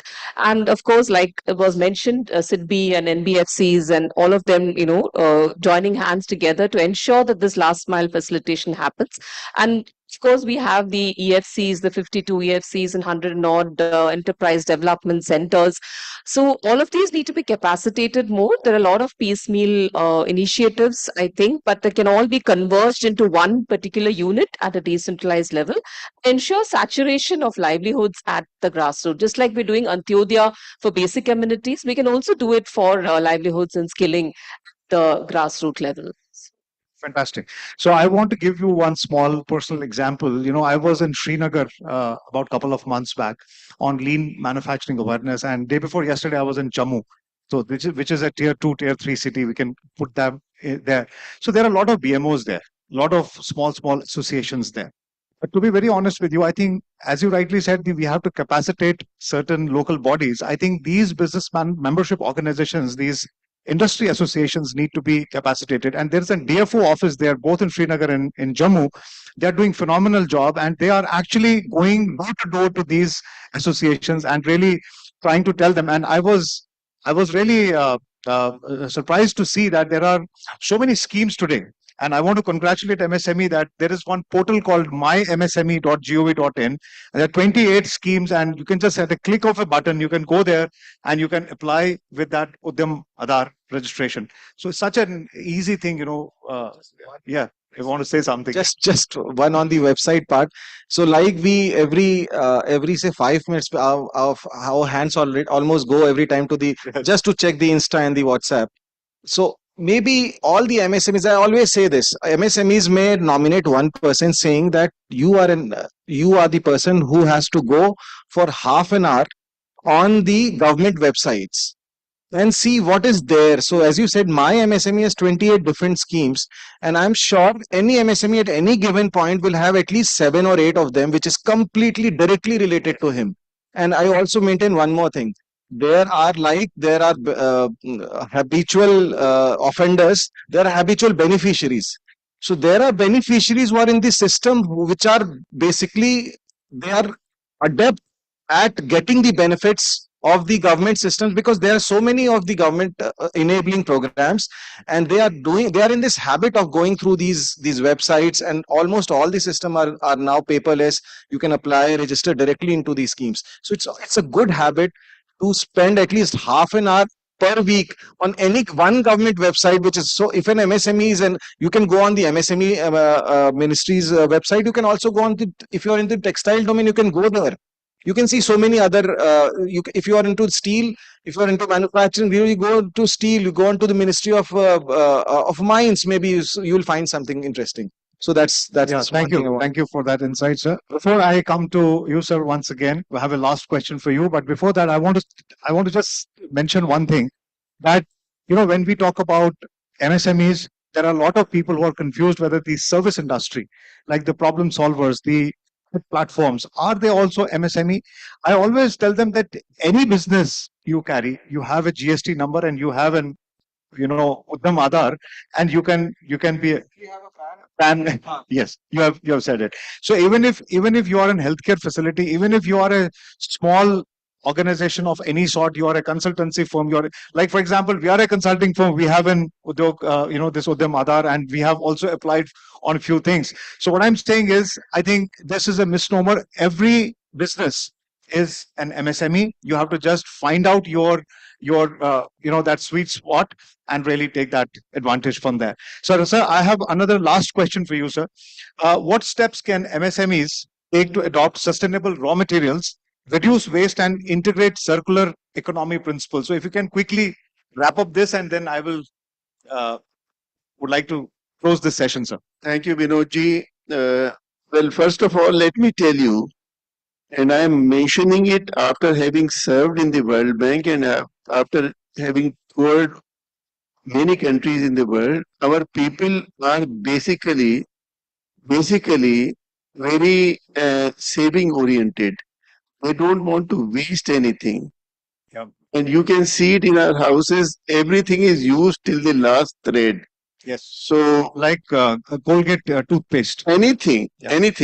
So, you may say that we Indians, and particularly in the small and medium towns, and in the BC towns and so on, and starting off as a small entrepreneur, they are basically oriented towards saving each and everything, not only money, but also resources. It could be water, it could be energy, it could be anything. So circular economy is in their blood, and whatever they are using is just the basic minimum. Yeah. So they would like to save each and everything. But having said this, there are various principles, there are various things which could be taught, how best to use their limited resources, how best to get maximum out of the government schemes which exist in the in various things. And Mr. Vinamra Mishra has just mentioned many subsidies, many supports, and so on. And it would be really, and as he rightly said, it would really be very useful for all our MSMEs to know regularly what are the various schemes and how can they take maximum advantage of this. Not only those schemes, but also the latest innovations and technologies which are emerging. And I could see that our people, and I've been associated with the SME Forum for last so many years. And by the way, I must also compliment and mention, as a member of the jury, my compliments and my congratulations to the various award winners. Last few years, I've been seeing the various awards which have gone to various people who have come out with excellent innovations. And I'm sure going forward, our future is very bright. I wouldn't like to take much of your time, Vinodji. I wish I could be there for the award function this evening. Unfortunately, I have to be absent because of other preoccupations. But I take this opportunity to extend my Thank you, sir. Thank you very much. compliments to So I will take two questions, one from this side, one from this side. One question. Yes, doctor, please. So can somebody give him a mic, please? 2 questions, then because of paucity of time, I need to. Yeah, okay, 3 questions. Okay. Thanks. All right, sir. All right. Yes, sir. I'll give you an opportunity, sir. No Thanks a lot, sir. Thanks to the MSME organizers who gave such a wonderful platform for the stalwarts, experts, intellectuals to discuss many things about the MSME, about the industry, and the Viksit Bharat, that means the developed India. I, being a doctor, has started from a village. There is Kopara, Gushi Kopara. On open merit, graduated. Medical College, Srinagar, then MD, then other MRCP. Worked outside for 10 years. Got dollars. Invested back in my village. Put there, got some loan, 3 crore. We were discussing the policies, excellent policies the government is making. But at the ground level, we are at the hands of the clerk, an officer, a bureaucrat. 8 years have passed. 3 crore loan taken.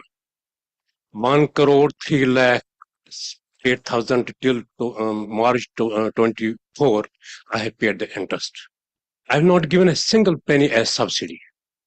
They think the subsidy to the people because you discussed the subsidy. Giving the subsidy, he has one outside, he might be getting again. My patriotism, my nationalism, whichever part of the world we live, we go. Even if we are green card holders, we are second-degree citizens, third-degree citizens. We have their whatever we do. So thinking that. So can you just and come back? So the request is, can there be something, some policies to be implemented and seen at the ground level? What is happening? How many might have committed suicide? How many entrepreneurs have taken the bank loan and they have wound up? What is going on the ground level? The message should go to the government. Being an entrepreneur, see how can outsider, the people who are living outside, how can we invite them to invest in your own areas? Dr. Saab, I would request if you can just, I think you have already Thank you, explained. sir. I have requested Vinamraji to answer you. So, so first of all, I can see the passion in you and the way in the manner in which you kind of put up your question and your concern. So with us, I think our emphasis has always been the last mile delivery.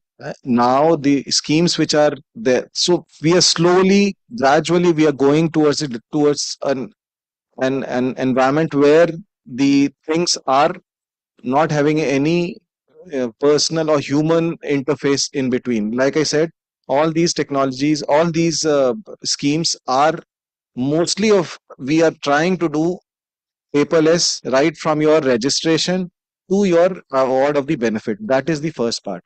The second part is we are trying to have I just noticed that Vinita ji is here. So we have done the RAM program. The onus of the RAM program is also to involve the state governments. Obviously, from the launching a scheme from the central government, if the state governments are actually joining hands with us and they are looking at the last mile, because they are the ones who have the connect with the district authorities and the GMDICs and the DICs there.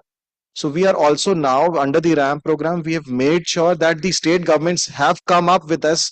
All the 36 states have now signed the letter of undertaking. The projects of 34 states have now been given funding from the RAM program.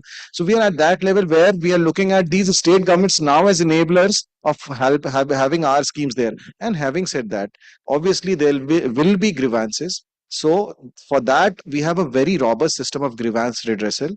You can go to champions.gov.in.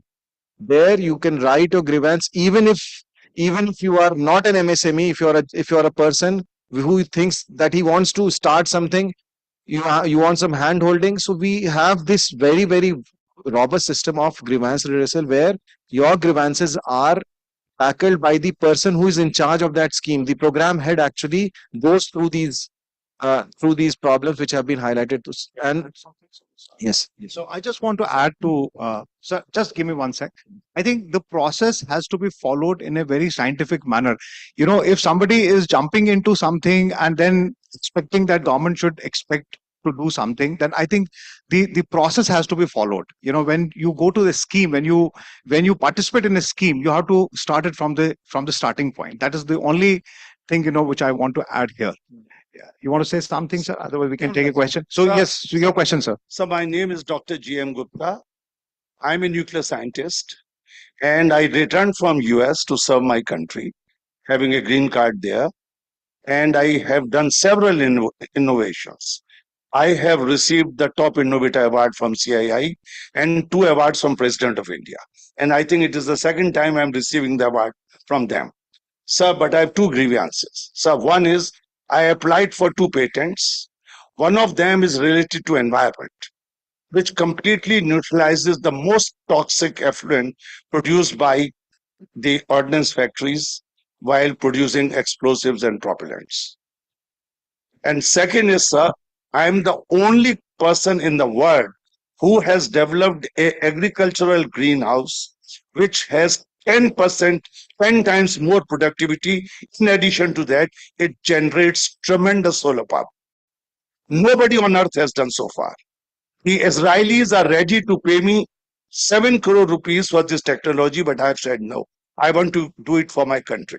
Sir, 2 years have happened. My patents have not been granted. I keep getting phone calls often from the brokers to help me in this, and I said no, because I lived in US and I know I've never paid any money to anybody. Even today in the business, I don't do it. So this is my one grievance. So, sir, to answer it directly, why don't you get into the ecosystem of India SME Forum, who, as an IPFC, have handheld a lot of patent holders, the innovators for securing the patents. And after you've got the patents, they'll also make sure that you get the reimbursements of the money that you spent. So please get in touch with them. So obviously, don't go for the people who are outside of the system and just trying to broker a deal for you. We have one more question. Yeah, sorry. We have one more question, sir. I've got 2 questions, sir. Second, please. Sir, I have got a startup. My grandson started. He is a gold medalist from Boston University, USA, with 10 years experience. His startup, he has applied for 2 years ago for tax exemption. Nothing happens. Every time when there's a meeting for tax exemption, they raise a query. And he answers it. But the tax exemption is not granted. So we'll take it up after the event, sir. I will reach out to you, on behalf of India SME Forum. We'll come and we'll talk about it, sir. Yes, last question, sir, because we have to close the session because the other session is going to start. Yeah, please. Thank you, sir. Thank you for giving me the opportunity.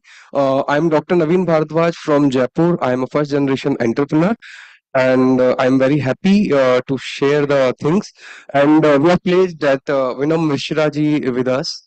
And especially I am asking with Vinam Mishra ji because of he had spent their time with Indian Railway. Also, he's the part of the policy making team of the MSME.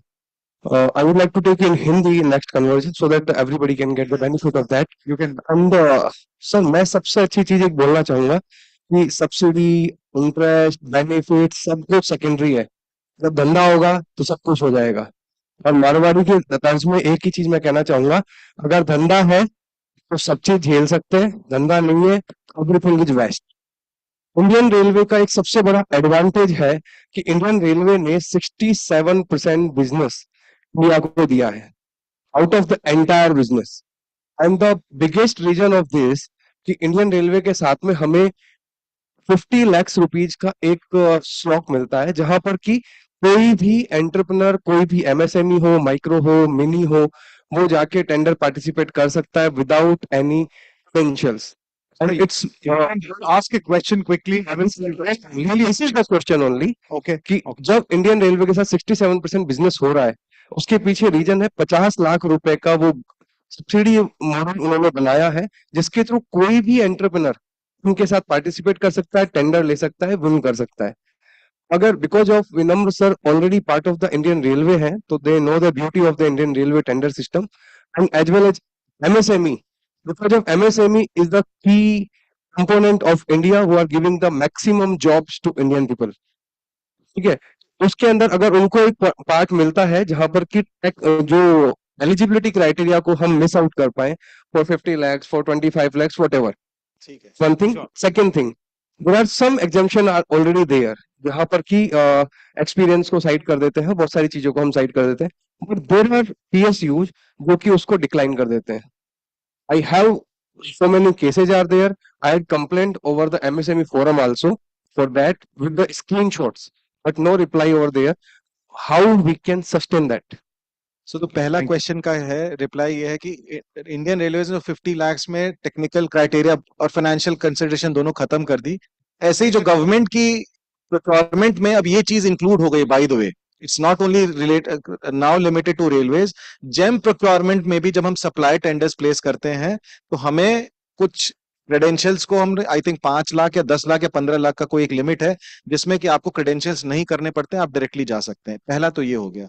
दूसरा, MSME को क्या फायदा है public procurement में? तो हमारी जो public procurement policy है वो मैंडेट करती है एमएससीज को, माइक्रो एंड स्मॉल एंटरप्राइजेस को, अर्नेस्ट मनी को का वेवर. सो अगर आप your and the earlier limit for a small enterprise was what 50 crores. Now it has been increased to 100 crores. There were so many of the MSEs, small enterprises, who are on the cusp of 50, and they were all trying to kind of bifurcate their business one way or the other so that they continue in the PPP domain and say they continue in the 50 crore bracket. Now that has been thankfully increased to 100 crores. So a lot of MSMEs who were on the cusp of this way or the other, they are now breathing a sigh of relief. That's the first part. They get the EMD benefit, which is a huge benefit. Obviously, the other important part is the L1 plus 10%, N1 plus 15%, where if an MSE has given has quoted a rate, and if there is a lower L1 rate at some eligible L1 rate is given to anyone, the MSE will be getting, if it has quoted 10% higher than that rate, it will be given a counter offer to give 10% of the supply to be able to participate in the tender and get the tender. So those benefits are there in the PPP. That's right. So now coming to the PSU question. PSU question, there are some cases where they think that the supply or the work tender needs to be with the technical specifications that they think. They get the approval where the technical authority of the tender acceptance is the person who can do the not the maneuvering, but the decision on the specs that they need to have in the tender. And that ways, but then they cannot vitiate the PPP. If you have any specific case, you can let me know, and again use the Champions Grievance Cell as one of the key direct grievance redressal mechanism for the ministry. As I said, the program heads directly look at the grievance and they try and solve it. Thank you, sir. Thank you. I think we'll close the session here. So sorry, you can talk to them, on a one-to-one because they're here. So after the session, you can always talk to them. So I would like to thank Shri Vinamra Mishraji, Dhanendra ji, and Nirupama and Vinita. Thank you very much for your time and your insights. So thank you so much. And can we have a round of applause for everyone? And then we can close this. Thank you. Thank you so much. On behalf of everyone here, I would really like to thank all the esteemed panelists for sharing their thoughts and their knowledge with the audience. I would also like to thank our moderator, Mr. Vinod, for steering this conversation so well. I would like to request Mr. Tilak Raj Bajalia, sir, former Deputy MD of SIDBI and board member of India SME Forum, to felicitate the moderator and the panelists.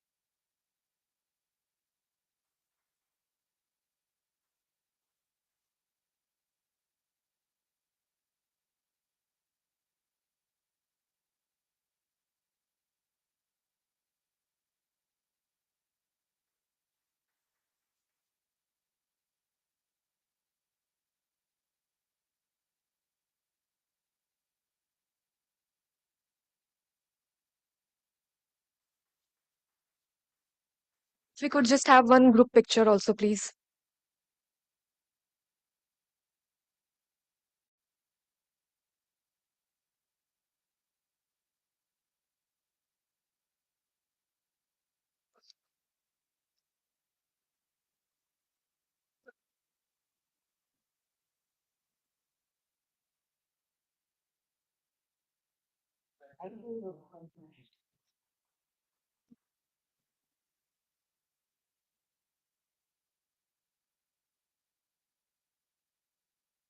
Thank you so much, everyone. Thank you. It is now my pleasure to invite Mr. Brajesh Chalil, Executive Vice President and Head Treasury Market Sales of Axis Bank, to deliver a presentation on the global market outlook for entrepreneurs. Please let us all welcome him with a big round of applause.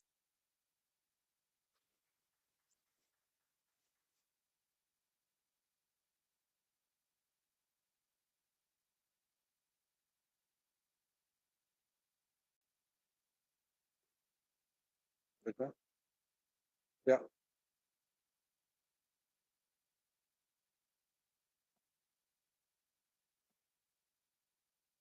Someone else.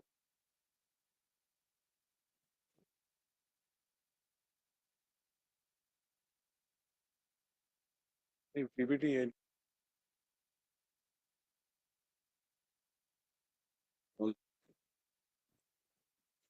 While they set up the presentation, good afternoon, ladies and gentlemen. My name is Brajesh. I'm from Axis. I think Mr. Mishra was saying, it's an onerous session to run one just after lunch. We'll try to keep our eyes open. Markets usually help us do that. And then we have obviously Mr. Donald Trump to talk about, who's keeping us all on our toes. So first of all, it's wonderful to be back here. I was here last year as well, so thank you, India SME. And first of all, I'd like to extend a warm round of congratulations to all the winners and the participants. Axis Bank is proud to partner in such a prestigious event, and more importantly, to work with MSMEs. You are the growth story of India, and thank you for doing that. Today's topic was, I was reading it, it says MSMEs fueling the growth engine, Viksit Bharat 2047. So I obviously can't teach you a thing about your business, but maybe over the next 10-15 minutes, I'll try to give you a perspective of what's happening in India and globally.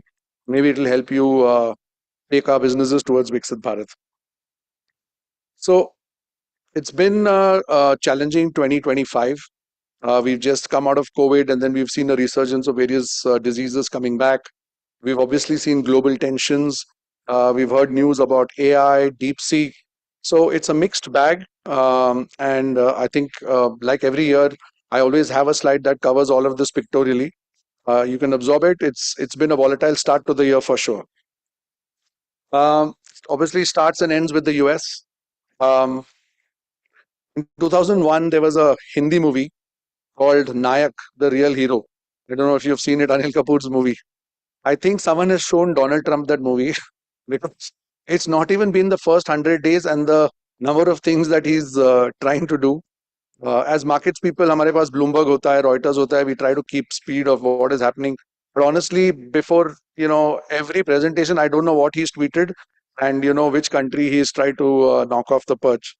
But yes, he's definitely keeping the world on its toes. A lot of interesting announcements, most of which you're aware, whether it's immigration or his basic concept is MAGA, as we know, Make America Great Again.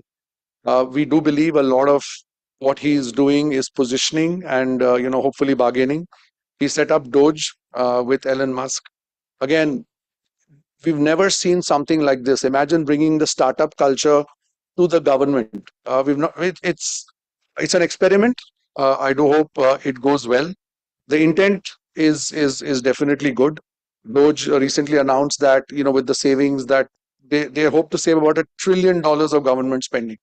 They'll probably put $5,000 in every individual hands. That's literally helicopter money. We hear about it, but it's apparently happening. There have been some good hires. Scott Bessant is actually a very prudential, treasury head to have. So we hopefully think the fiscal deficit in US will stay under control. Tariffs are keeping us all up. I don't know if most of you have seen the viral video where Donald Trump was trying to, stop the war between Putin and Zelensky. And I think they had a small war in the Oval Office.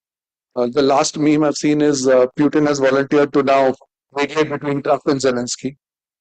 So it's entertaining, but it's very real, right? The tariffs, for example, yesterday was when they kind of were supposed to kick in for Canada and Mexico, 25%. And of course, then Canada pushed back. And I believe right now, the latest is we'll hear about it tonight that currently Trump has agreed to reduce the number of items that go into that. So that's what's happening in the US. But if you look at the numbers, again, you have a very active team. We've seen interest rates come down.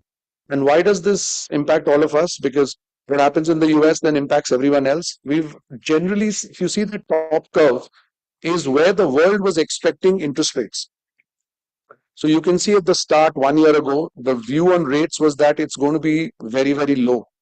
But now it's much higher. We've seen about 3 cuts from the US so far. We are expecting 2 more cuts. So, maybe we were all thinking that we will have a lot of rate cuts coming in. I think that view is changing. Given whatever Trump is doing is highly inflationary, the view is that rates won't come down in a hurry. Europe, slightly different problem. GDP, most of you must be importing machinery and parts from Europe. Europe is having a kind of peculiar problem where, of course, demographics are not in their favor and they have GDP which has been coming down, and hence interest rates are also coming down to kind of prop up the economy. In fact, this evening we have the ECB possibly rate cut again. There are almost 5 cuts they've already done. But sadly, inflation, given what was happening with the war and everything, has started creeping up. So it's not a good place to be. High inflation, low growth. China, everything is low. Inflation is down to, we worry about India inflation 7%, 10%. China is struggling with deflation in some sense. Their inflation is actually not growing, it's 0. It's almost 0.5% only now.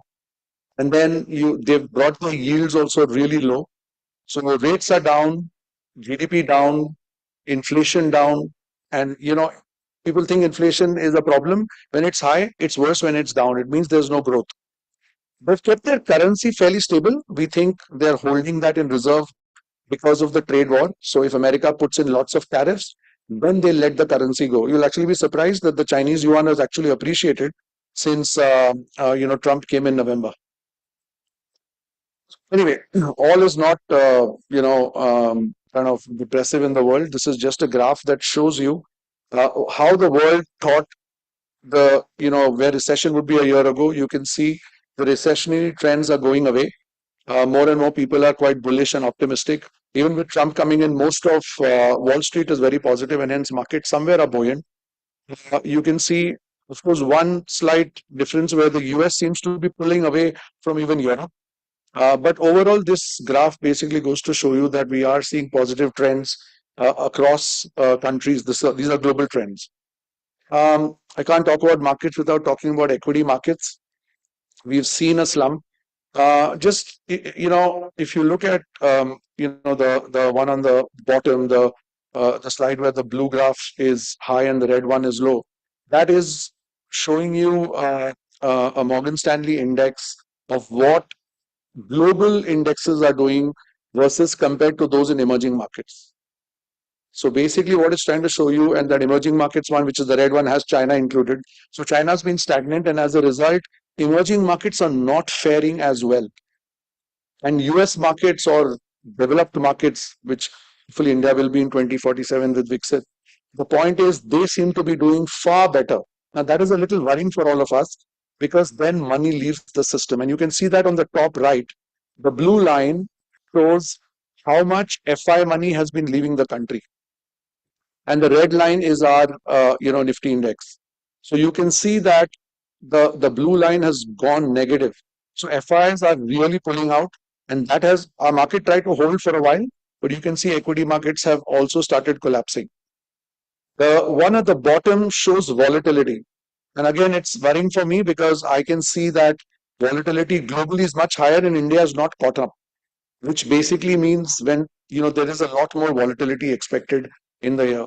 The last one shows interest rate cuts versus equity. So logically, cuts have started, the red line. More cuts, hopefully, is positive for equity markets.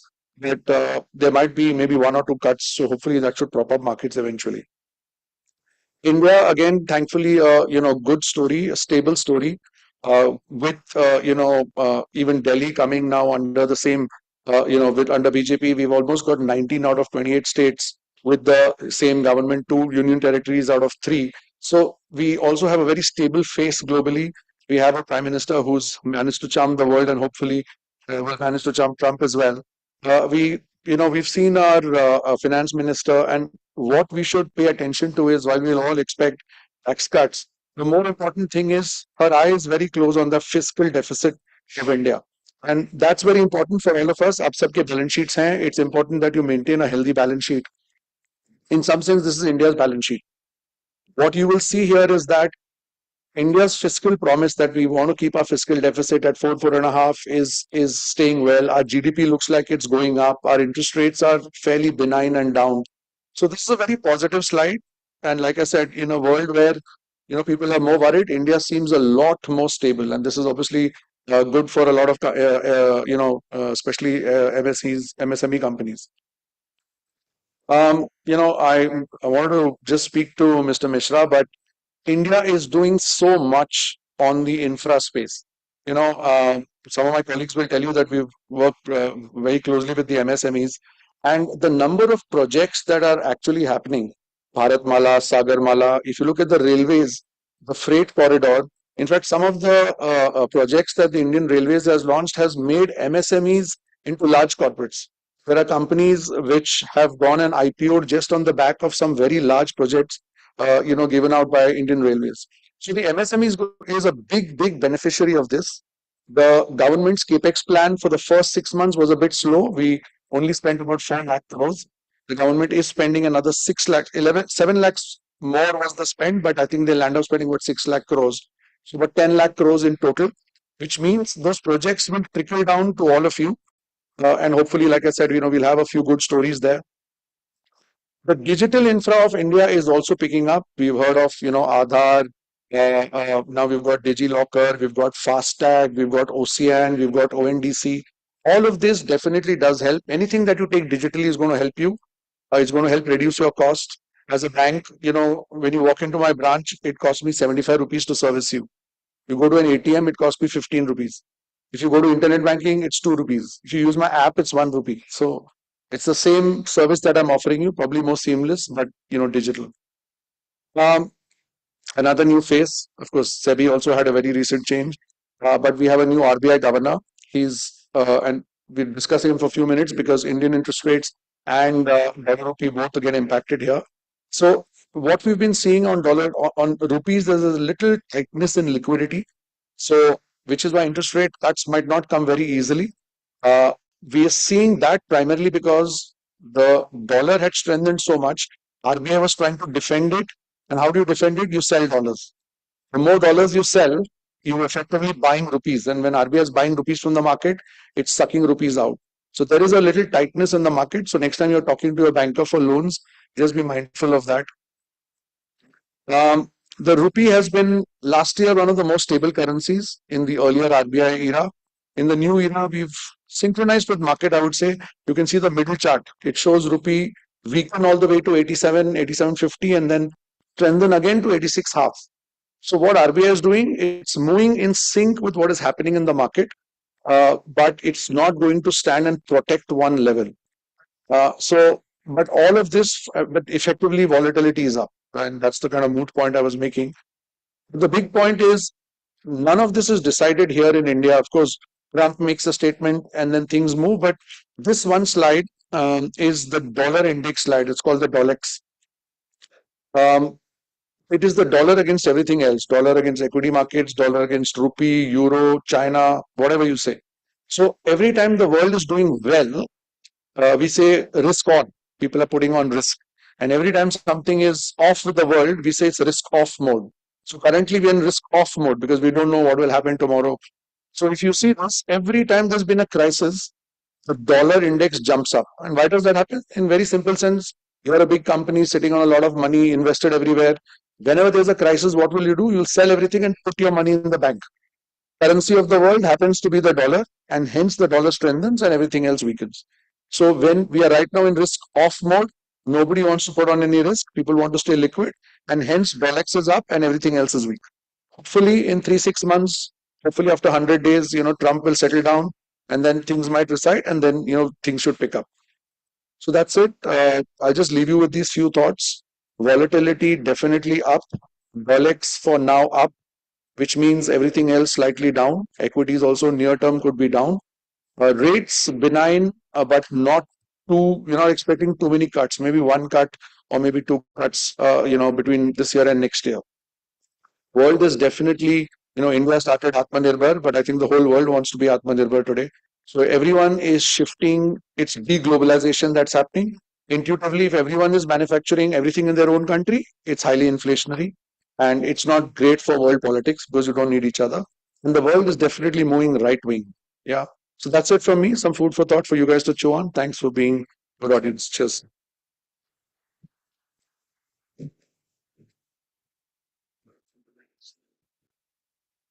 Thank you so much, sir, for such an informative presentation.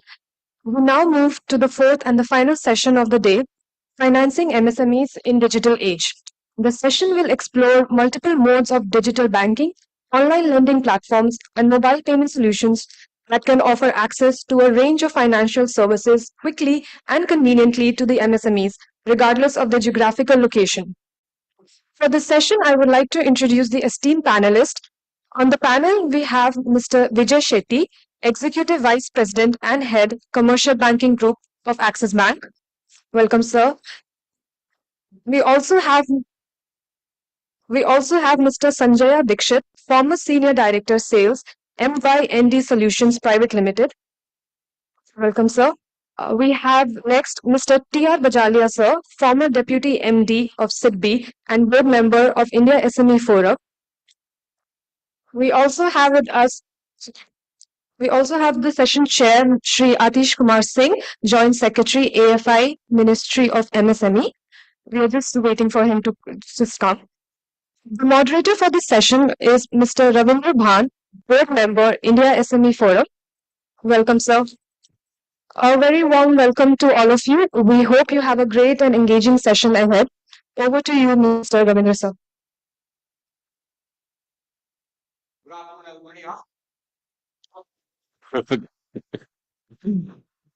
Whenever we talk in terms of small and medium enterprises and we talk about problems faced by the small medium enterprises, they keep on listening to these problems, but at the back of their mind, they have just one problem. No matter how many MSMEs I meet or consult with, they say, all this is fine, but I have just one problem. And I'm sure all of you know that problem. And that's finance. And when we go a little deeper into that and we try to find out what is the real problem, you find that the problem is anything but finance. This might be surprising, but this is true. I'll not get into the details of what really appears as a finance problem is possibly either a market problem or a manufacturing problem or a strategy problem or a management problem, which kind of manifests itself in a finance problem. But that discussion for another day.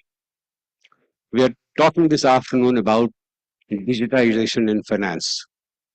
I do not have to give you the oft-repeated joke that India has possibly turned out to be the digitally most advanced in terms of digital financing.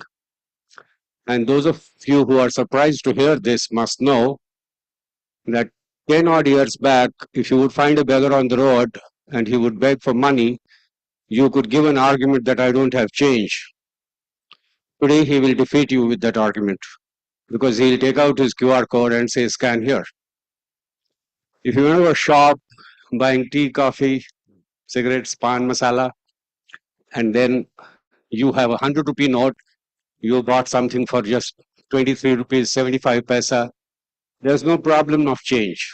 You give him 100 rupees, he transfers 67.25 back to your UPI. So that's the kind of digitization we are already in. Now, apart from kind of patting our backs with that, we also need to be aware that that also puts bigger challenges. It puts bigger risks. It gives us more opportunities which are not to be lost, which digital financing provides. And to explore those opportunities and to look at how those digital processes can help small, medium, and micro enterprises in making their businesses better, we have a very highly expert panel of experts today here with whom I have the pleasure of moderating the session. And I'll try to be as focused as possible on the agenda that has been set for the panel discussion. And at the same time, I will request you, if you have any questions, comments, or observations to make, please note them down on a piece of paper until we finish, and I shall be most happy to address each one of them before we leave the dais.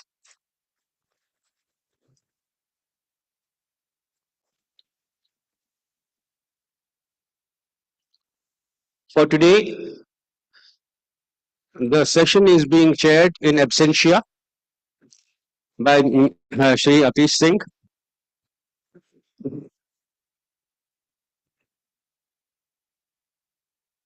He should be possibly by telepathy listening to us and chairing the session here, but let me introduce him in absentia.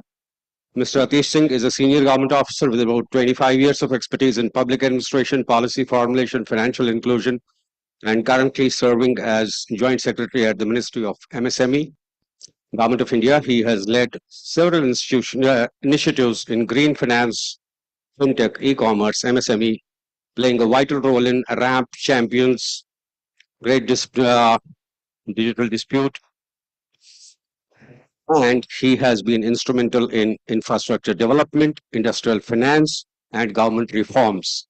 Perhaps one of those reforms are keeping him busy at the moment in not being able to come here on time, which is one of the national pride habits of Indians, that we do not respect our time. We also have, happily and with honor, Mr. Vijay Shetty, the Executive Vice President and Head Commercial Banking Group of Axis Bank. Vijay is a seasoned banking professional and head of the Commercial Banking Group at Axis Bank Limited. With expertise in portfolio management, risk assessment, and business growth, he specializes in strategic financial solutions for high-value clients. His leadership drives innovation and efficiency in commercial banking. Mr. Vijay Shetty, please welcome him. We have Mr. Sanjay Dikshit, the former Senior Director, Sales, MYND Solutions Private Limited. Mr. Dikshit is a banking and fintech leader with about 45 years of experience in financial innovation, digital transformation. He has spearheaded the MSME financing at M1 Exchange and led digital banking initiatives at SBI, expanding financial accesses across country. He is a fintech expert and has held several positions in governments and regulatory bodies to enhance MSME credit and banking technology. We have the pleasure of having Mr. T.R. Bajalia, my longtime colleague and one of the founder members of India SME Forum. All of you must be knowing him very well. He was the former Deputy Managing Director at SIDBI, and beyond that, he has done fantastic things at SIDBI and after SIDBI with the India SME Forum. I'm very proud to tell you that in most of our India SME forums, Mr. Bajalia has given us the honor of his presence and the benefit of his expertise. I'm very delighted and honored to request you to welcome Mr. Bajalia.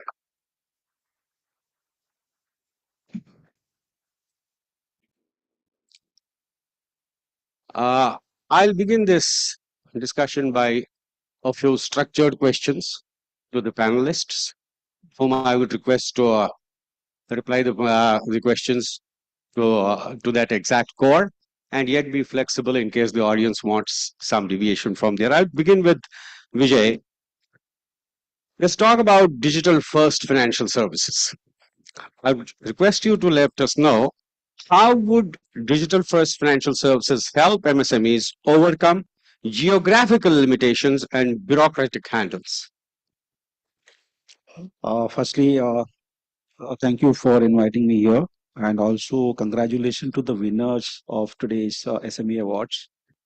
I think COVID has taught us some lessons in terms of what is important, whether the digital or physical interaction is more important or digital. So I think after COVID, most of the organizations have changed their mindset and changed their perception towards the digitization. That's helped Digital India Stack, what we have it today. That helped us. Specifically, if I talk about digital banking, convenience has become more important. Today, I don't think you mentioned about paying passes. I think very few people are carry today. Most of the thing happens in the transaction. Start with that, because when I see the entire Indian economy, micro is the biggest chunk, which is almost 96, micro and small as or 96%. And these are the customers are in informal and formal credit is not available to them because they don't uh, file the returns, or balance sheet is not properly done. Digitization is helping them to come into a formal credit system. Second is the ease of doing business, whether it is financially banking or within their industry. I think for a banking, when I look at it, if you want to do a payment has to be done or a invoice has to be done. Today, digitization is helping them not to do it physically or do a practically paperless transaction. They can do it. So Axis Bank, we have a product more for banking where they can go digitally, even the bank guarantee, you can do a bank reconciliation, a lot of stuff where they can improve the efficiency. That's what I could see. That is a very, very important thing. Sorry, I wanted to also ask you, what is the advantage provided by real-time banking? See, today I say that we have a product called digital lending unsecured loan to the customers. Because of the digitization, I can fund it within 3 minutes, where customer can start the journey with QR code. He can open a current account and he can also take the loan within 3 minutes, because you have the complete information of the customer because of account aggregator or a GST and other alternate information. Fantastic. And how do you think AI-driven assessments leverage transaction data? See, we are in a banking, right? We learn. Sorry.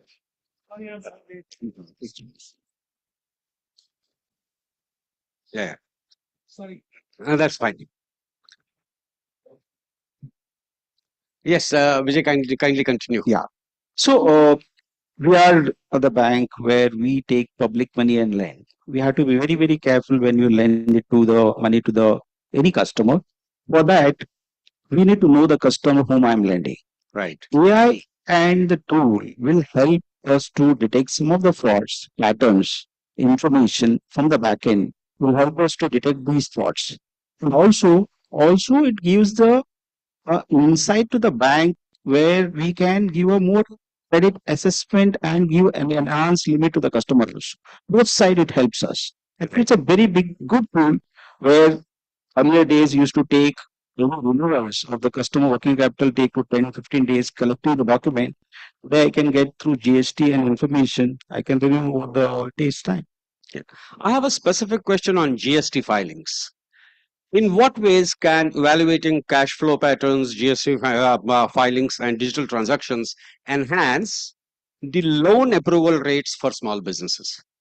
See, I think I touched upon before, not only GST, even the banking credit as well as GST can give us information about the customer, the pattern of the turnover, margin, assessment, and the requirement of the working capital. We can assess digitally, we can fund him. And because since it is, we can collect it through upload of the document through OTP. Like if you give the OTP, customer gives and we upload the document, we can assess the customer over the counter. And that's where the important comes the digitalization. And initiatives like India Stack and UPI, how can they contribute to the financial inclusion and support the MSMEs? See, I mentioned about, you also mentioned about the payment you're making to the hawkers, right? Today's world, somebody want 50,000 rupees or a 1 lakh. Earlier days, they used to go to the pawnbroker. Today it's not the same thing. Today they can get it from the bank. Even today, as Axis Bank, I can lend from 50,000 to a few crores also. That 50,000, he can do it digitally. Right. Where he don't have to sign any digital signature or digital, practically paperless journey. That's where the financial inclusion comes. Because somebody, a 10 by 10 shop customer having a saving account or a current account, he does the transaction through UPI. That gives me a digital print for assessing his income.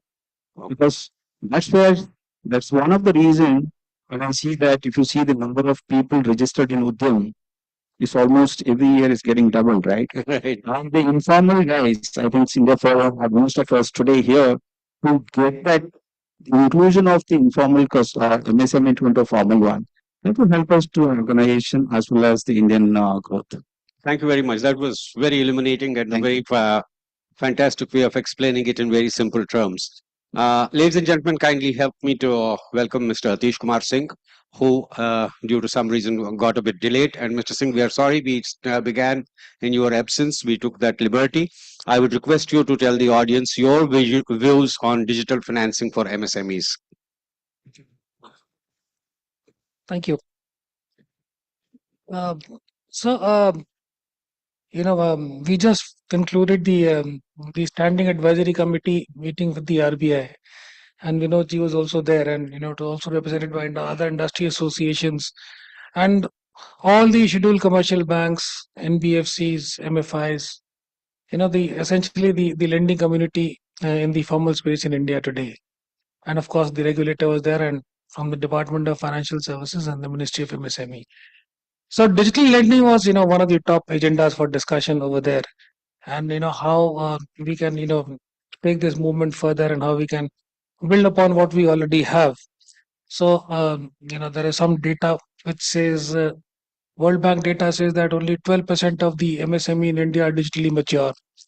There is another data which says that only 13% of the economy is digitalized. So there are various studies and data sets which point to different numbers. But the important thing to bear in mind that digitization and digitalization is here to stay, and it is the way forward. And therefore, it is absolutely essential and critical that the finance and the credit side and the equity side also, adopts those systems and technologies to move into the next level of lending. So, as we all know today, the present lending credit volume from the formal space from the scheduled commercial banks is about 28 lakh crores. And there's another, 3.3 lakh crore from the NBFCs. And then if you sum up the other lending from the urban cooperatives and the microfinance institutions and regional rural banks, that will be another, lakh crores.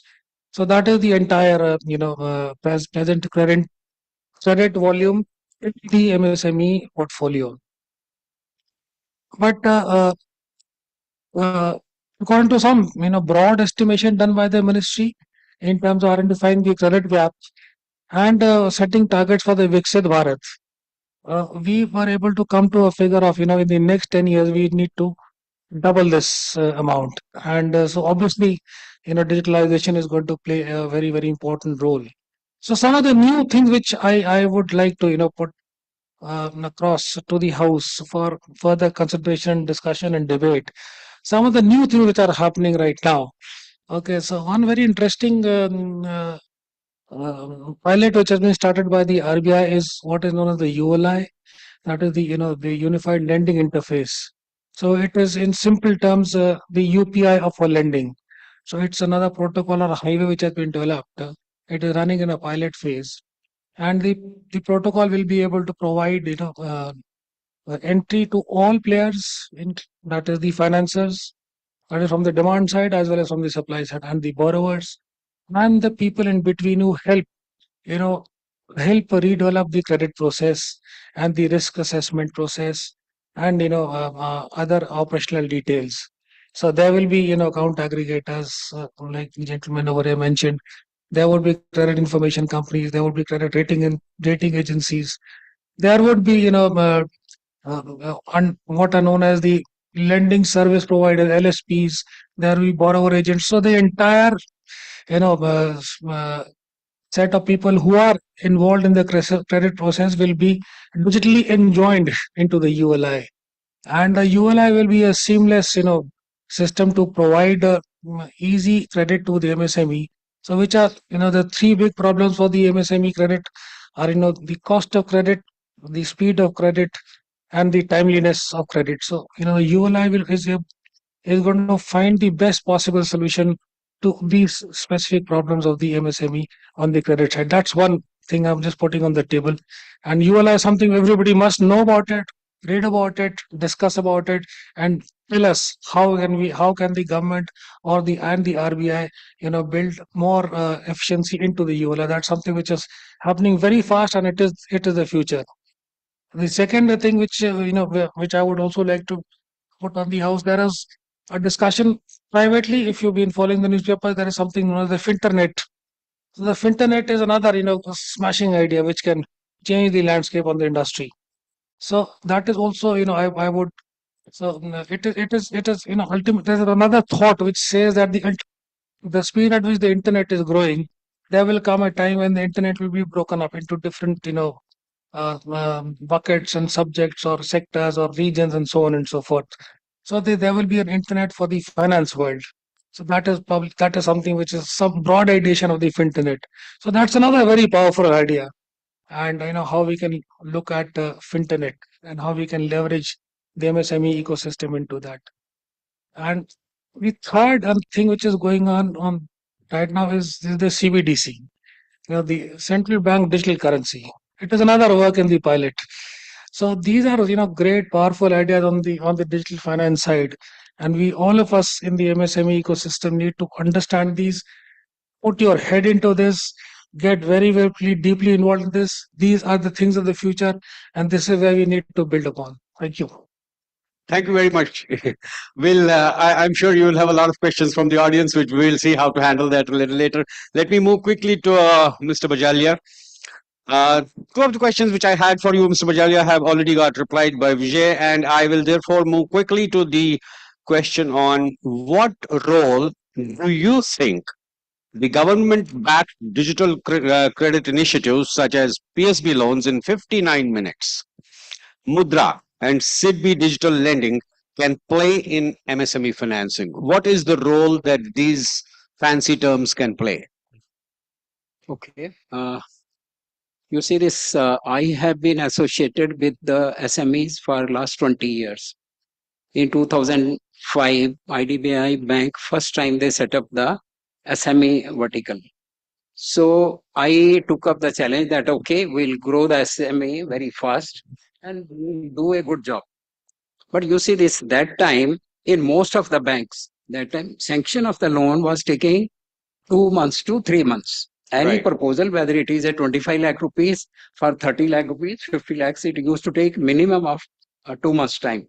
By the time loan is sanctioned, documents are executed, I think the enthusiasm with which the entrepreneur was coming, he get frustrated.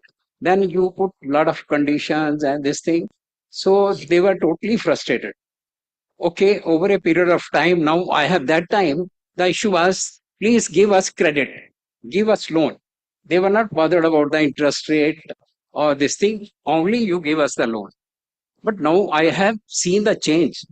Today now, the question is affordable rate loan, adequate loan, and timely loan. So these three conditions have emerged. So now they have insisting that it should be timely, it should be adequate, and at a reasonable fine rate. So this change has taken place during the last 3-4 years. I have seen that. Now you see this. Today, if we see that, if you morning you see that one, you may get a message based on civil score. They said you are eligible for loan of 5 lakh rupees.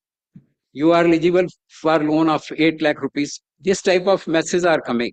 Earlier, nobody would have imagined that anybody is inviting you and telling you that you come and take the loan. This change has happened. This change has happened during the last 3-4 years. I think maybe most of the people, you may agree the change which MSME witnessed. I think when Mr. Gadkari, when he was that, he started phoning each bank and telling them why you are not giving the loan, give more loans.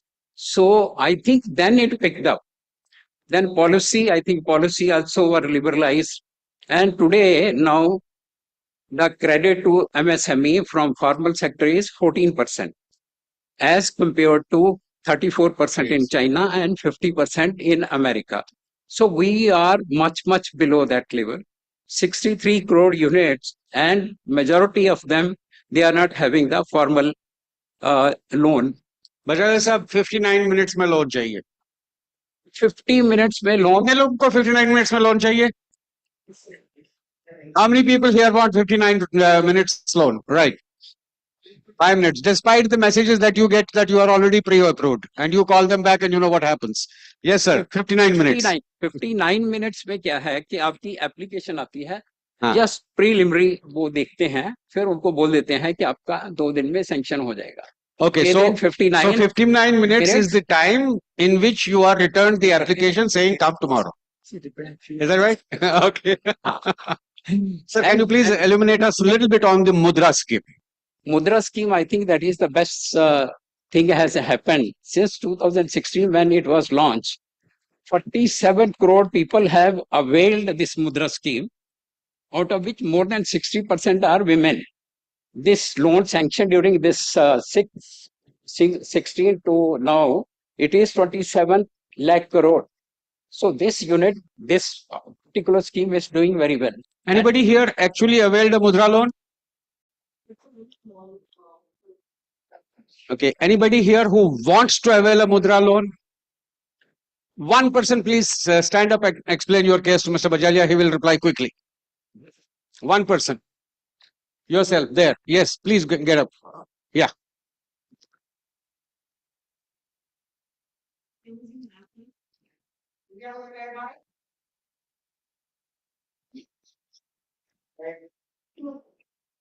And if you don't get a mic, come here and take mine. Thank you so much for this question, because since 2017 I was into jewelry business, and the Mudra scheme was already in the media and the news. So I tried multiple times with my bank to avail this scheme, but every time I was denied, because the bank officials kept me confusing, like you need several documents for the current account, but then again on the next visit I was told that for the current account you need another document. So the main thing was the bank was itself denying to sanction the loan, and it's a government reputed bank. So I dropped my business because of the demotivation that time, but now I am willing to, enter my own niche industry again. But for the sake of, I don't know if I can depend on this Mudra scheme anymore. I'll address this question, Mr. Bajalia, because since you're not in the bank, you won't be able to guarantee her the loan. Ma'am, where are you from? I am from Delhi itself. Ma'am, kindly get in touch with India SME Forum office, and we will ensure that you at least know why you are not getting a loan. Right? And I have a request to India SME Forum management and staff here to kindly take this up outside the meeting and make sure that this lady either gets the loan or gets to know why she is not getting it. Actually, today itself, when I was coming to the event, so I met a lady who works in Bank of Baroda. And she was discussing about the Mudra loan itself to someone on the phone call. So I asked her, how, आप लोग कैसे sanction कर रहे हो loan? Because I was always denied the loan. So she told that the bank which she's associated with, they are sanctioning. So that is Bank of Baroda. I applied in State Bank of India, and one more employee of Central Bank of India told me that they are sanctioning the loan. So it's very confusing because SBI rejects me every time. I fully understand. Kindly get in touch with India SME Forum management here after the session, and we will address this. I do these interventions primarily because some of you might be surprised. Why am I taking it away from the topic to something else? Because no matter how long we talk in these air-conditioned chambers about Mudra loan, about digital financing, about this, that, and the other, unless it can actually benefit the last person in the audience, we are, I'm sorry to say, wasting our time. So please pardon me Can for I that. add a few things to the normally in the MSME in the informal sector, my request to you, do maximum transaction through your bank because that's where your digital print comes. There are today Valid point. in the recent budget also in the CGT MSc where they have recommended cash flow based lending. Cash flow based lending means not on the balance sheet. Based on your behavior of transaction in the banking, we can lend the customer. So what happens today is normally the customer do a lot of transaction through cash when the bank's not able to underwrite you, like how assess your credibility in terms of the repayment. That's where the concern comes. Only way we can do is more digitization, more transaction in your banking. That will help the bank to know you better and fund you better. Vijay, if I may kindly add there, while I completely agree with you that any cash transactions you are doing are not recognized by the system, so you don't qualify for a loan based on your transactions.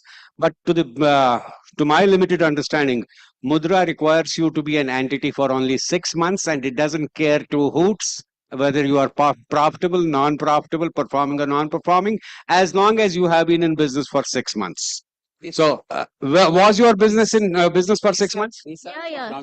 Yes, yes. Sorry? Yes, it was. Yeah. So, therefore, her question stands. Thanks for your answer, but her question stands. I think, madam, you last week, you have Sorry? not seen that. One lady, she went to the bank 2-3 times. Yeah, it should have been that Get way. sanctioned. Okay, She wrote I will. to Modi.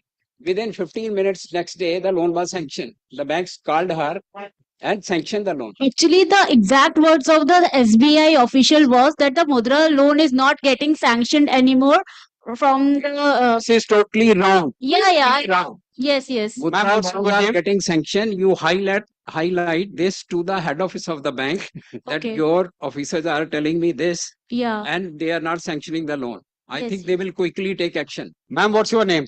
My name is Sakshi Rastogi. I owe you a answer and I owe you a full hearing. What your bank has told you is absolutely incorrect unless you are lying, which I believe you will not be. Why would So I? we will hear you out and we will take it up with the concerned person. And that's our responsibility, not as government officials, but as the India SME Forum. That's sorry? These are collateral free loan. Thank you. Okay. No collateral is to be given. Yeah, I'll quickly move to Mr. Sanjay Dikshit. Sir, there are a lot of questions for you, but I would like you to quickly tell me about the TRCDC speak. Thank you, Ravindraji. Our trade receivable discounting system, as it is known, the acronym TREDS is known, is a unique initiative of Reserve Bank of India and Government of India to give immediate access to funds for MSME suppliers of goods, services, and works contract so that they can discount their trade receivables on an electronic platform where sellers, buyers, and financiers meet. And it's just an auction mechanism where the invoices uploaded by the sellers are being validated by the buyers, and there are about 61 odd financiers, that is public sector bank, private sector bank. Mr. Axis Bank is, Mr. Shetty's bank is very, very active on this platform, as well as foreign banks, factoring houses are there. So this scheme is basically a post-delivery financing option for MSME suppliers of goods and services. And the beauty of this is, the factoring which we have studied in economics, the risk is on the seller. But in this unique initiative of Government of India, the risk is on the buyer. And when the risk is on the buyer, buyer's credentials, financial credentials are taken into place when discounting takes place.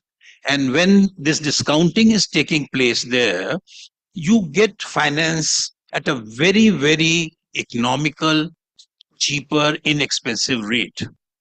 And how this thing is growing, trade system is growing. Mr. Atishi will vouch for it. I have to just tell you, I was associated with one of the trades platform for last 6 years. That was M1 Exchange. The first year in 2018, we were discounting about 100 crores a year. Then it became 100 crores a month. And you would not believe today one platform each is discounting around 5 to 600 crores a day. So it's growth. And mind you, this growth is not geometric growth, it is exponential growth. There's an ocean of opportunities which MSME here can encourage. Thank you very much. I will, we've heard the experts, but as I said, none of what we speak here makes any sense unless it satisfies your needs. I'll give exactly 6 minutes for you to ask your questions, but please ask a question. Don't give an opinion, don't give a speech. Sure, sir.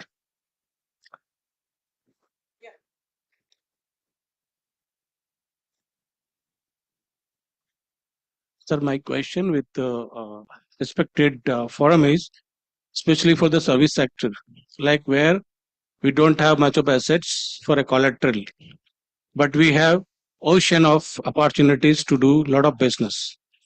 We are struggling hard to get the bigger amount of loans, what we are doing, but we are not being funded by the national banks, private banks, or other financial institutions, on the words that we don't have much of collaterals to give them, despite of having every single penny digitally last for 7 years the day we had incorporate our organization. So your question is to whom?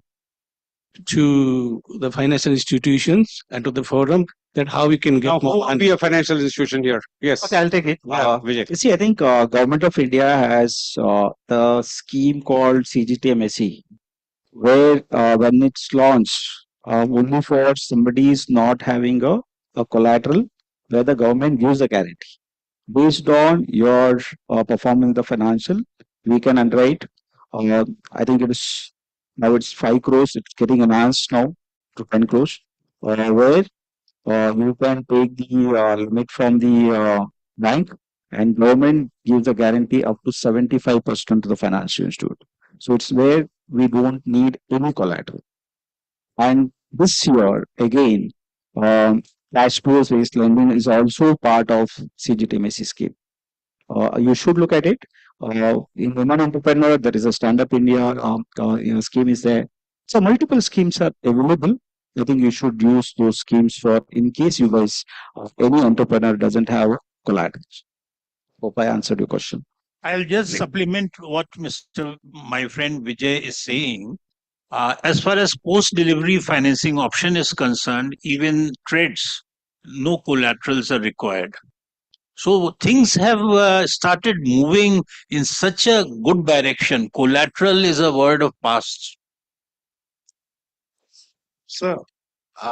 Okay, next. Yes, sir. Yeah. So my company has applied for a bank limit from Bank of Baroda. We are a 40-year-old company, and every year we are making profit. Last 3 years, our profit has been about 15 crore rupees on an average. Yet they ask for collateral. We ask for 20 crore rupees for bank guarantees and LCs. That is a non-fund based limit, and about 10 crore rupees fund based limit. I had to give a collateral of 200 crore rupees of my land and building of the factory. Otherwise, they said we cannot give you that, and which is very hurting. I have been banking with them since beginning. It was Dena Bank earlier, then it is Bank of Baroda because it merged with Bank of Baroda. For 30 years I was enjoying these limits without any collateral. For no reason or rhyme, they did not renew my limit unless I give the collateral. So Yes. this is very much hurting me. Yes, sir. I have understood your question. I have also understood the fact that the question is not related to the session on digital financing. The question is a clear complaint against Bank of Baroda or the other bank, which means you are providing an opportunity for Vijay to extend a 200 crore loan to you, which means both of you should meet outside over coffee and discuss this question. Next question, please. My question is to Atish sir. Related, I am Dr. Naveen Bharadwaj from Jaipur. I am first generation entrepreneur. And जैसा कि आपने बोला था कि internet is the thing. We are a ISP. We are internet service provider. We are the leading ISP of Rajasthan. So मैं आपसे sir जो question करना चाहता हूँ, it was related to हम किस तरह से collaborative approach करके tier 3, tier 4 कैटेगरी सिटीज के अंदर जा सकते हैं, because it's mandatory for the digital. Bharat net के साथ में हमने कोलैबोरेशन किया, फिर वो बीएसएनएल के साथ में हुआ, बीएसएनएल के बाद फिर वो कैरी ऑन हुआ, बट उस पर अभी तक कोई स्थिर कोई कॉल हुई नहीं है. And the biggest thing, because of we are service provider, वो सर का क्वेश्चन था, आईएसपी के केस के अंदर बैंक का अभी कोई फंडिंग का कोई प्रोसीजर है नहीं. हम हमारे प्रोजेक्ट के केस फंड उठा पाते हैं, but in case of ISP, in case of internet service provider, we are not getting. So how you can help in that? Sir, आपका प्रश्न किन के ऊपर है? मेरे ऊपर, आशी सर के ऊपर. अभी इंटरनेट अभी बन रहा है ना, इट इज एन आइडिया. अभी तो आइडिया है, मतलब it is still in the process of development. Connect. I would request you can have a talk outside after the session. Sorry, current ही आ गई इसमें से तो मुझे. मैं शायद थोड़ा सा आप लोग को सबको एक थोड़ा सा परिचय दे दूं आतिश सर का. आतिश सर ने कई सारी स्कीम्स को सोचा है, को प्लान किया है, कई सारे प्रपोजल्स हैं उनके.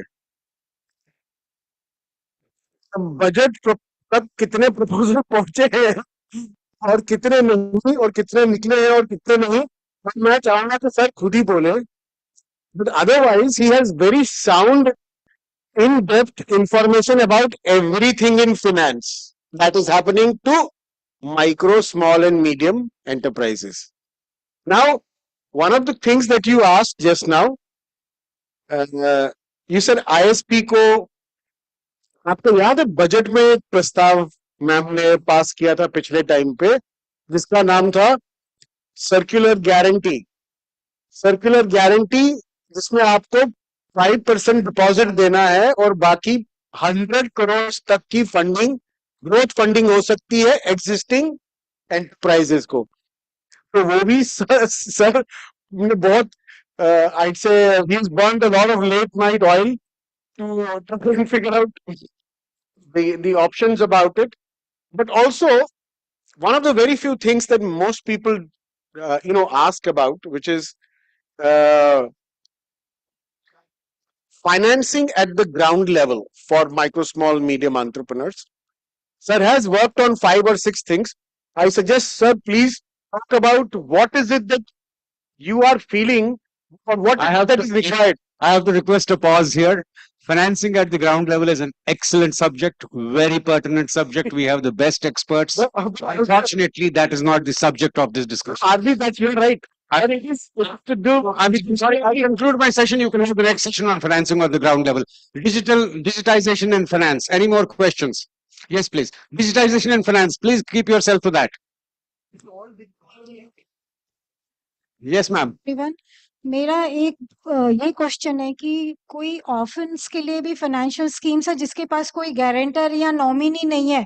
मतलब नॉमिनी के लिए लोग आपके जो एसेट्स हैं मूवेबल अनमूवेबल उसके लिए नॉमिनी मिल जाएंगे, बट जहाँ जहाँ तक फाइनेंस का सवाल है वहां पे आपको कोई नॉमिनी मिलेगा नहीं, और आपको अपनी कंपनी लॉन्च कर रजिस्टर करने के लिए भी आपको कोई नॉमिनी नहीं मिलेगा, because it's related to the business. तो उसके लिए कोई Right question, Singh sir. हम इसमें मतलब नॉमिनी से मैं आपका मतलब नहीं समझ रहा, मगर आपका जो प्रश्न है मतलब जेनरिक तरीके से मैं इतना बता सकता हूँ कि मैम, अगर आप एक स्कीम 5 साल पहले सरकार ने चलाई थी, उसका नाम था stand up India. It is for women youth entrepreneurs. उसमें 1 करोड़ तक की लोन लिमिट थी, अब 2 करोड़ कर दी है। अब उसको आपने अगर बजट में सुना, उसको उसकी लिमिट 5 करोड़ करके नया तरीके से उसको बना रहे हैं। उसमें ये जो आप लोन दिया जाएगा 5 करोड़ तक का, also with the credit guarantee cover. तो 2 चीजें उसके अंदर है मैम, और उसके अंदर जो डॉक्यूमेंटेशन है और जो प्रोसेसेस है, those the government is trying to make sure that we get the best, into the credit process। जैसे कि अभी साहब ने बताया कि इतने परिश्रम करना पड़ता है, लोन एप्लीकेशन भरनी पड़ती है, फिर कोलेटरल की मांग की जाती है, फिर फिजिकल वेरिफिकेशन होता है, फिर लीगल सर्च होती है, फिर पूरा जो सब जो चीज उसको, जो मैंने आपको बताया मैम, यूएलआई जो बना रहे हैं, यूनिफाइड लेंडिंग इंटरफेस, उसके तहत हम लोग जो है इस स्कीम को डालेंगे, ताकि आपको मिनिमम से मिनिमम टाइम में और मिनिमम से मिनिमम डॉक्यूमेंटेशन में और मिनिमम जो अदर प्रोसेसेस हैं उसको कम, जितना कम कर सकें, उस हिसाब से आपको लोन जल्दी से जल्दी मिल जाएगा। Which would also include, I don't know what you mean by nomination button, but I मैं guess you are probably referring to startup और स्टार्टअप के लिए आपको जो उसमें एमसीए में रजिस्टर करनी पड़ती है नहीं नहीं मैम, कंपनी। नहीं, वो मैम वो स्टार्टअप इंडिया है। स्टार्टअप और ये stand up, stand up India है। स्टैंड अप में भी करना नहीं पड़ता है नहीं इसका। मैम, इसमें सिर्फ उद्यम तो उसमें सर्टिफिकेट। नॉमिनी फॉर्म में चाहिए होता है कि who is the nominee ma'am मैं फॉर आपको द बता रहा हूँ ना, नया वो पुराना स्कीम था, ओके नई स्कीम ओके अपने इस बजट में अनाउंस हुई है मैम, इसी स्कीम को नया तरीके से बना रहे हैं। Okay, thank you. Thank you very much, ma'am. Last question, please. Yes, ma'am. Hello, sir. You know, it is so surprising. Women empowerment is on the display. Not a single man asked questions. Yes, ma'am. Sir, I'm a CGT MSc beneficiary, but I have a doubt. My loan was renewed, every documentation done, everything in place, all the signatures done, and we had gone for an enhancement. And the bank took 25 days to release the loan. Will they see, they don't give us time in case we are falling short of funds to pay one EMI. If we ask an extension, they don't give time, and our CIBIL is directly affected. But when they delay, are there any timelines that the bank has to abide and release the loan, or they are free to do whenever they want? Which bank, ma'am? SBI, sir. What is the amount of the loan? It is not much, just 10 lakhs. It's you have an opportunity. Sir, one point. It was Ma'am, like, shift it to Axis Bank. yeah. Your problem. See, I think two ways now things are changing in the CGTMAC also. Once it is approved, the CGTMAs have a API integration for renewals also now. The pretty fast, like earlier, getting a DAN number is taking quite long time. Now the API integration is helps to, like if you have a renewal, if you don't get a DAN number, we can't fund the customer. Now it is, since that technology has come, the same day it get the DAN and you can integrate. Maybe we'll get in touch base with you, ma'am. And if you are not getting a satisfactory answer from the SBI, please move to Axis Bank. They will be very happy. One last question, if you. Sure. And we are also Z Silver certified unit and all, because since MSME is giving it for manufacturing sector, but whatever benefits we get as promised in the agreements, when we approach the bank, they say what difference it makes. Why do you want to take that benefit? Whatever it is, even if it is 0.5% that reduces in our interest rate, it is our hard-earned money. Take his phone number, go to his office tomorrow and sort it out. He will sort it out for you. Thank you very much, ladies and gentlemen, for a very patient hearing. And I do ask for an apology if I was arrogant at times. Please blame that on my age, not my wisdom or my experience. Thank you very much, esteemed panelists, for being here. And I really appreciate your patience with me and respect you for coming here. Thank you very much. Have a good night.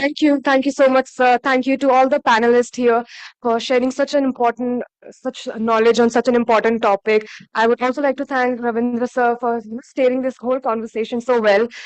Since we have two of our board members, Mr. Ravindra sir and Bajalia sir, I would kindly request you to please facilitate the esteemed panelists for this session.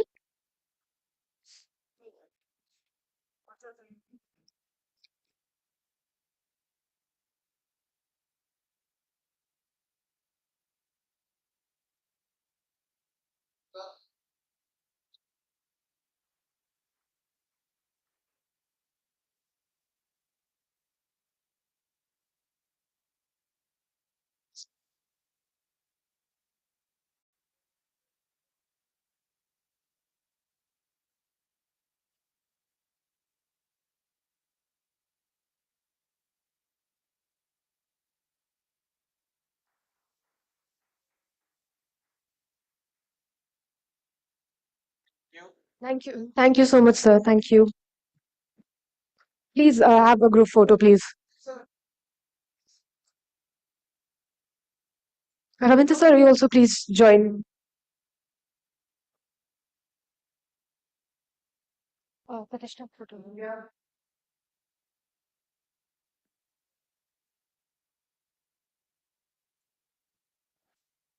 Thank you so much, sir. Thank you.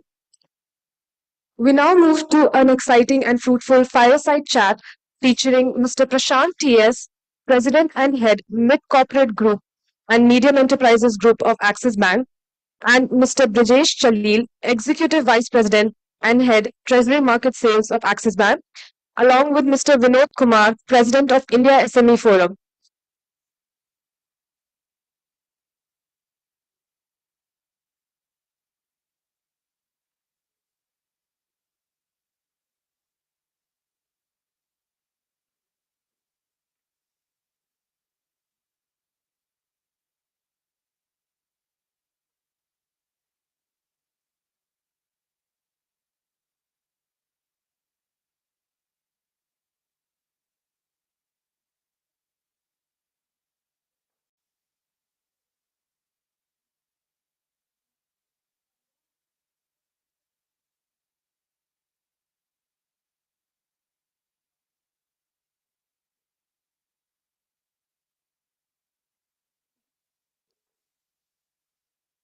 Over to you, Vinod, sir.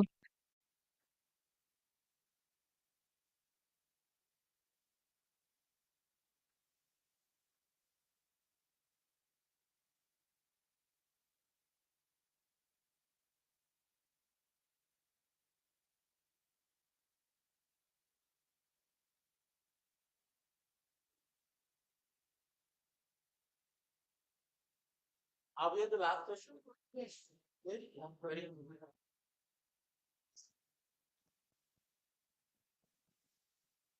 चलना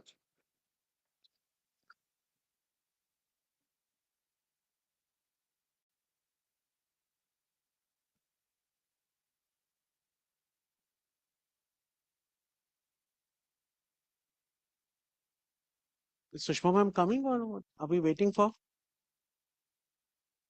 I would kindly request everyone to just take the seat and we'll just start. So welcome Prashant ji and welcome Brajesh ji.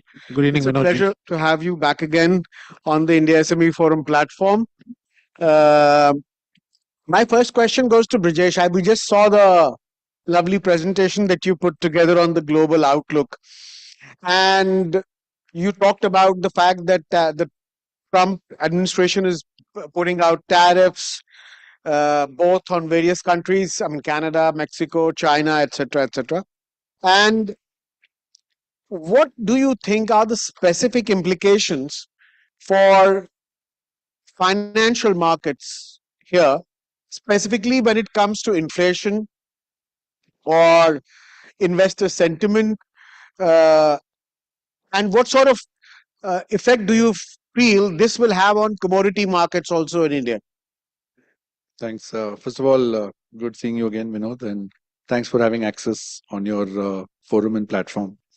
I think if you look at what's happening from a tariff perspective, I don't even know how much is actually going to come through because I think the way Donald Trump looks at tariffs is very different.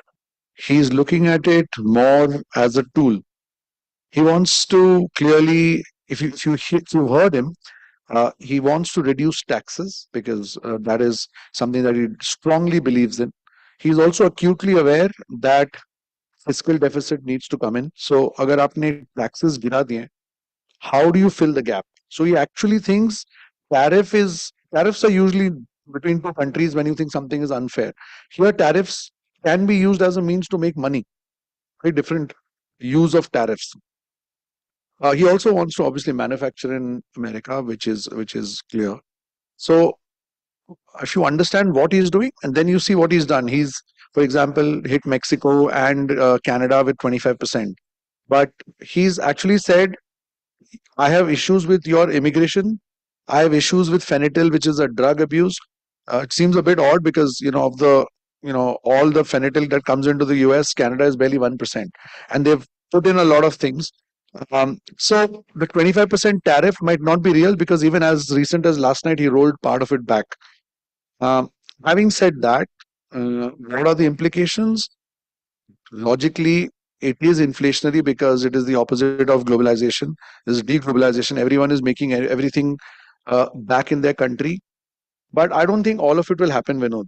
So if you look at what do Americans drink a lot, coffee. There's no coffee manufacturing in the US except from Hawaii, some small percentage, right? So what's going to happen to Starbucks and all of those coffee places in the US? So I think I don't think a lot of this will actually happen. A lot of it will be used just to negotiate. He's just using it as a bargaining chip.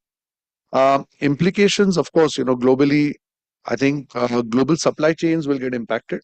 When you say, I am going to, put tariffs on a country, but you cannot have anything made in China, what do you do? Even if you're making it in India, if you've got some components from China. So I think global supply chains will get rerouted for sure.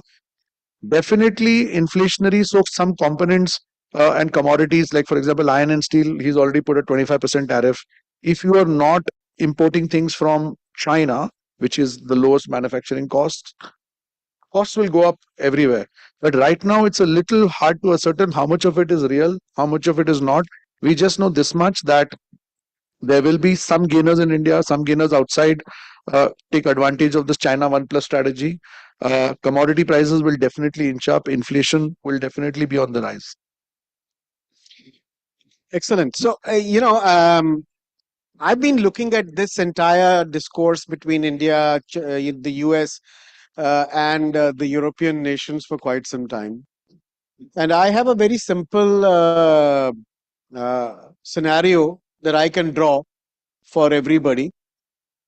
In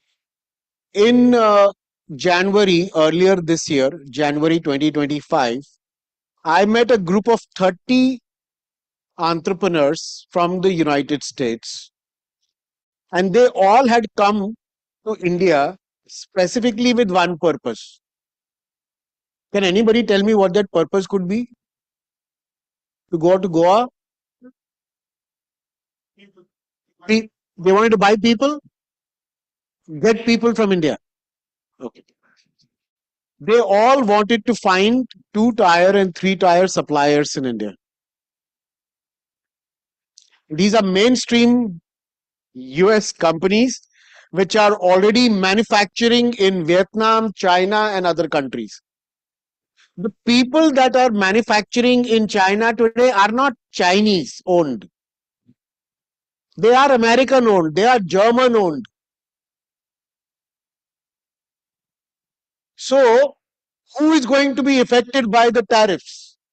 It is American companies which are importers. And their companies which they have set up in China. Why are they looking at China +1? Because they know Trump is not going to go easy on them. He has already gone ahead and put a tariff limitation on them. He wants them to invest back in India, back in the US. You've all heard about Apple, Samsung, LG. They're all looking at now investing. They're all promoting and promising to Trump that they are going to invest millions and millions of dollars back in manufacturing in the US. But do you think manufacturing in the US will be cheaper in any way? The per hour wage is 14.45 US dollars an hour. Who is going to afford that? And which product is the American public going to buy which will equate that? So you think Trump wants to get voted out of power the next time he comes back? No. So these are all mechanisms for negotiations. Anybody who tells you otherwise, please, like Brijesh said, please don't take it very seriously.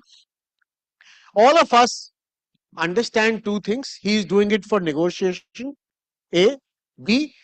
There is still loads and loads of room for us to find markets in the US, to find connections in the US, to find buyers in the US, And most important of all, to find consumers in the US. Rather than we finding importers, it is easier. I helped somebody set up a company last year in Feb. That guy sets up a company, actually is importing everything. He's not manufacturing anything in the US. He is actually just repacking stuff in the US, putting great labels on it. The labels, of course, are printed in the US. So, and let me give you another shock. He's manufacturing partly in Philippines and partly in India, but he's already covered till this March. From Feb last year till this March, he's already covered $14 million worth of sales in the local US markets. I have not done anything, neither has he. It's already a potential. It's for you to see that potential, take the help of people around you and get into those markets.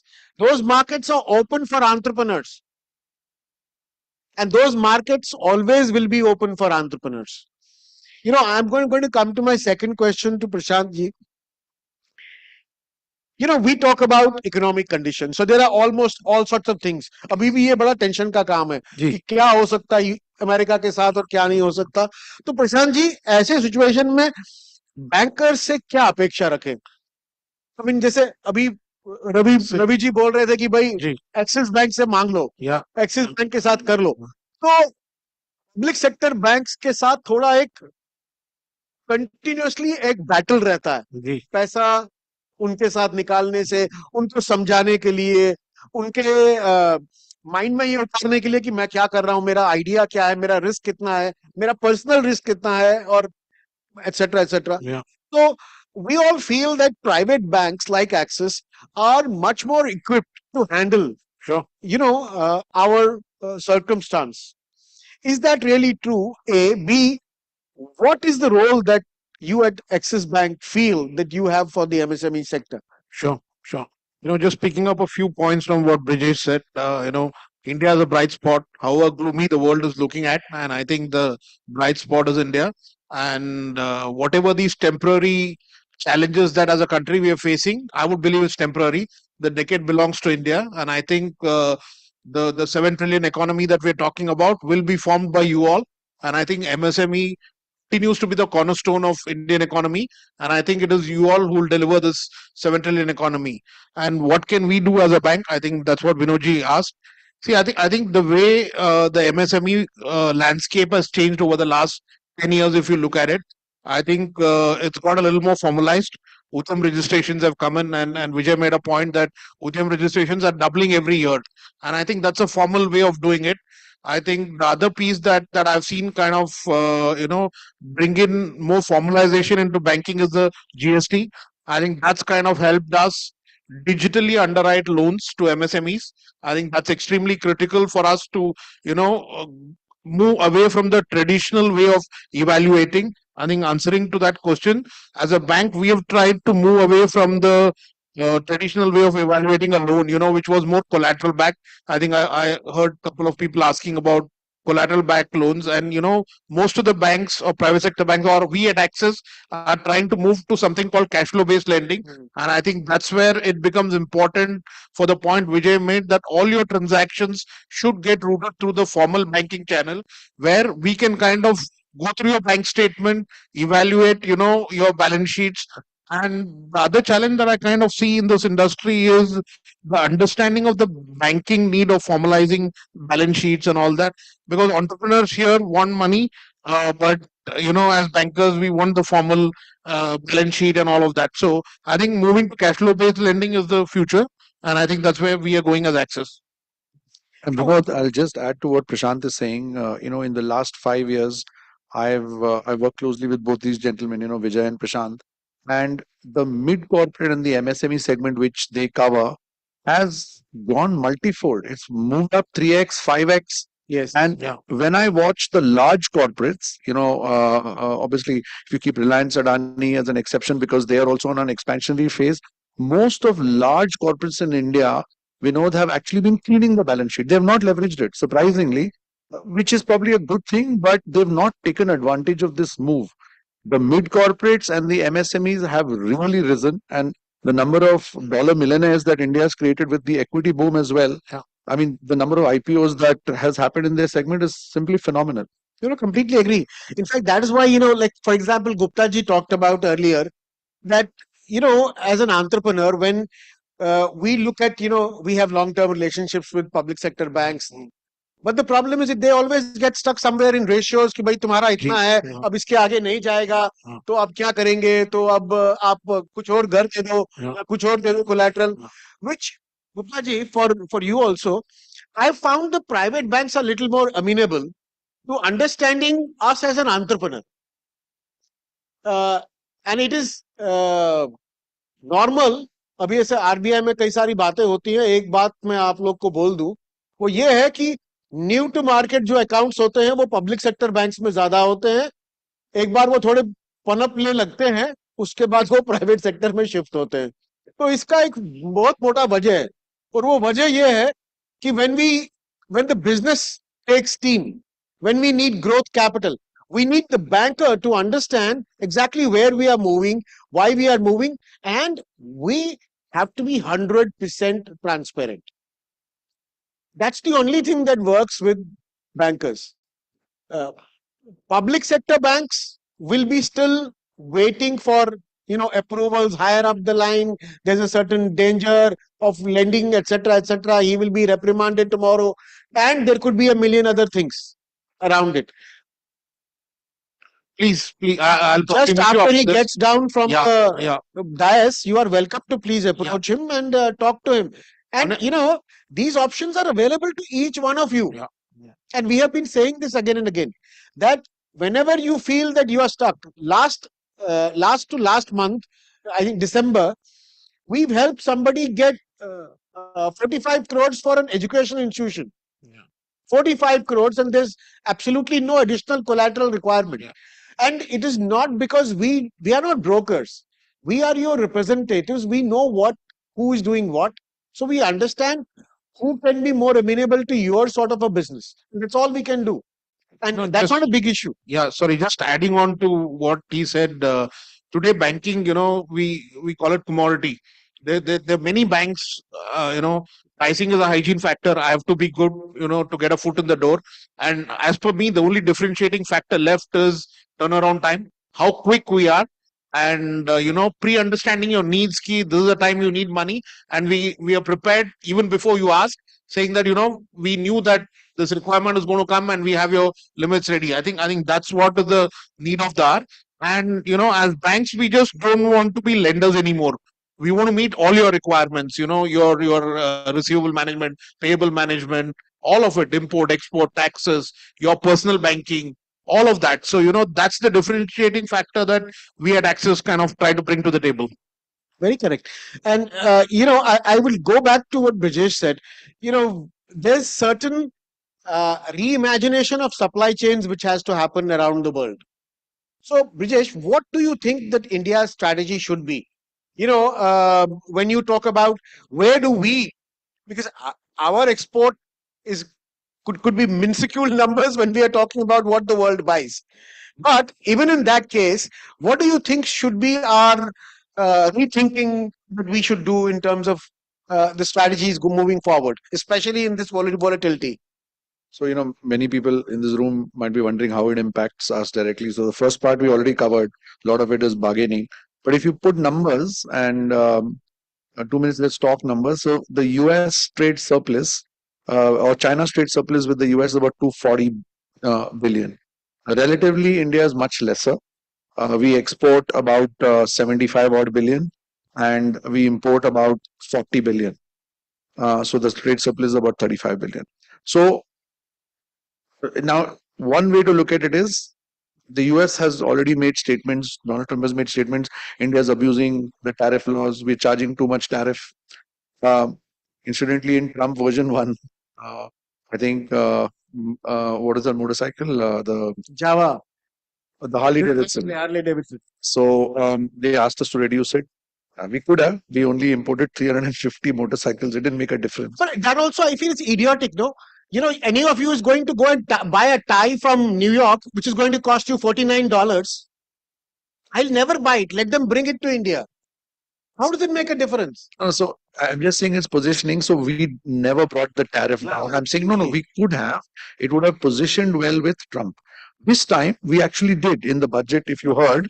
We preempted and said we are cutting tariffs and all of that. Although I don't think it's working. So 2nd April, we'll know. The India retaliatory tariffs are coming out. But if you just take a weighted average of India imports, kitna tariff laga rahe hain, we charge roughly 8 to 10%. America charges roughly 3.5%.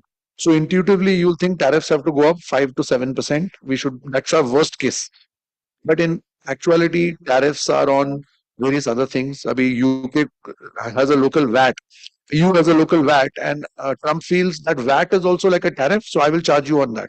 So net, I think the impact is, if you look at the export side, where we export a lot more, and those will get impacted. What do we export? Auto components, jewelry, I think apparel. So these and I think there's seafood as well. So these big industries will definitely get impacted. You will see, these are the guys who are exporting to the US. So you should see about a 10%, 15% impact on these industries.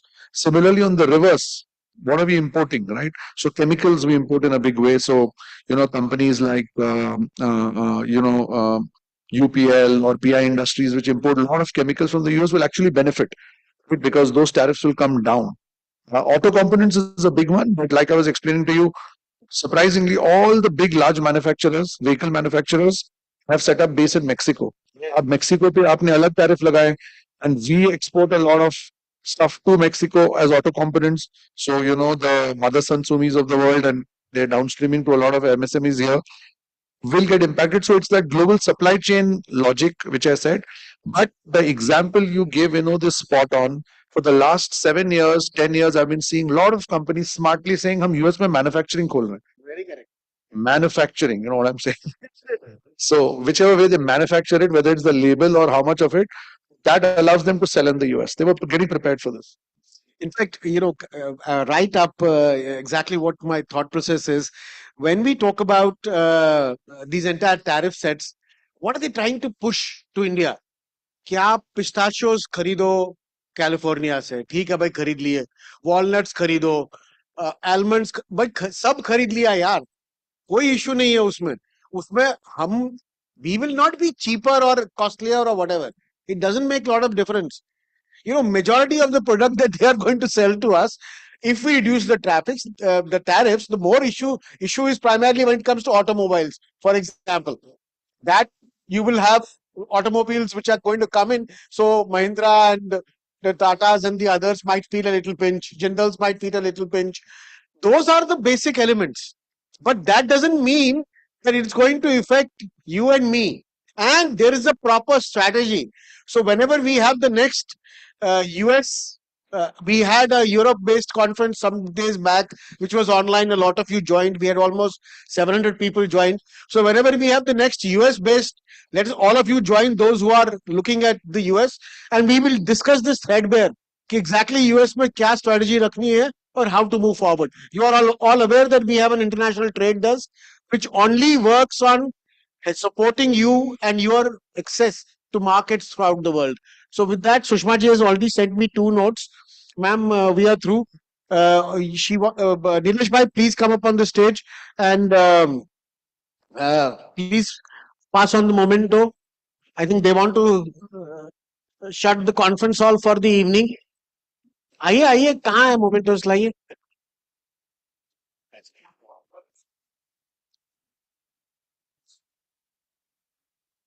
So that was a good talk, right? So do they deserve any? Thank you.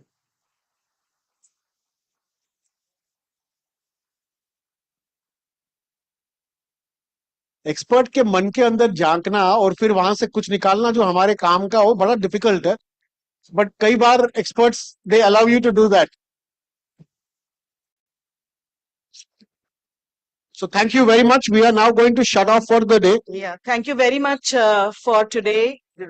This brings us to the end of the 6th annual conference for MSMEs in Viksit Bharat, fueling the growth engine. We conclude the conference now, and we will allow the housekeeping to ready and prep the hall for our evening awards function, which will start post 6:30, because the seating will be allowed 6:30 onwards. So we'll commence by 6:30. It's a invitation only event. So I would request my team, India SME Forum, to guide delegates and our award winners accordingly. And I welcome you all now to join us for tea and refreshments. So thank you very much for being here, and a big round of applause for all of you for being such a patient audience since morning. Thank you very much.